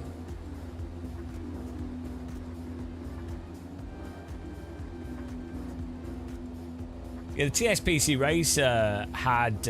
it's basically like a T300. Slightly better. But it had...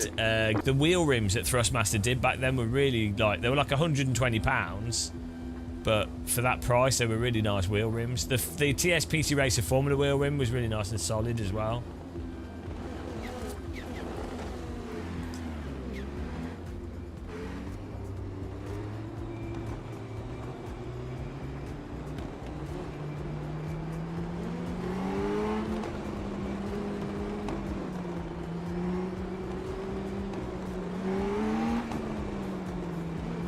Ready to get wrecked on T1 here.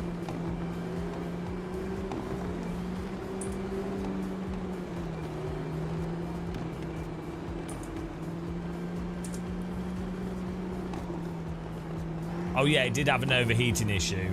Also, I bought one the day it first came out, and I had to return it. It like broke within like a day. It's probably why they didn't have so many of them.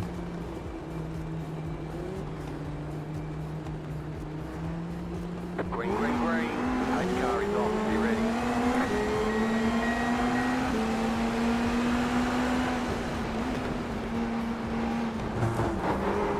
Left side.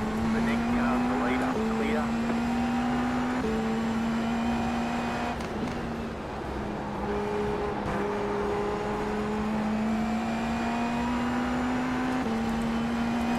Does this car have a PP?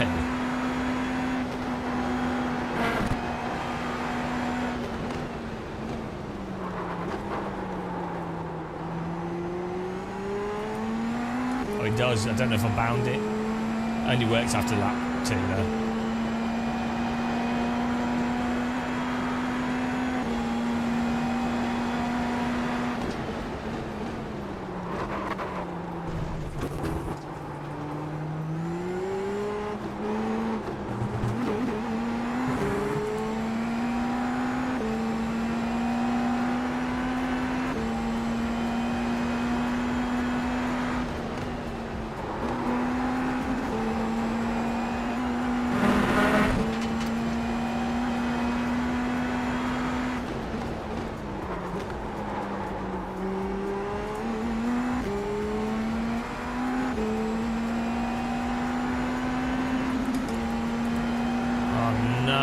Don't know if I've got a peep in it. Oh, I did.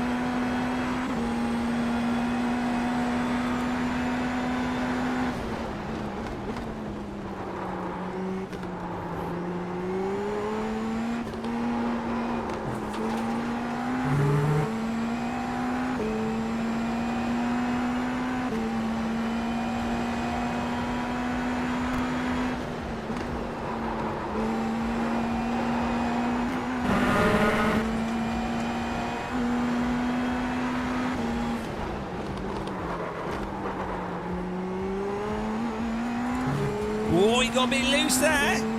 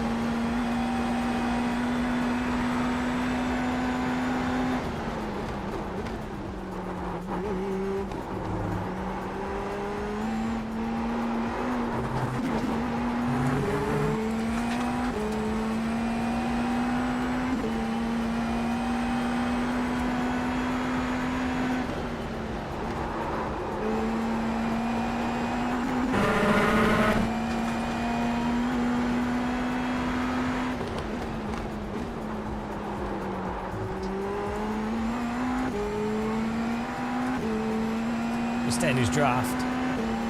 We're good. Oh, hello. Special line. Thank you very much. Appreciate the membership there. SEB. We're in second. We're doing all right. Thank you very much for being a member.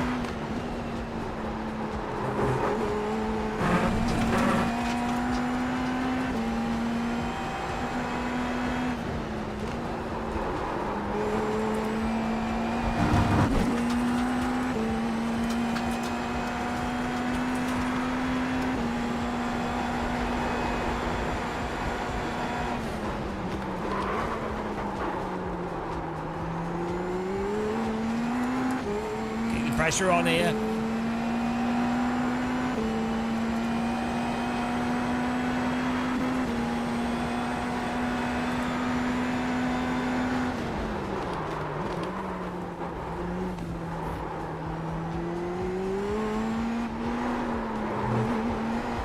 Oh my goodness.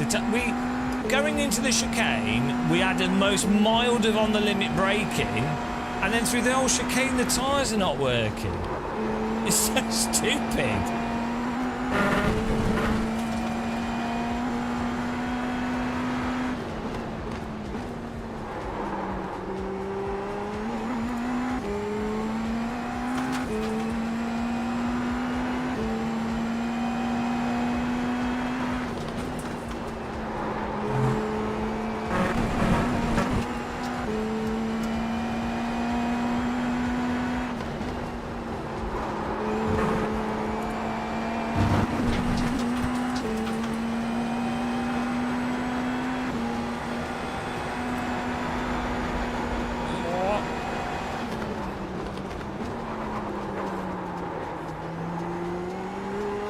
Thank you.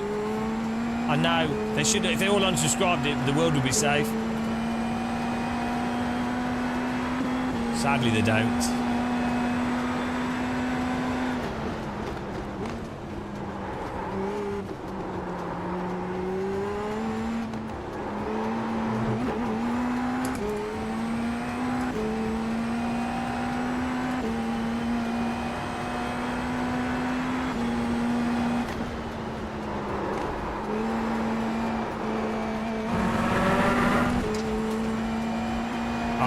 can sell out still.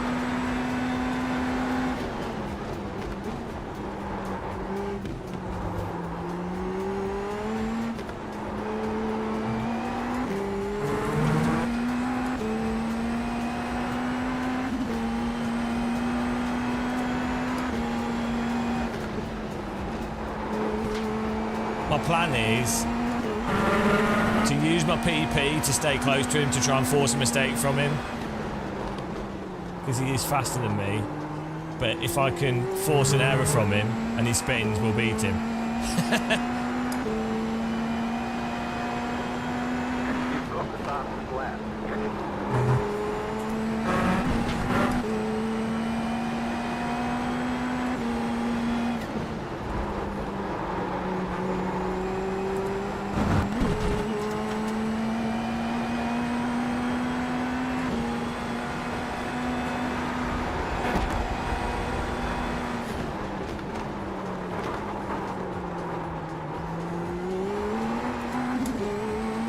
We're running out of PP.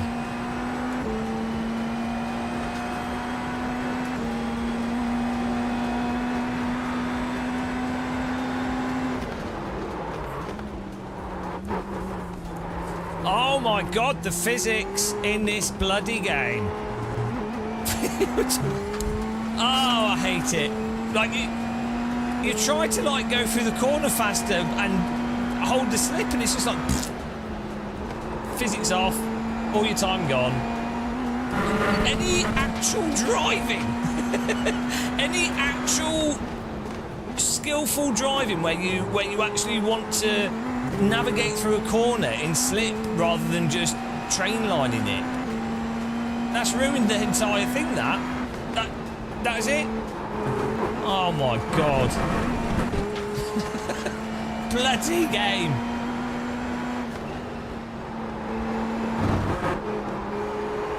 That was it. That was... What a load of shit. Right, we'll play a different game after this.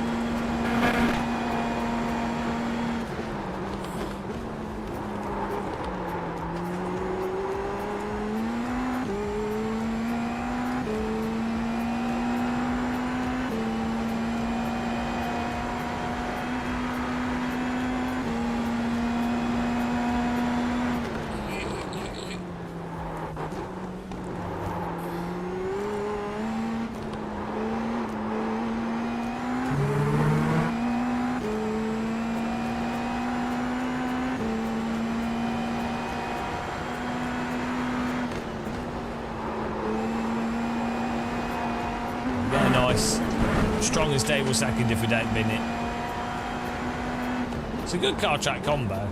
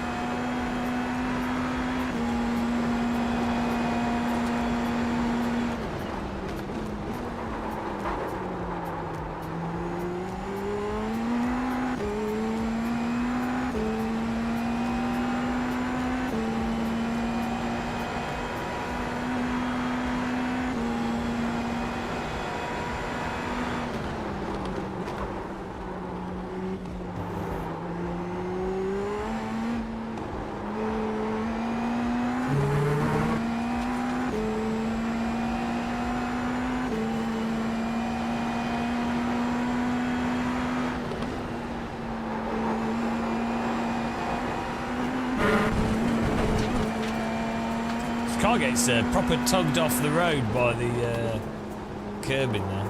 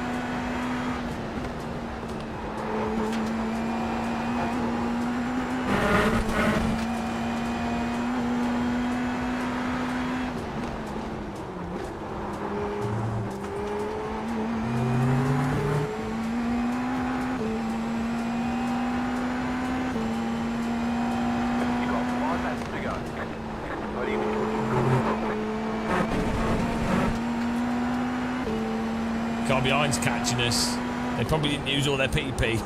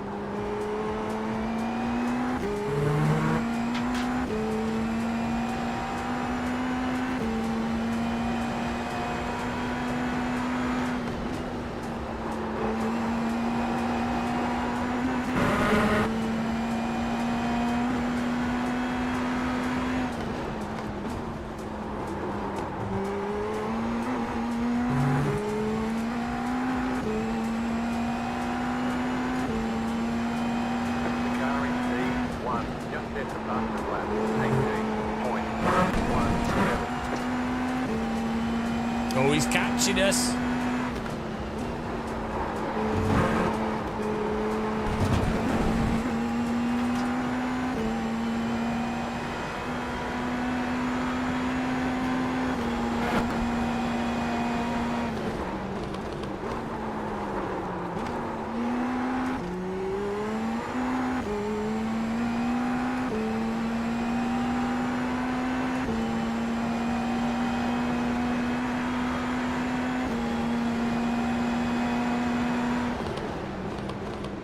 Oh, hello, we've got some back markers coming into play now.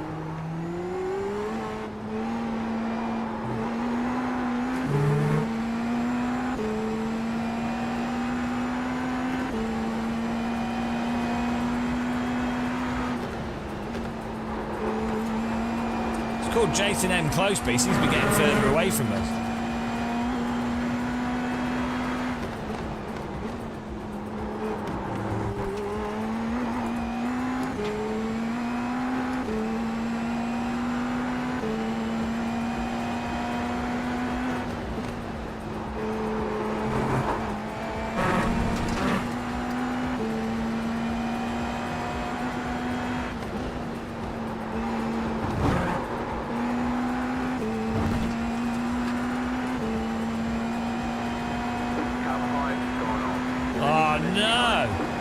Car behind's dead.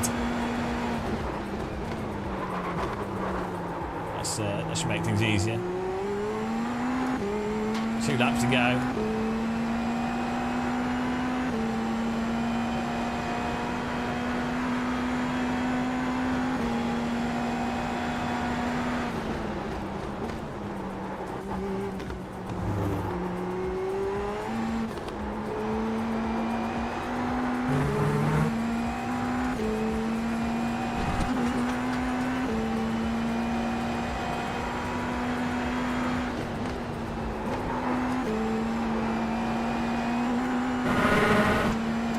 Mr. Seatbelt.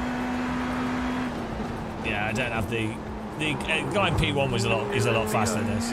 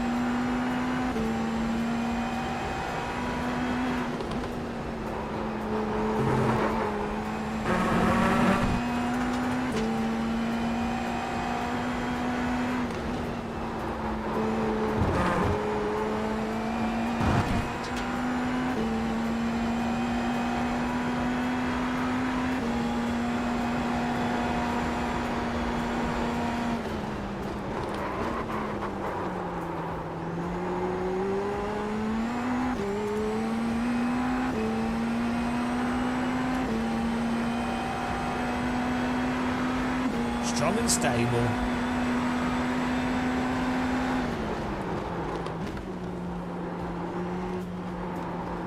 I have seatbelt hacks installed.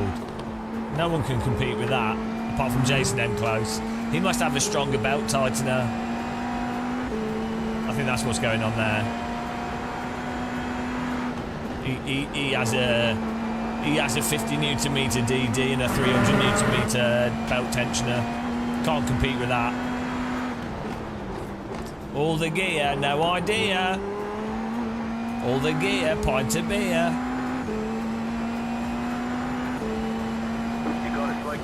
Basically, yeah. If my parents weren't poor teachers and had paid for me to do go-karting from the age of 2, I would have been Max Verstappen before Max Verstappen, obviously. You know. They go do do do do, James West. Actually, I think I'm glad I'm not a Formula 1 driver. Come to think of it. On that note, maybe it's good how things turned out. Right, look at this. Great T1 here. Look at this, outsmarted, out straight there. Straight in, guys. Gotta get straight in there. Boop, and he's gone. Look at that. Where are you going? Right, this. The way that the cars slow down if you're driving completely as you're supposed to go fast is mental in this. So dumb. I purposely, this guy in front was faster, so I was like, right, I need to get up to him using the PP. Use up all our PP, and then maybe we can ride his ass with the draft.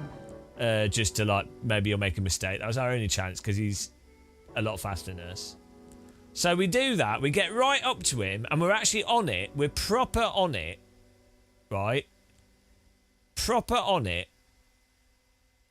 And, right. It's ridiculous. So we're breaking it. So that, right... It's so dumb. I don't... Right. Okay. Right.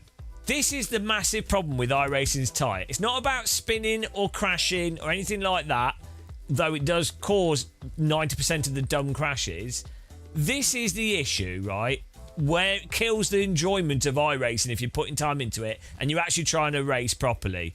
We've caught up with this guy. It's been fantastic driving. He's faster than us. We're using our PP. We're pushing. We're on it. Really beautiful. Closing in on him. Amazing. And we're actually, racing properly. Great. But if you're truly pushing, and this is my first time doing this race with this car on this track, so we don't know. We have not pre-memorised what you can and can't do. Inevitably, if you're braking at the limit, you're going to get a little bit on the brakes. So you might slightly lock a tyre or something, that's just braking at the limit, right? It's going to happen. But it's not a big lock-up. We're just literally braking at the absolute limit using the seatbelt tensioner, force feedback, and amazing skill, right? But the problem is, if you do that, the tyre's now totally noodled. It's like... It doesn't make sense. A slick tyre does not just go to total noodle zone from the mildest of lockups into a braking zone. The grip would return immediately and you just drive. It's insane. And that basically invalidated the previous 5 laps of effort, of push, and the way of me using up the PP to close in to try and get in his tail to try and then get in his draft, right? The tyre model basically invalidated all the tactics, all the skill, all the actual point of driving, all the pushing at the limit. It's like no, because that you've done what isn't even a lockup really.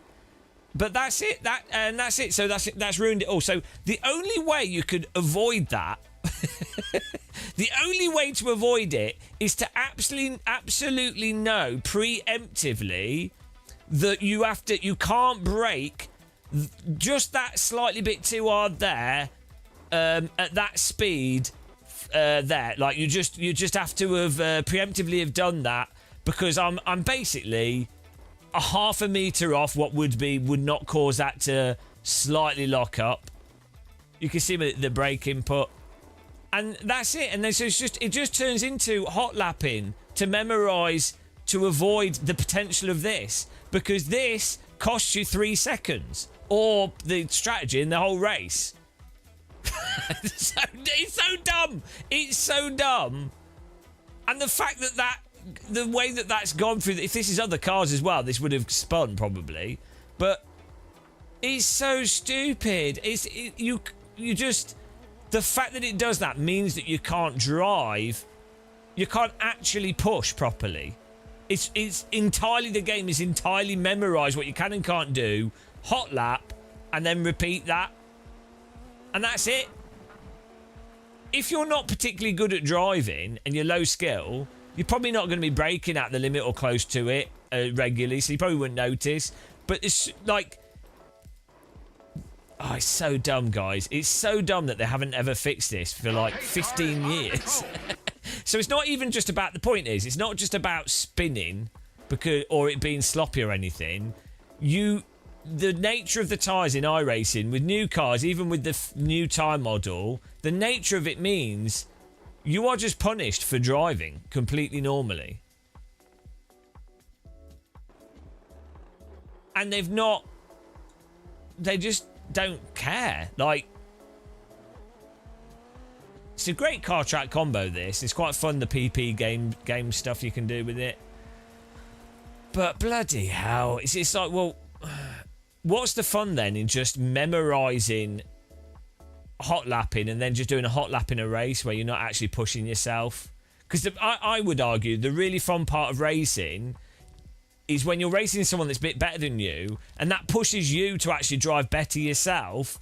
And then you're teetering on that edge of where the limit is, and you're like, all right, I'm going to risk it and really rely on my ability to catch and balance the car, and I'm going to use that, and I'm going to risk it a little bit. I'm not going to go stupid. I'm not drifting or anything, but I'm going to push my luck a little bit, and that gets you a better results, or makes you drive better, and it keeps you on edge, and it's why you get hyper focused. And yeah, and it's a really fun part of driving, I think. So, yeah, it's a shame. The same old iRacing bashing's getting old. Well, but maybe they could fix the problem. It's not bashing. It's just like, if they sorted it out, you wouldn't have to mention it. It's literally why the whole race. Actually, to be fair, I think the guy in first place would have beaten us regardless. But basically, that's defined the race. I think we still would have been beaten by P1. He's a lot faster than us. Yeah, exactly, Freaky Leak. Exactly.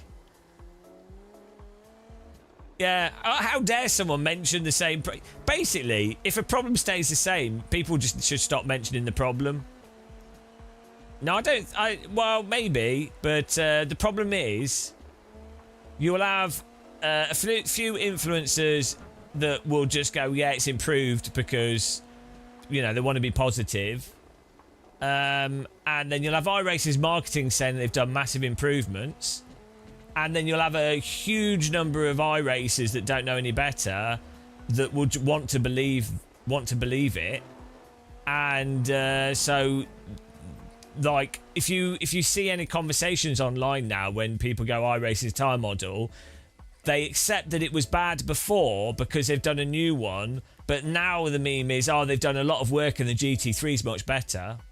And it's not, but it's really weird how you can just lie to people, market it, and they believe it.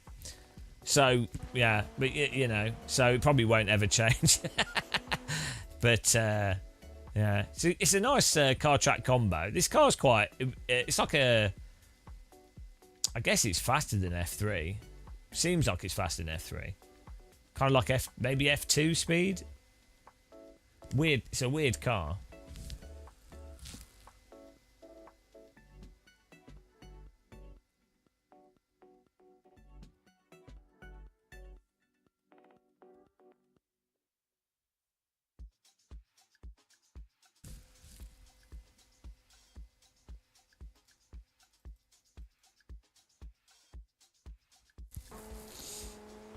Look at that.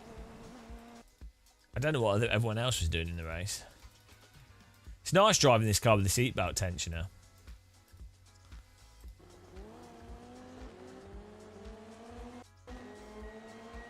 How hyped am I? I'm not hyped at all. I just want the games to be good. I just want the games to be good.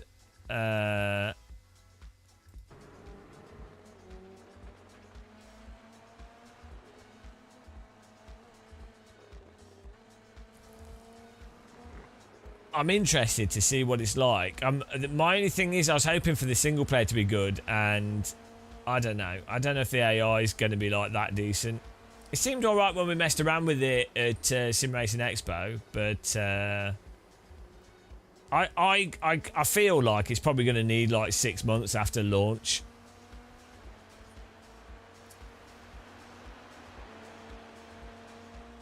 Hopefully it's got some fun stuff to do in it as well, though.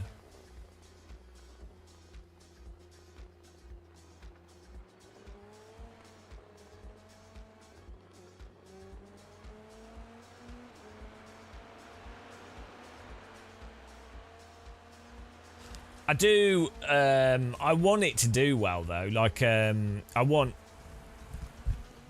like, Rensport and Project Motor Racing to do well, because they're on console, so I think it's good for sim racing for those games to sell well and do well. That's, you know. It'd be not. What would be really nice is for a new game to come out that beats AC1 in terms of, like, oh, he's lost it there. In terms of, like, sort of handling and force feedback and stuff. It'll be interesting. I've not played Project Motor Racing on my own equipment, so that'll be really interesting. Just to see what it's like. See, and the thing with Rensport is we've already had it for a year, so it's, you know.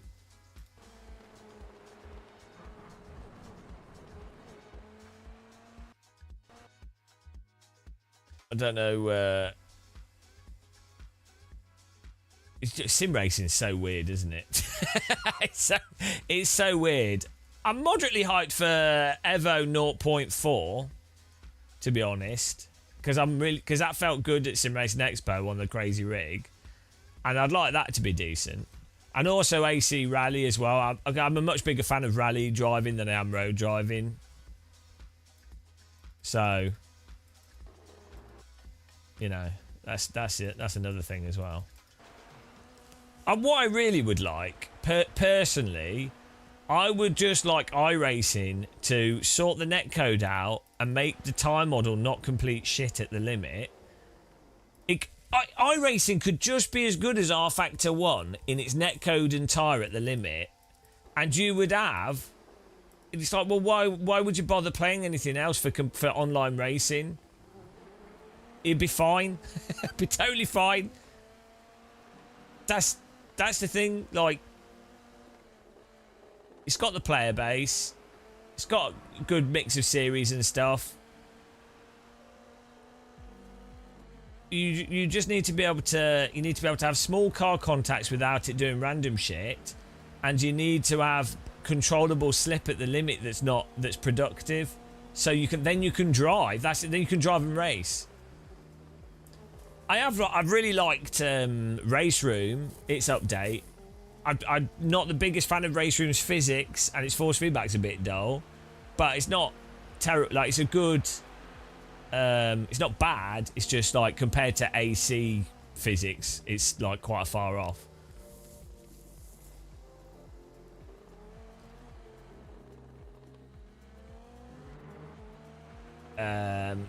I'm hoping I haven't messed around with the camera settings as well in Project Motor Racing, but that'd be nice if we can create jump-in sessions with it.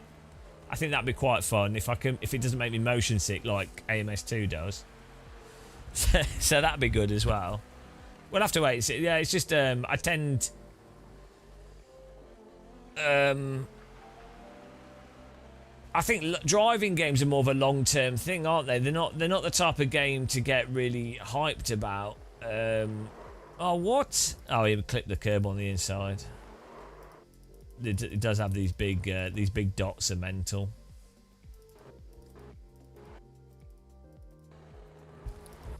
It's a bit harsh of Alton Park to put these... Guess they don't want people cutting the corner. Didn't that used to have a curb before, like 5-10 years ago? It wasn't a dotted curb, was it? I think it was like a... I don't think it even had a curb there. Until, like... I think it was quite a while back, but...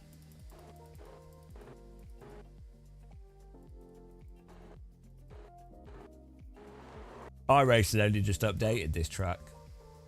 I think when iRacing had it before, it was before MSV had ownership of it.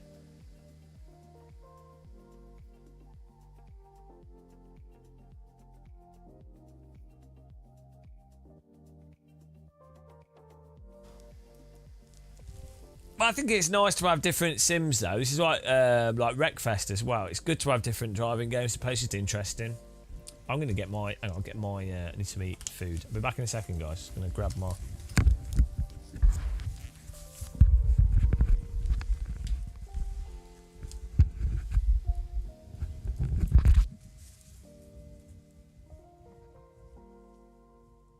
We did a video on the latest game-changing AMS2 update.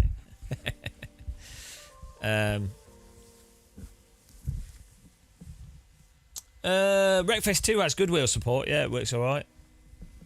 Oh, right. Let's just get my food. I'll be back in a second, guys.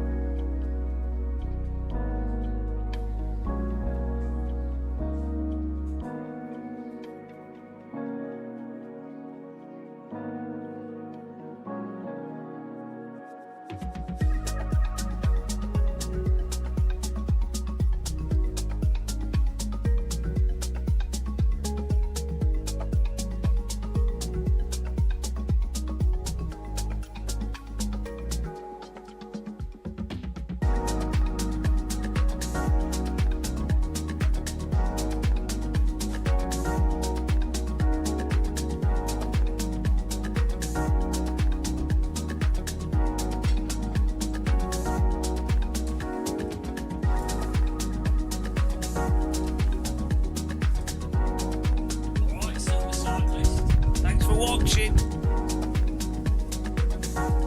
Woo, got some bit of chicken here.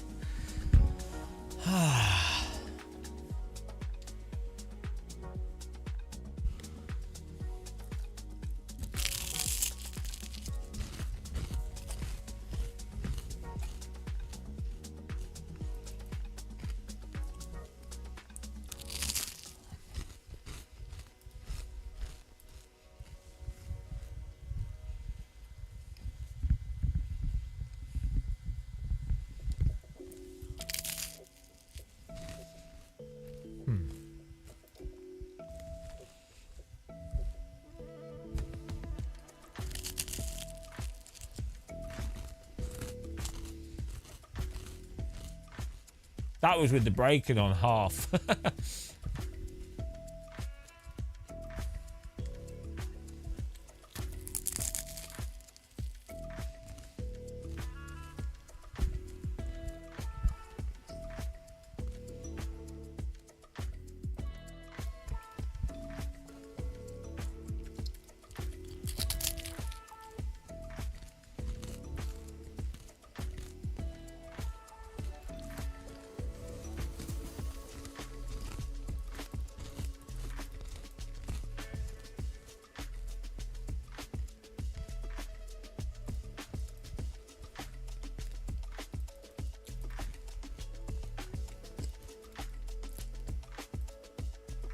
Yeah, you did. The massive problem. It ruined our inevitable second place.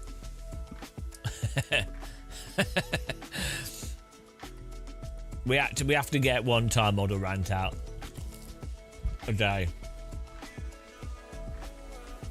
Yeah. Although today was a really good example of how, even if you're not spinning because of the tyres, it just, the slightest of like, not even a full lockup just ruins what you can do.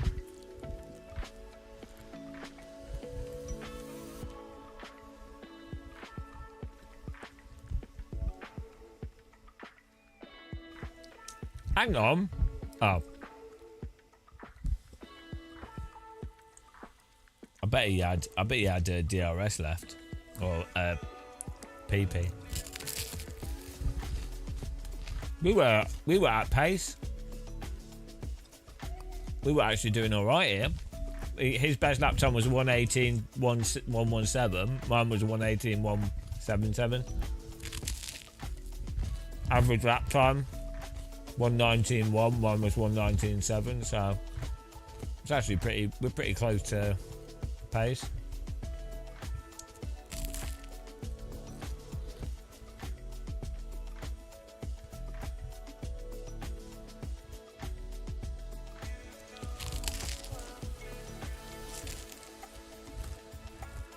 No. It's yeah. It's air fried garlic garlic bread.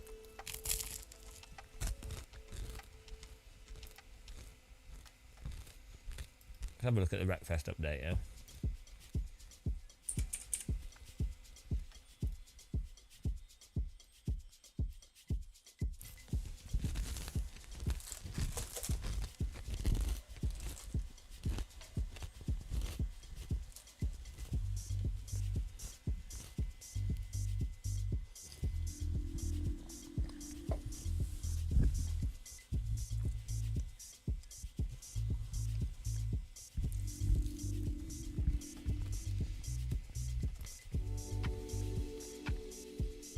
Got a new track, new car, multiplayer input handling,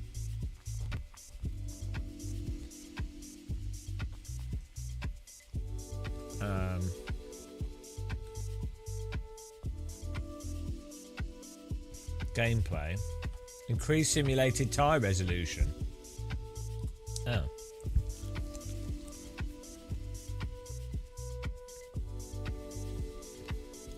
New, oh, they've changed the suspension.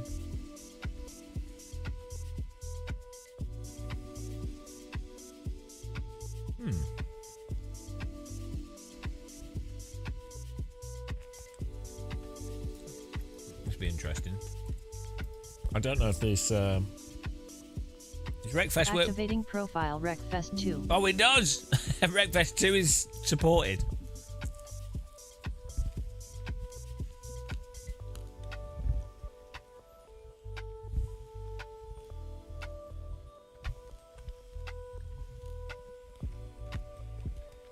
Belts can be tightened.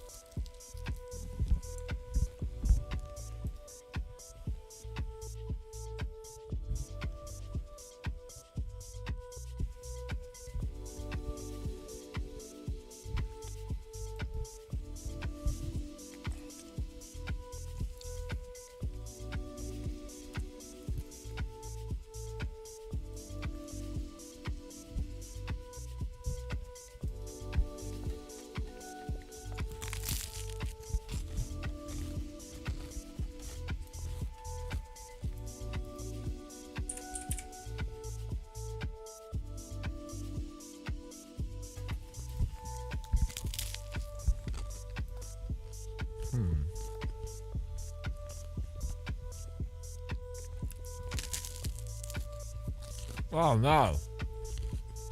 I did not mean to click that.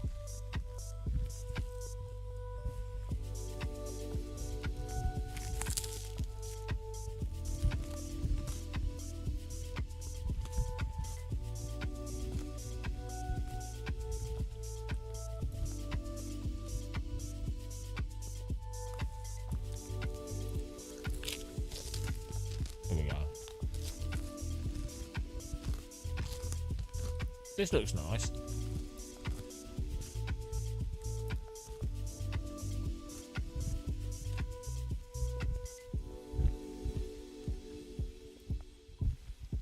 Right, bug it, this is a new car.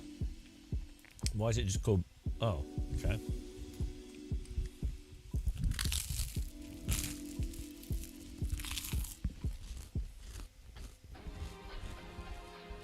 What's this called in America? Is it Monument Valley?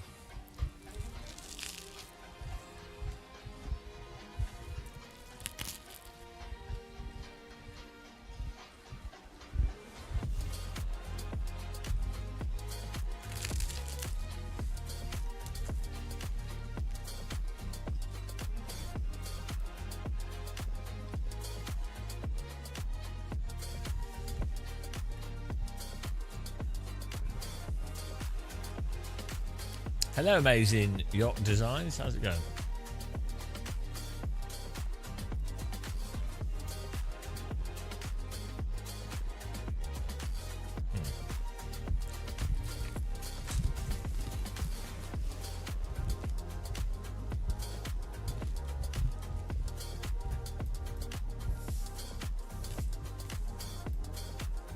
Why is this not working?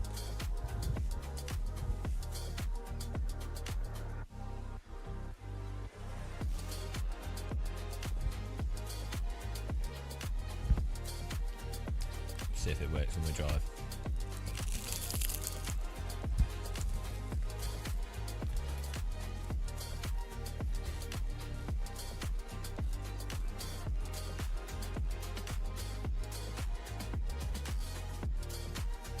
You still can't believe that's like library music. You what?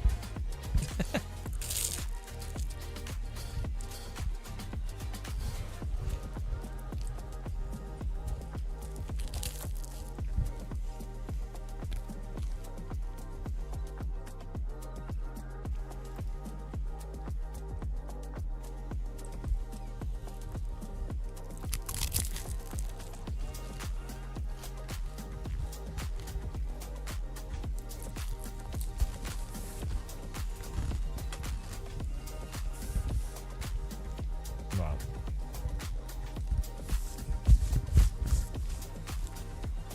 It's not biscuit, that's toast. It's been air fried.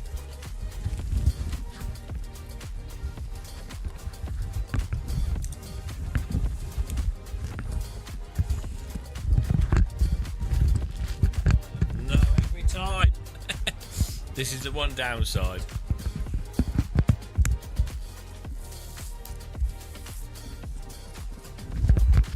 Too much. Too many cables. Oh no.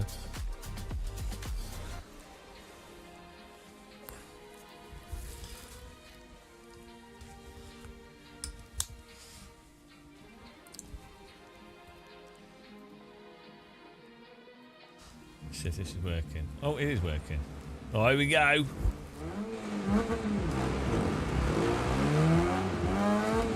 Oh my goodness. Oh. Oh.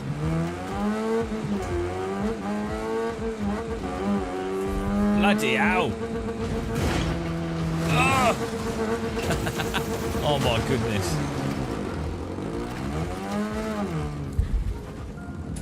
A bit of a circular wheel rim on this.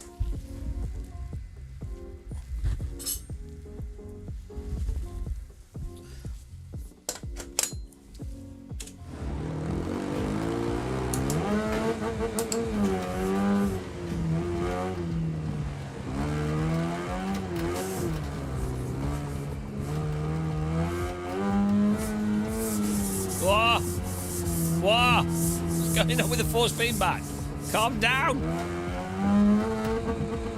Oh. Oh. Okay. Well, that. Oh, my car's broken.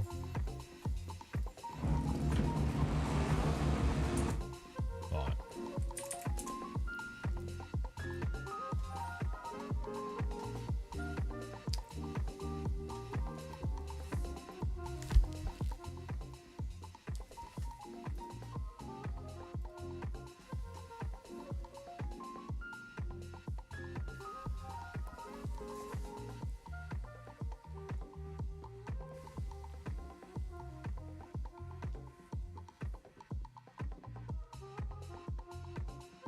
Wait, it's just on very strong.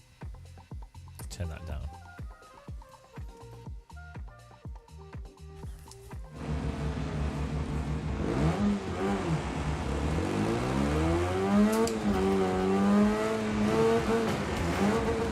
Oh my god. Oh, for Christ's sake. Just pushed off the cliff.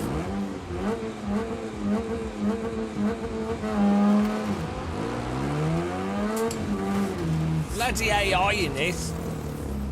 Ah! Oh, I can't even go. Jesus Christ.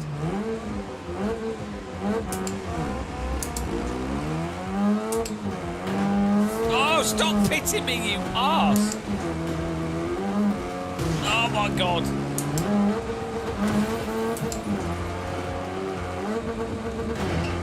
There we go.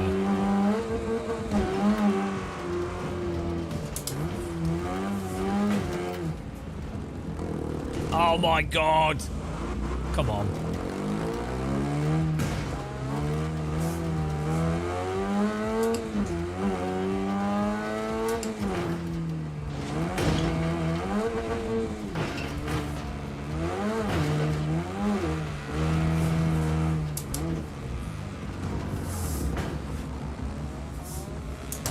Oh, you git! Oh, bloody arse. Right, we need to adjust these settings here.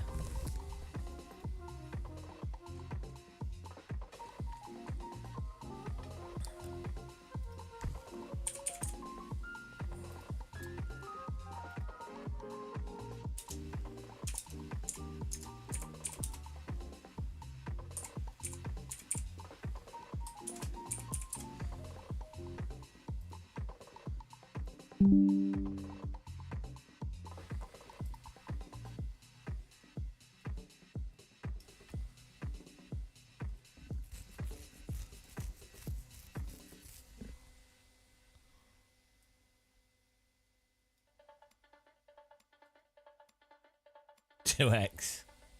This is for the belt tensioner, yeah.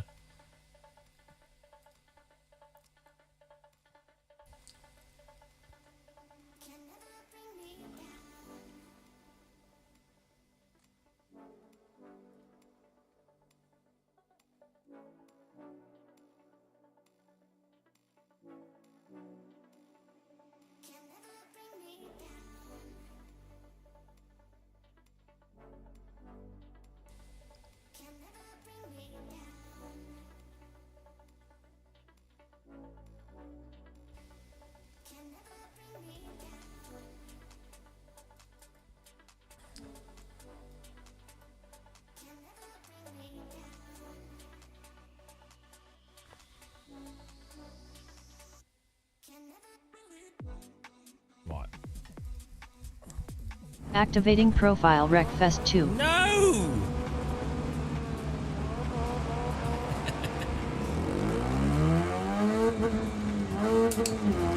Oh, that's better.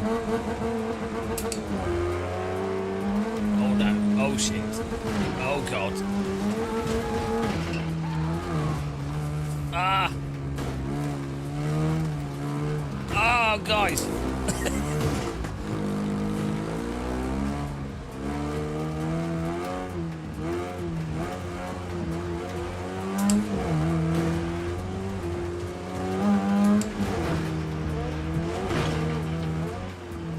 I can't see.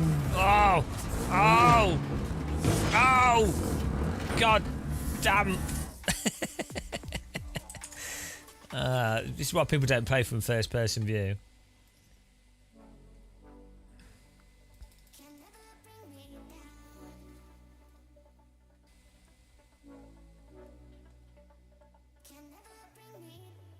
Oh, that would explain why that was mental.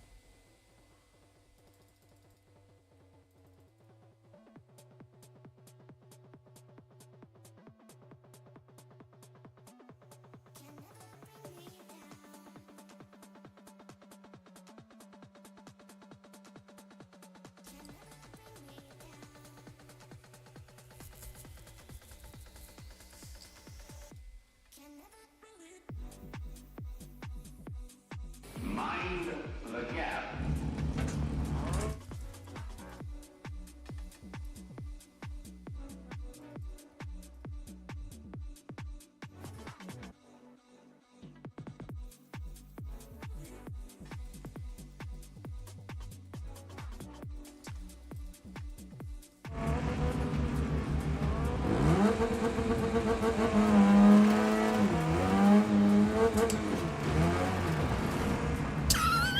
Is that because someone's driving into me?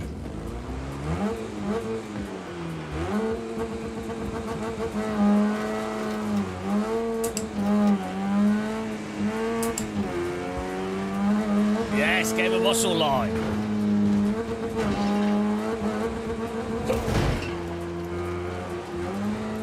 Oh dear, frame rate's dropping when we look back.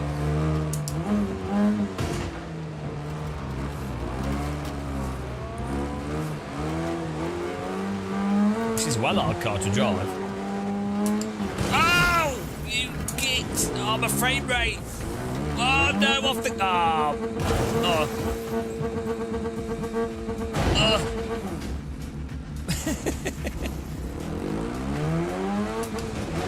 Oh my god, the AI is psychopath!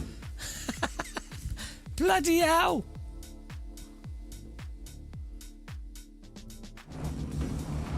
AI are mental in this.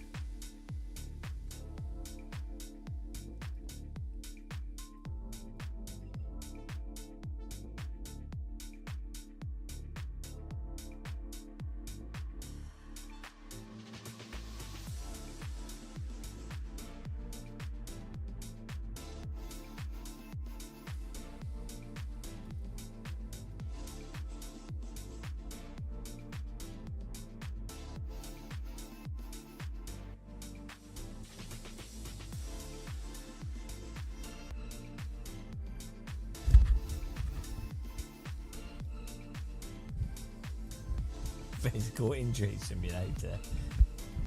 This game's proudly brought to you by Injury Lawyers for You.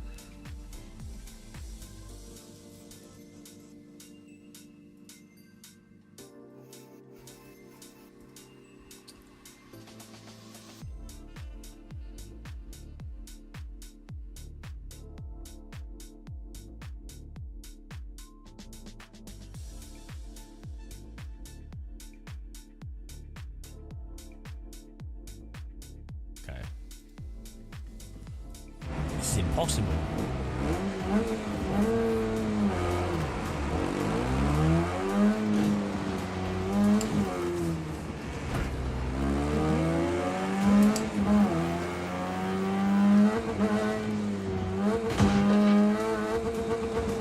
Oh my god! Oh. Oh. no. Why are you reversing there? It's like I ring. Oh, Christ. Oh, God. What the... Oh, Jesus Christ.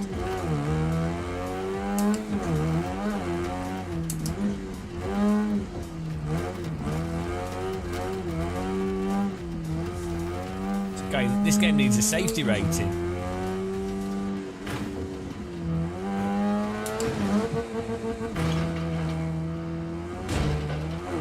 Here we go.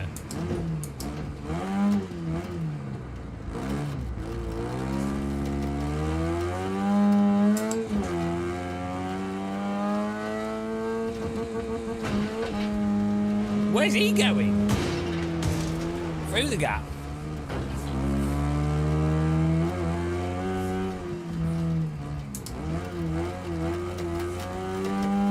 Oh, they've made the drifting a bit better. One lap, we're good.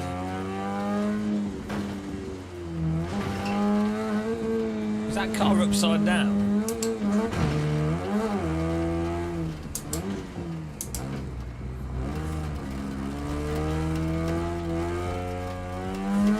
They've made the sliding through corners better.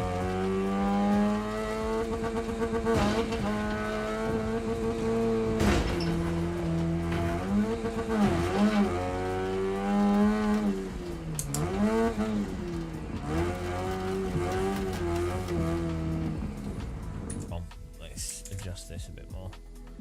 Oh, this game makes me well dizzy. I need a lock to horizon.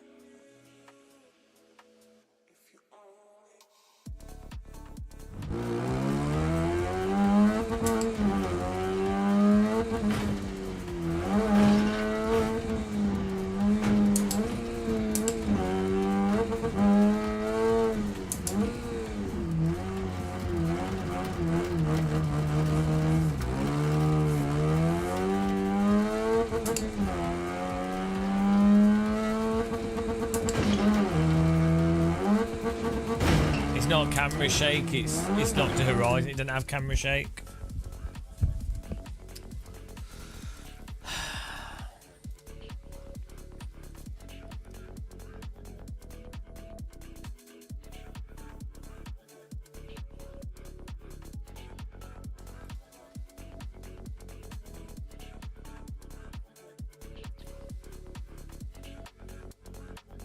So it doesn't have camera, it's to do with locked to horizon. It needs locked to horizon. Oh my god. Hello.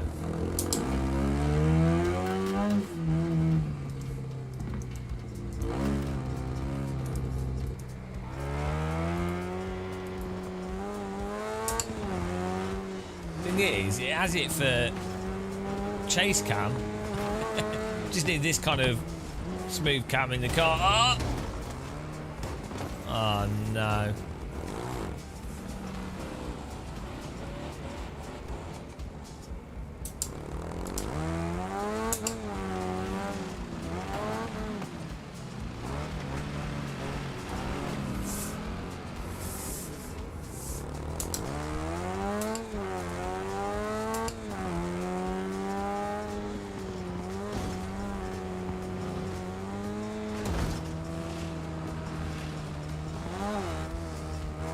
Suspension physics look well good.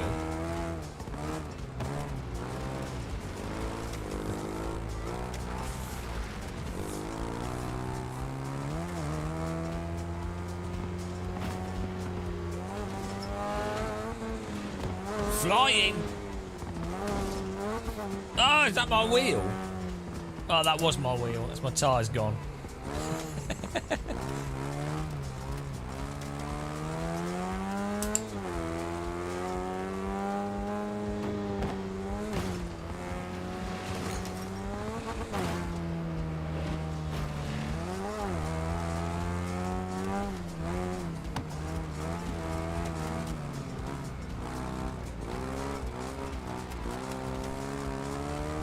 pretty good with these seatbelts.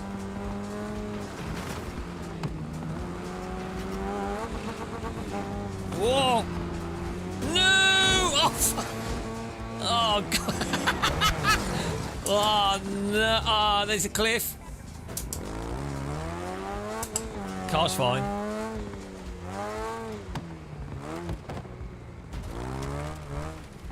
This is like the most intense game you can play.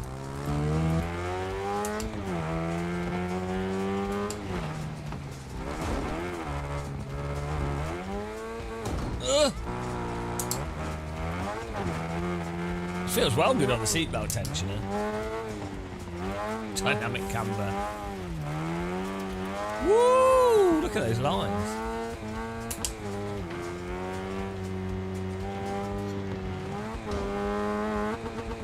Oh! Oh! Oh! Dead. Don't know what's causing the. Oh! The race might have finished, but my seatbelt haven't. Oh my God.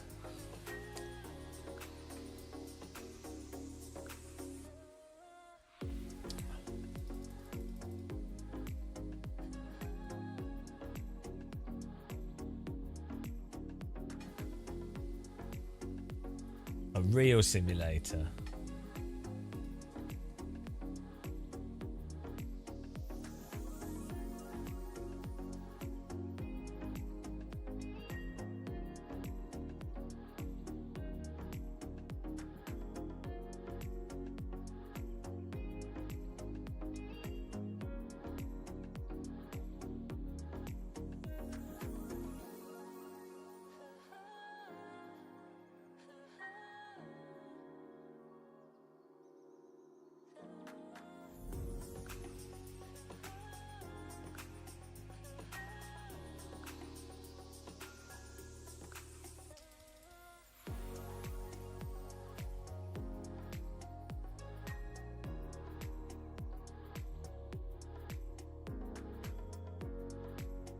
Ah, I think I've spent a lot more, but I think I've been covered by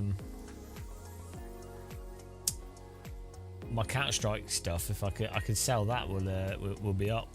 I think I've got like £500 worth of Counter-Strike skins. Right, let's fiddle with the graphics a bit here. The handling seems better in this.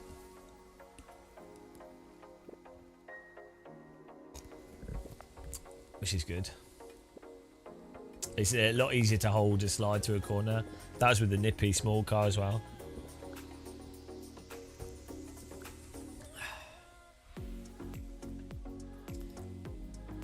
Right.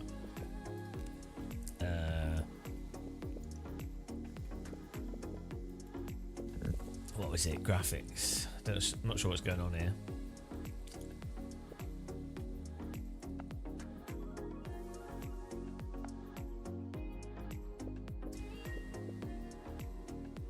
Oh yeah, we could probably put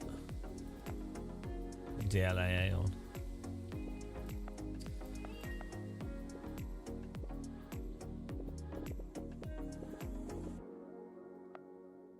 Or just run 2x. That'll probably help.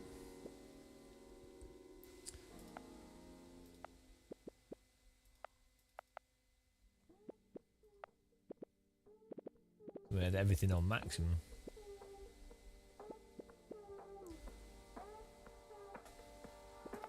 Right, let's try that with a different car. Yeah, some people spend a lot. I normally put about £200 on Steam every year, but it's just it's a business cost. It's like if I'm buying games to review. We tend to get sent stuff though, so some years I don't add any money onto it. But I budget £200 a year. But I don't think we've spent more than like £100 over the last 2 years on it.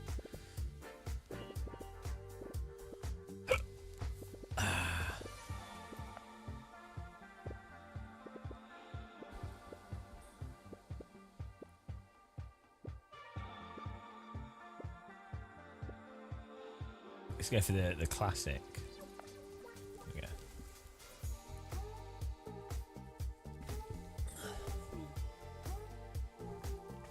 This track looks really nice.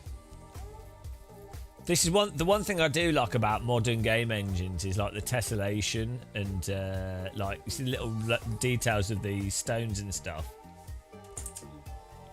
They look really good. Grass is a lot better in modern games.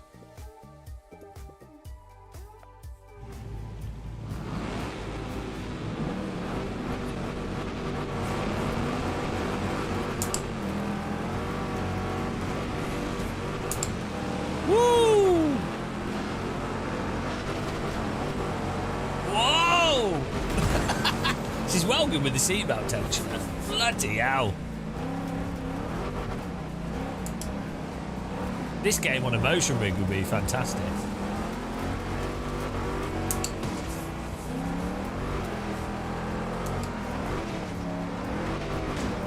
Oh! Woo!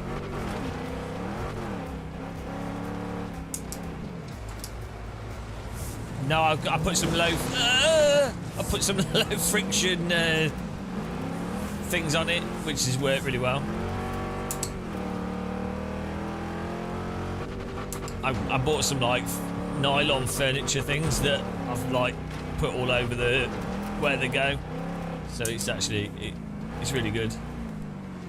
I think rollers would be better for sure, but it's really good already. I think it's like 95% of the way there because the belts move really freely. Oh no!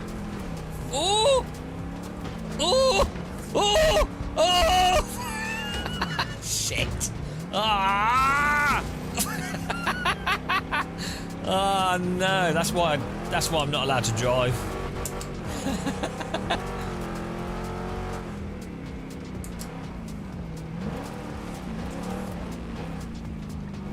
Yeah, I just stuck them on the whole. Look, these. They're like furniture sliders, but they're Teflon, so they're really slidey. Oh, jeez.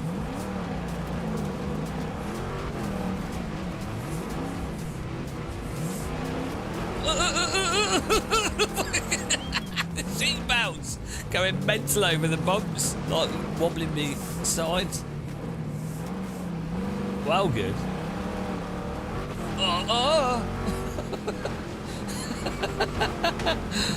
It's good fun, this. But they should have rigs set up with this at Simracing Expo, motion rigs. If they want to like show off the motion rig.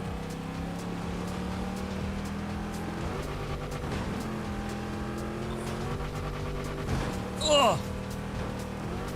Oh.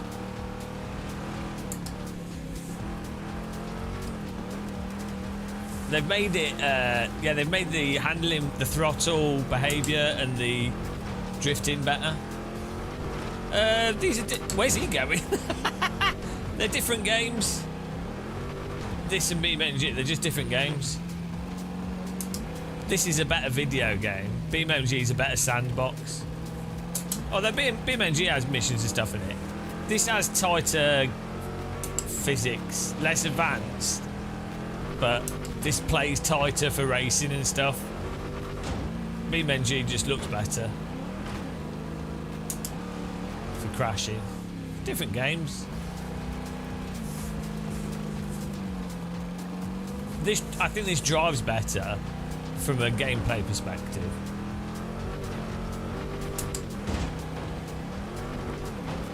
Oh God! Why was he there?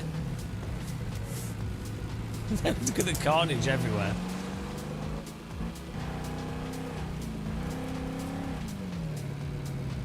Yeah, they've really improved the handling, as far as I can tell. Like, it's way more drivable. My car's about to blow up. Yeah, they're just different games. It's like going. Oh God, sounds knackered. It's like it's just comparing different things, isn't it?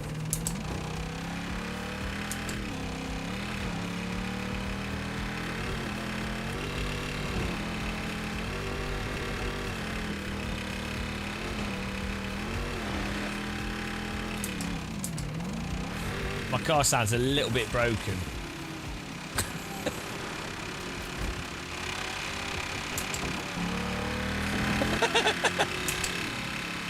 Mint condition engine on my car, guys.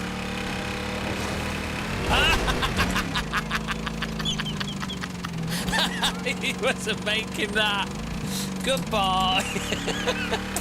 Oh dear, this game. It's good. Sim racers aren't allowed to play this. Too fun. Hey, look, I've driven this carefully over the canyon. Ugh.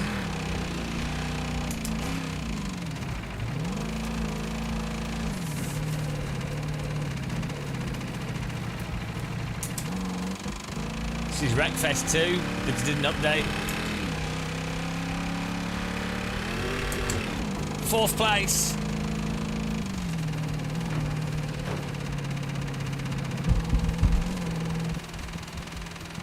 Beautiful. We seem to be getting some frame timing issues though, but it's a good game to play on a motion sim with these seatbelts.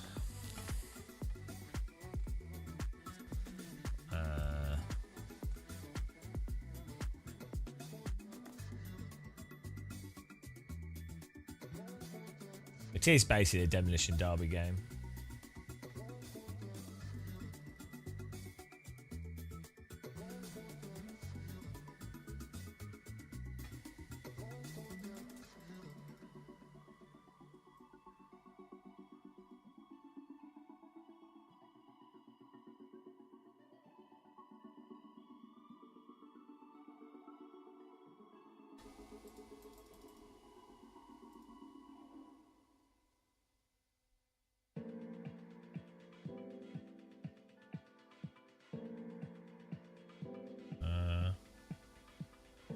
Turn these up a bit.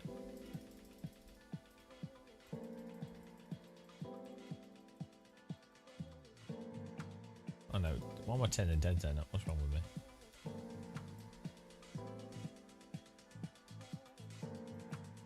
Yeah, you can do this online. Well, I'm just setting stuff up at the moment.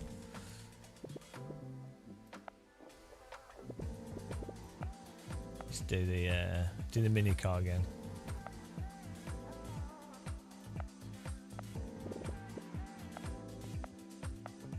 What's different? Default and bright. We'll do default.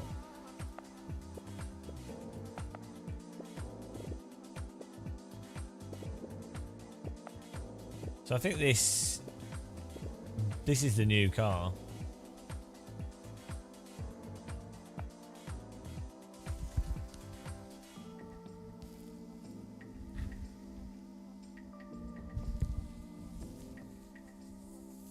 Ugh. It's good. Yeah, it's really good with these seatbelts. It's a shame that motion rigs are so expensive. Hello, Itchy. It's a shame that fun things are expensive.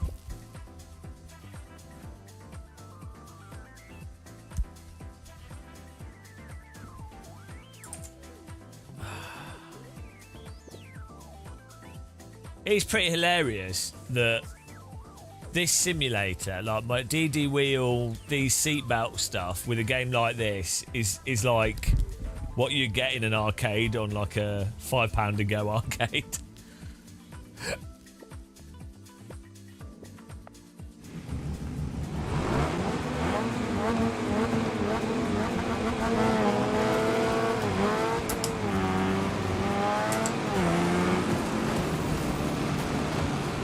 Oh my god!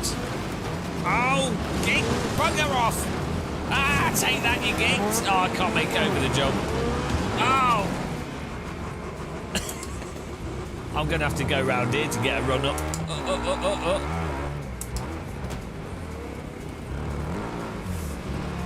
Oh, you arse! Ow! Oh, for Christ's sake! Oh, I'm gonna make it, gonna make it! Oh, crap! Oh, oh, shit! Oh. Why do I even try? Bloody AI. Right. Oh, where am I going? I don't know what I'm doing. I'll just follow this. Oh, okay. Oh, Christ. Oh, off the cliff again.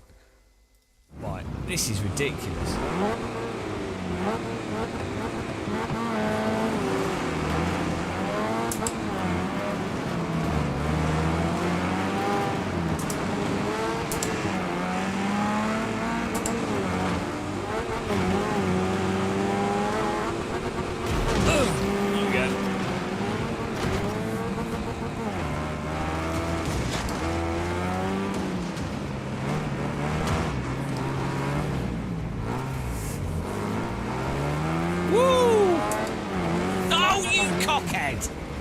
What a smeghead. The AI in this are absolute arses. They're worse than people. Where's he going? The other car flying off the cliff. Woo!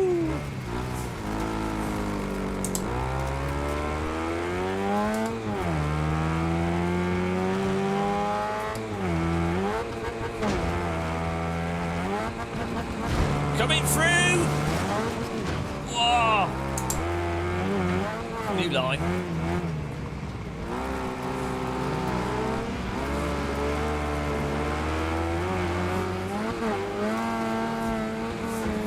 Oh no! Shit! Oh God! There's a cliff again! Oh! Oh God! Yeah, that's good.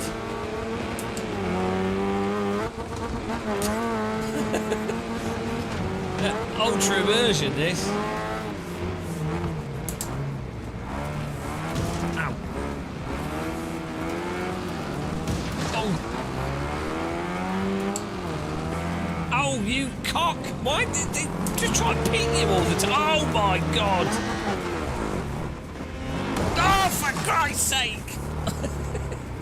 They just ping. Oh! What? I can't even get back on the track. Oh! Oh, what the... Oh! Jesus Christ.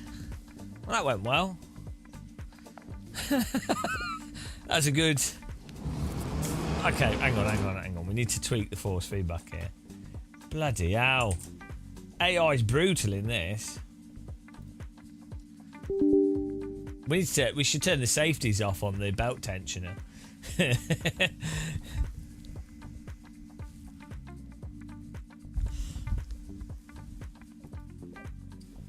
Right,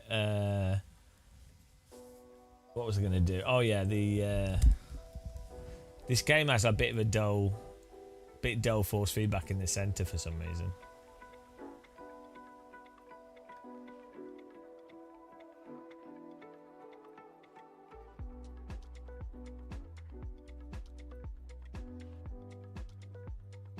Right, let's try this.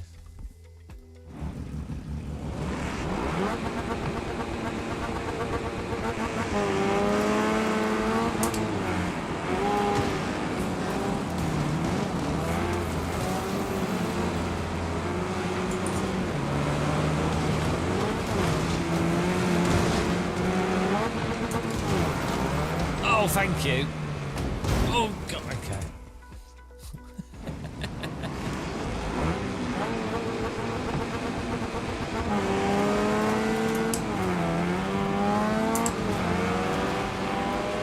What a line!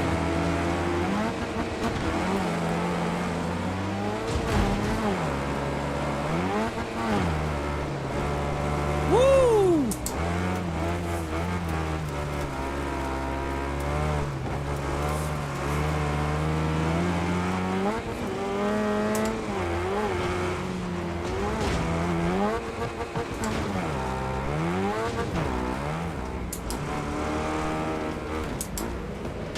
Ow!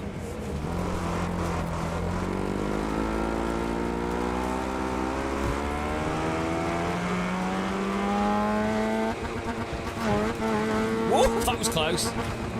Oh, where's he going? Oh my God. This is really good.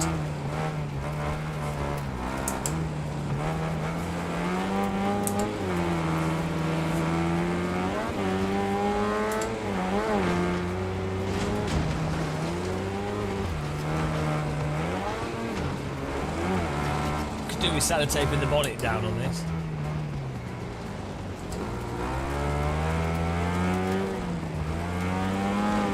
Wanna move? Oh, don't you dare! Tried to pit me.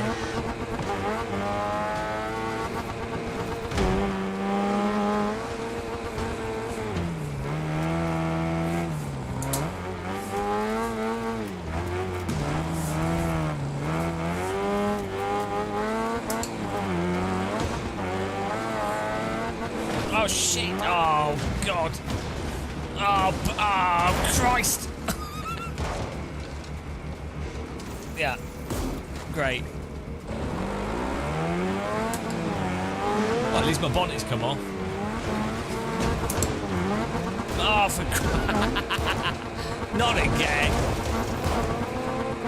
Oh dear. Third attempt.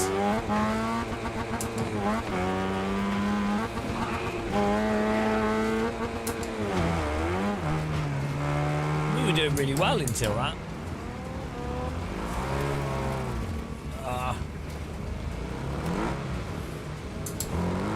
The front of his car's missing.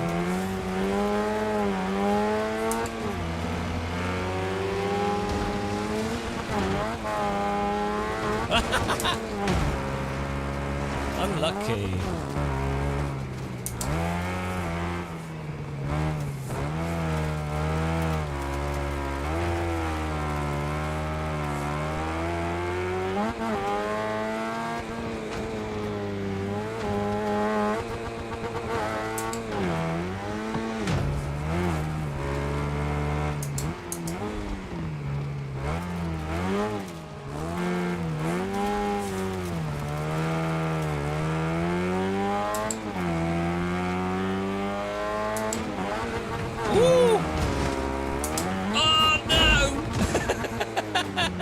I thought I'd hit him into the wall and then it slowed me down.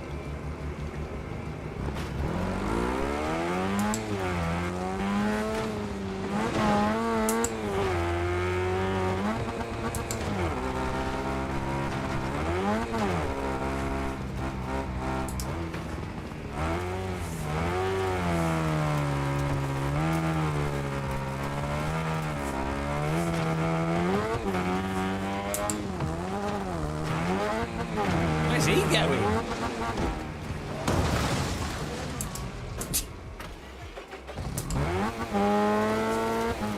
Oh no! Oh no, I'm unstuck. Oh, come on. I can't steer. I've lost my my wheels had fallen off. Oh well. Well, that went well. Yeah, it's good. Yeah, they've done a good job with the handling. It's check out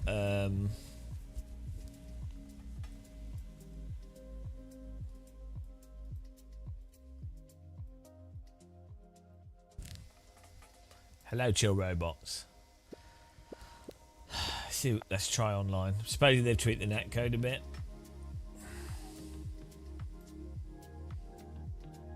Oh. There we go.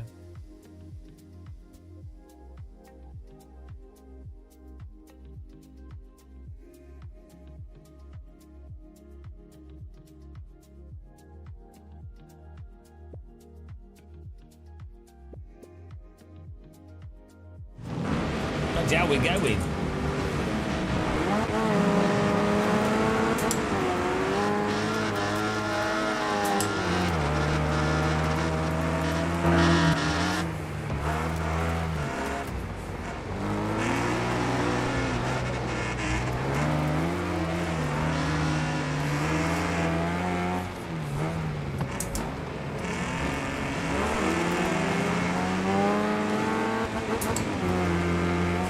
netcode in this game is so good. Oh, okay. I knew that was coming. I knew that was going to happen. I knew that was about to happen.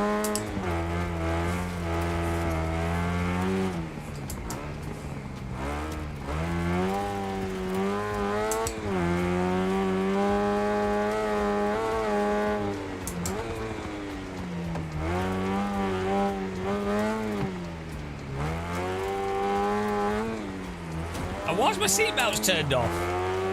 Too much intensity. For some reason, my seatbelt haptics have gone off. Don't know why.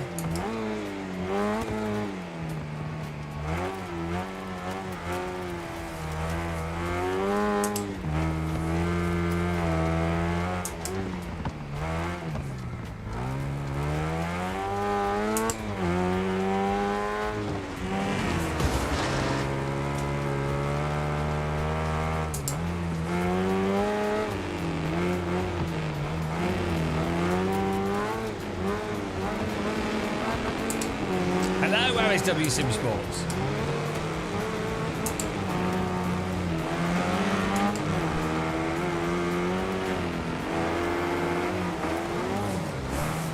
Oh, twice. Oh, there we go. Thanks. Oh, no, thanks. Oh, there we go. Thank you. Thanks for knocking me back round there.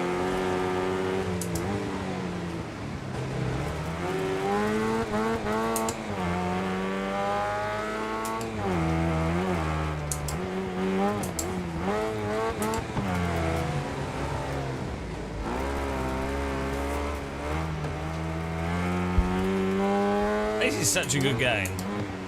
Like the handling and just graphics and everything.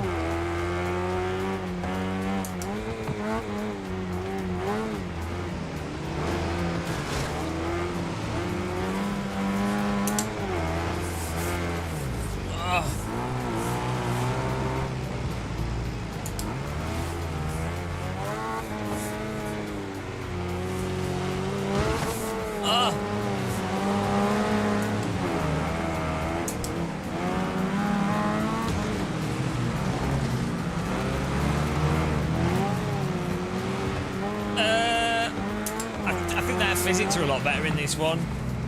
This is much more on the sim side. I didn't mind the first Wreck Fest, but I think this is actually, you know, the action stuff in this actually drives like cars.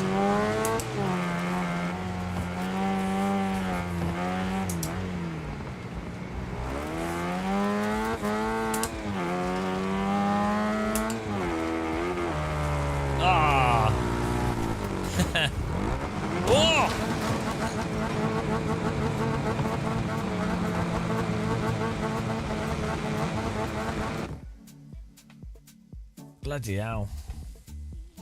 Yeah, it's a bit much for motion sickness. That's the downside of this. I don't know why my seatbelt tension has stopped. I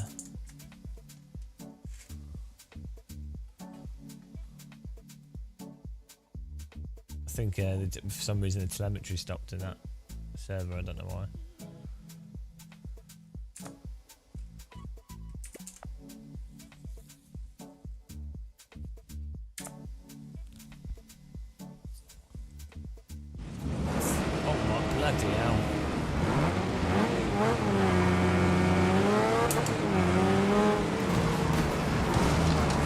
Jesus Christ.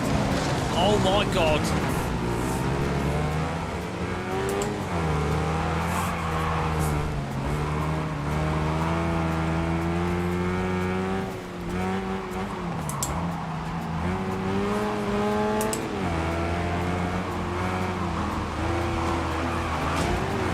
What a line.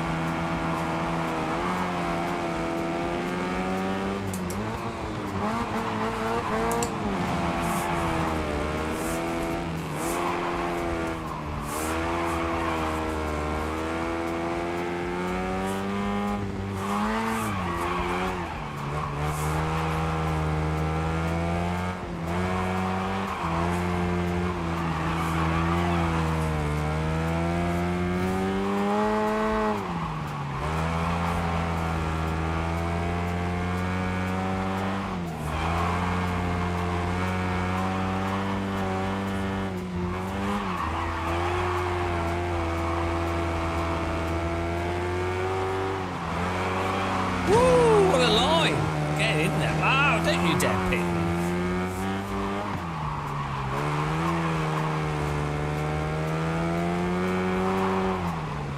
Hooking up drifts in our little beat. Oh! Oh no! Shit! Oh, I went to avoid that truck and then drove into the wall.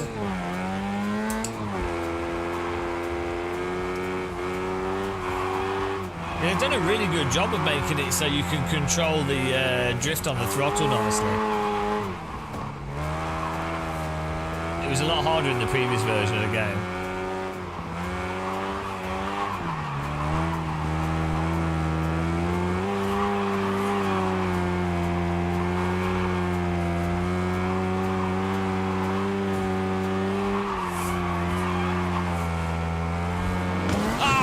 I could hear that coming. I heard him coming. Oh shit, ass. What? There goes my bumper. Oh well.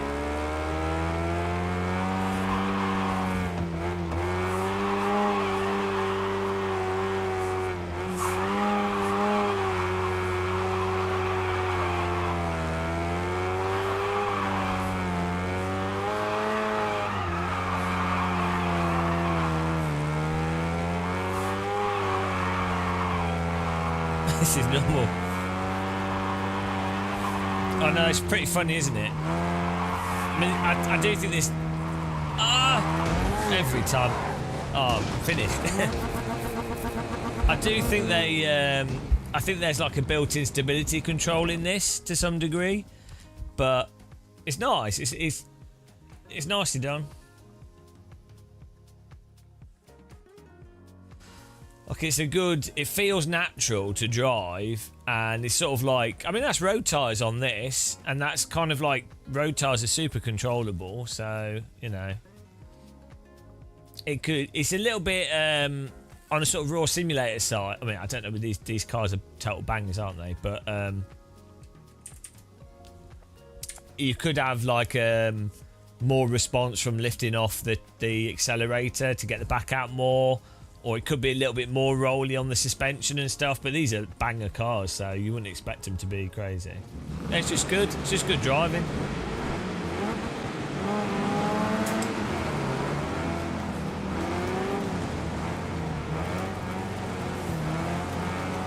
Like you modulate the throttle a little bit. Like because this game shouldn't be like a hardcore simulator. Yeah, they've updated it and fixed the physics, Thomas. You can hold drifts really nice now. Even with the small cars, they've improved the suspension as well. Look at this. You can just, and they've made the throttle less sharp in terms of the torque. This is like the best arcade physics.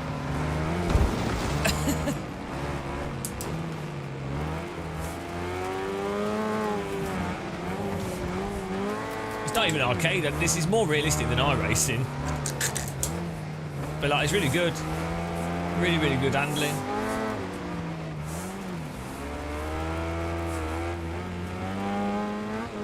Whoa! Oh shit! Thought I made it. I was wrong. Oh, we're back round. Ugh. Oh god. Oh shit. Oh, thank you.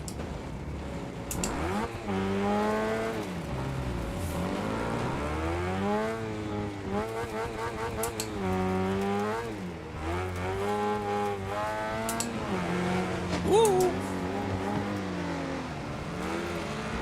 What they need to do in the force feedback in this is have like a rumble for the road. I don't know why they don't. Oh, bloody... Okay. Let's go round again. No, we don't need to reset, so we're just driving back round to where we were. There we go. Back where we started. Oh my god. Why is my ear itching so much?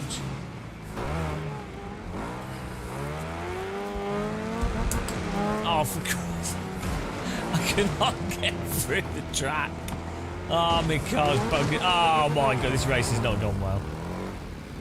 Gearbox damaged, engine damaged, brain damaged. My seatbelt tensioner turned off for some reason. I don't know if it's a bug or...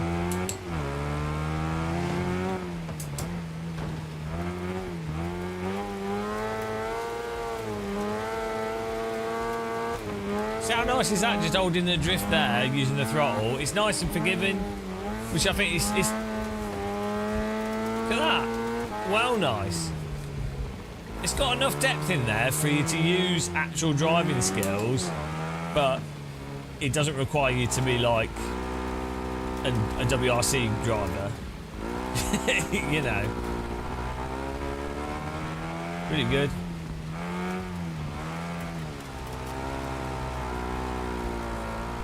Front of his car. Look at the front of his car.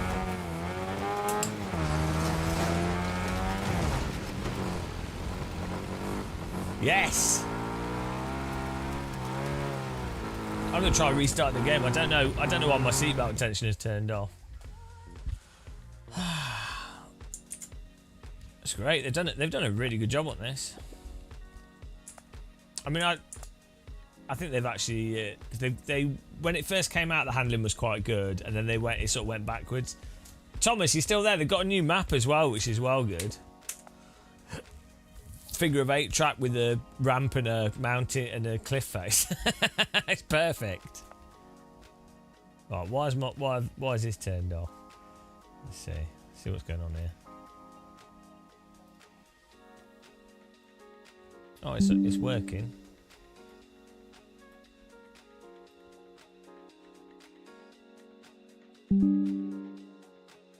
Okay.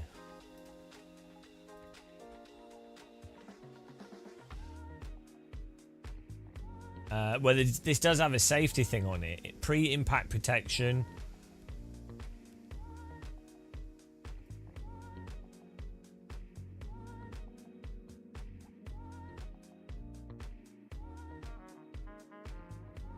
If the vehicle's acceleration exceeds threshold defined for, or tighten for a specific period of... What? Get rid of that.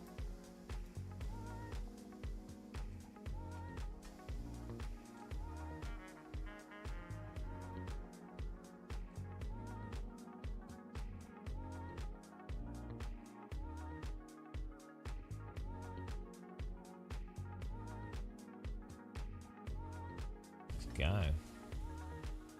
Yeah, we'll definitely have to make a video on this. It's really good. So I think Wreckfest 2, it's been one of the best driving for fun. I mean, we almost peed ourselves laughing when this came out playing it. So I would say Wreckfest 2 has been the most fun game that's come out in 25.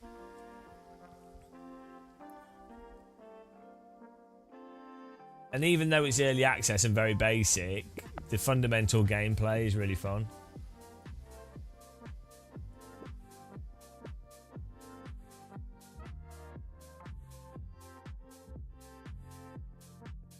Yeah, so there's just stuff that happens in it that you think you've seen it all.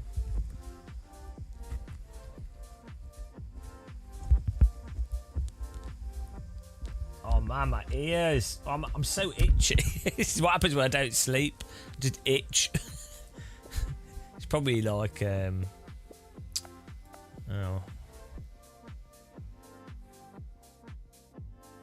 Yeah, I think it's just a slow. They've always been a slow developer, but they do a good job, so it doesn't really matter. It's like, well, what's the rush?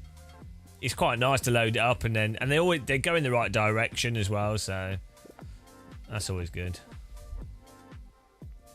So that's frame generation. Resolution scaling.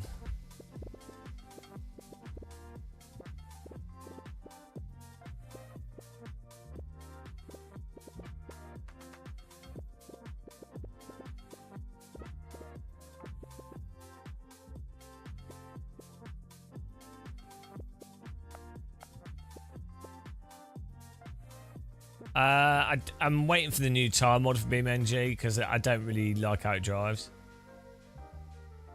The Parallax. What's that for? What's that for? Where is that? Is that for like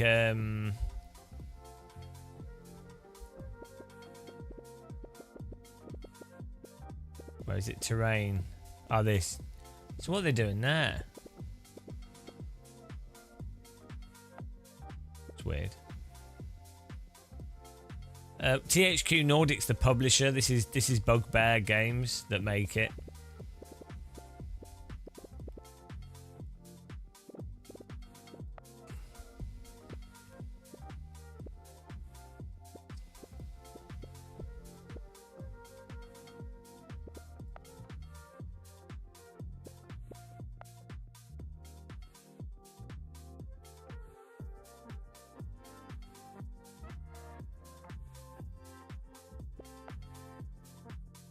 How'd you change your car? Oh. You can do the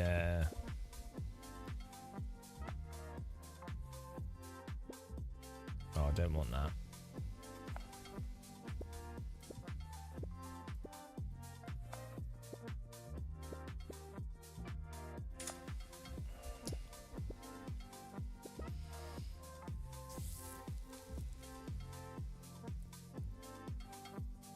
Well, I always drive semi-clean.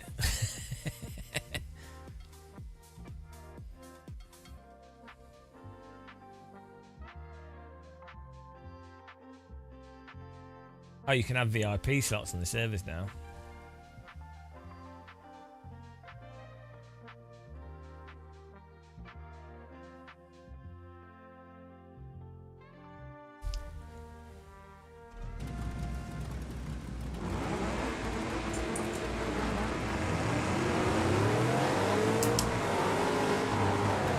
Why's my seatbelt tensioner stop working with this game?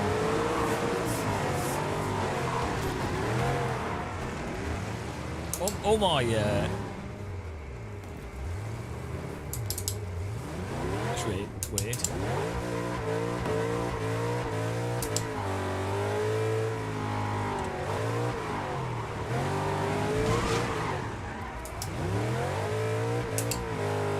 Don't know why it was working and then it's not.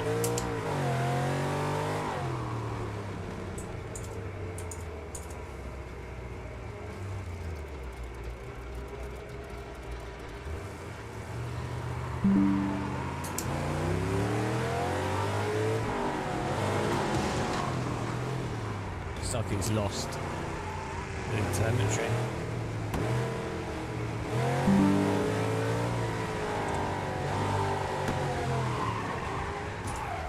Maybe it's just in multiplayer.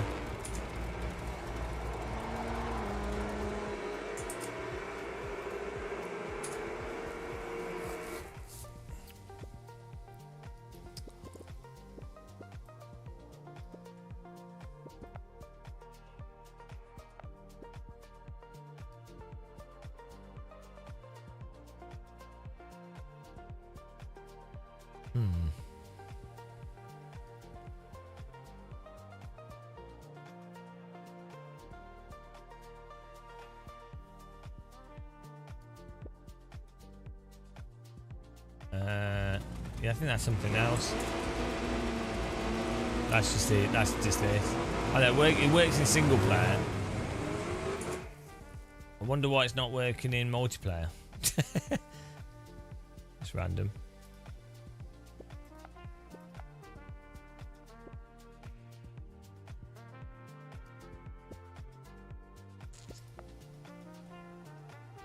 Maybe it's just not getting telemetry.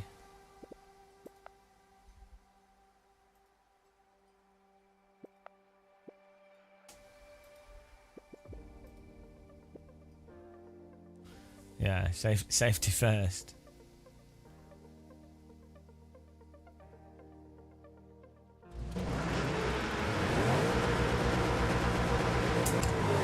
Yeah, that's weird.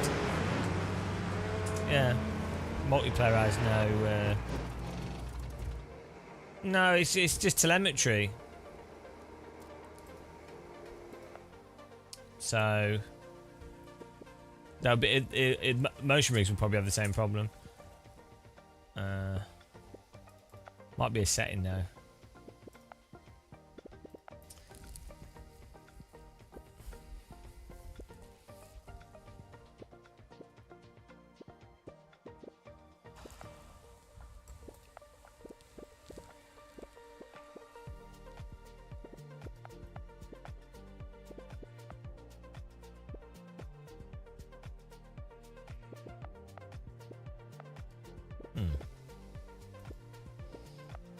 I don't know where the setting would be. Let's Google. Let's see if other people noticed.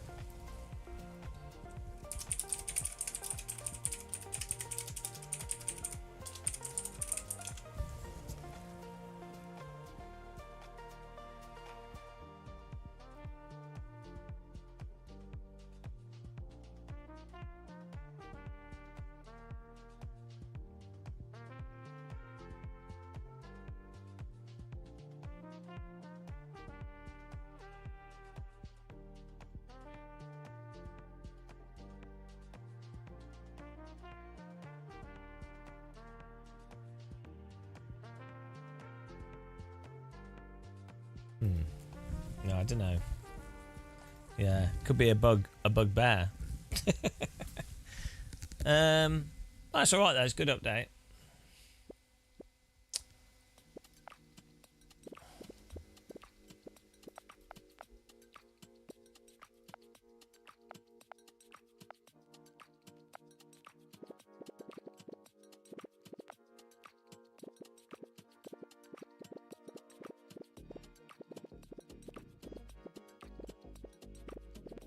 No like telemetry reset. Oh well. Right. What else can we do?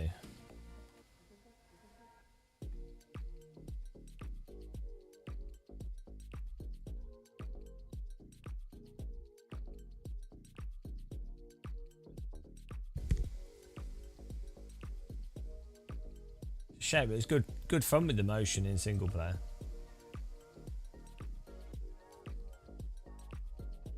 Can't remember what else we were going to do now. I might have a break, a stream break.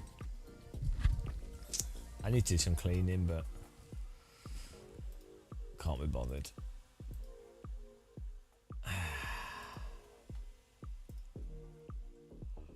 Oh, it's good fun though.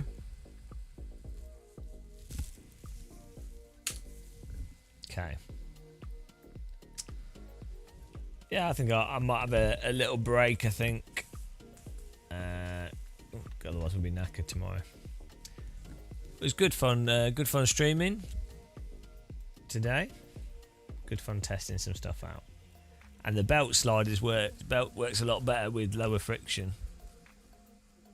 Makes quite a big difference actually.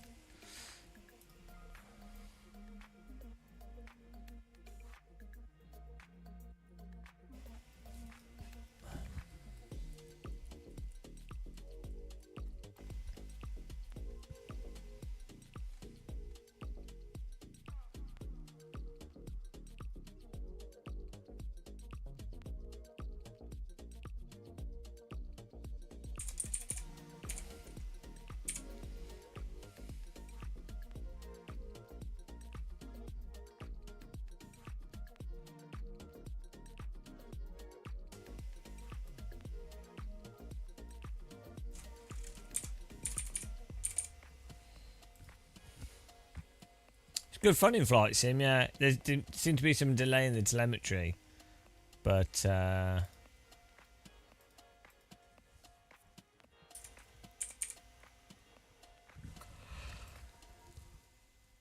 like the G-force telemetry for some reason seemed delayed.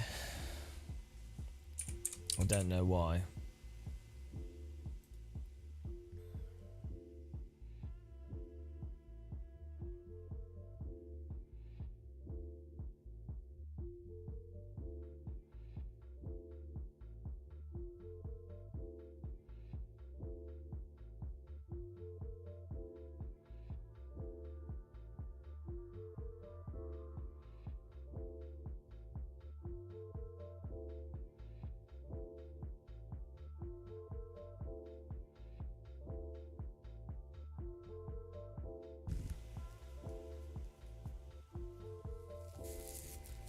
Right.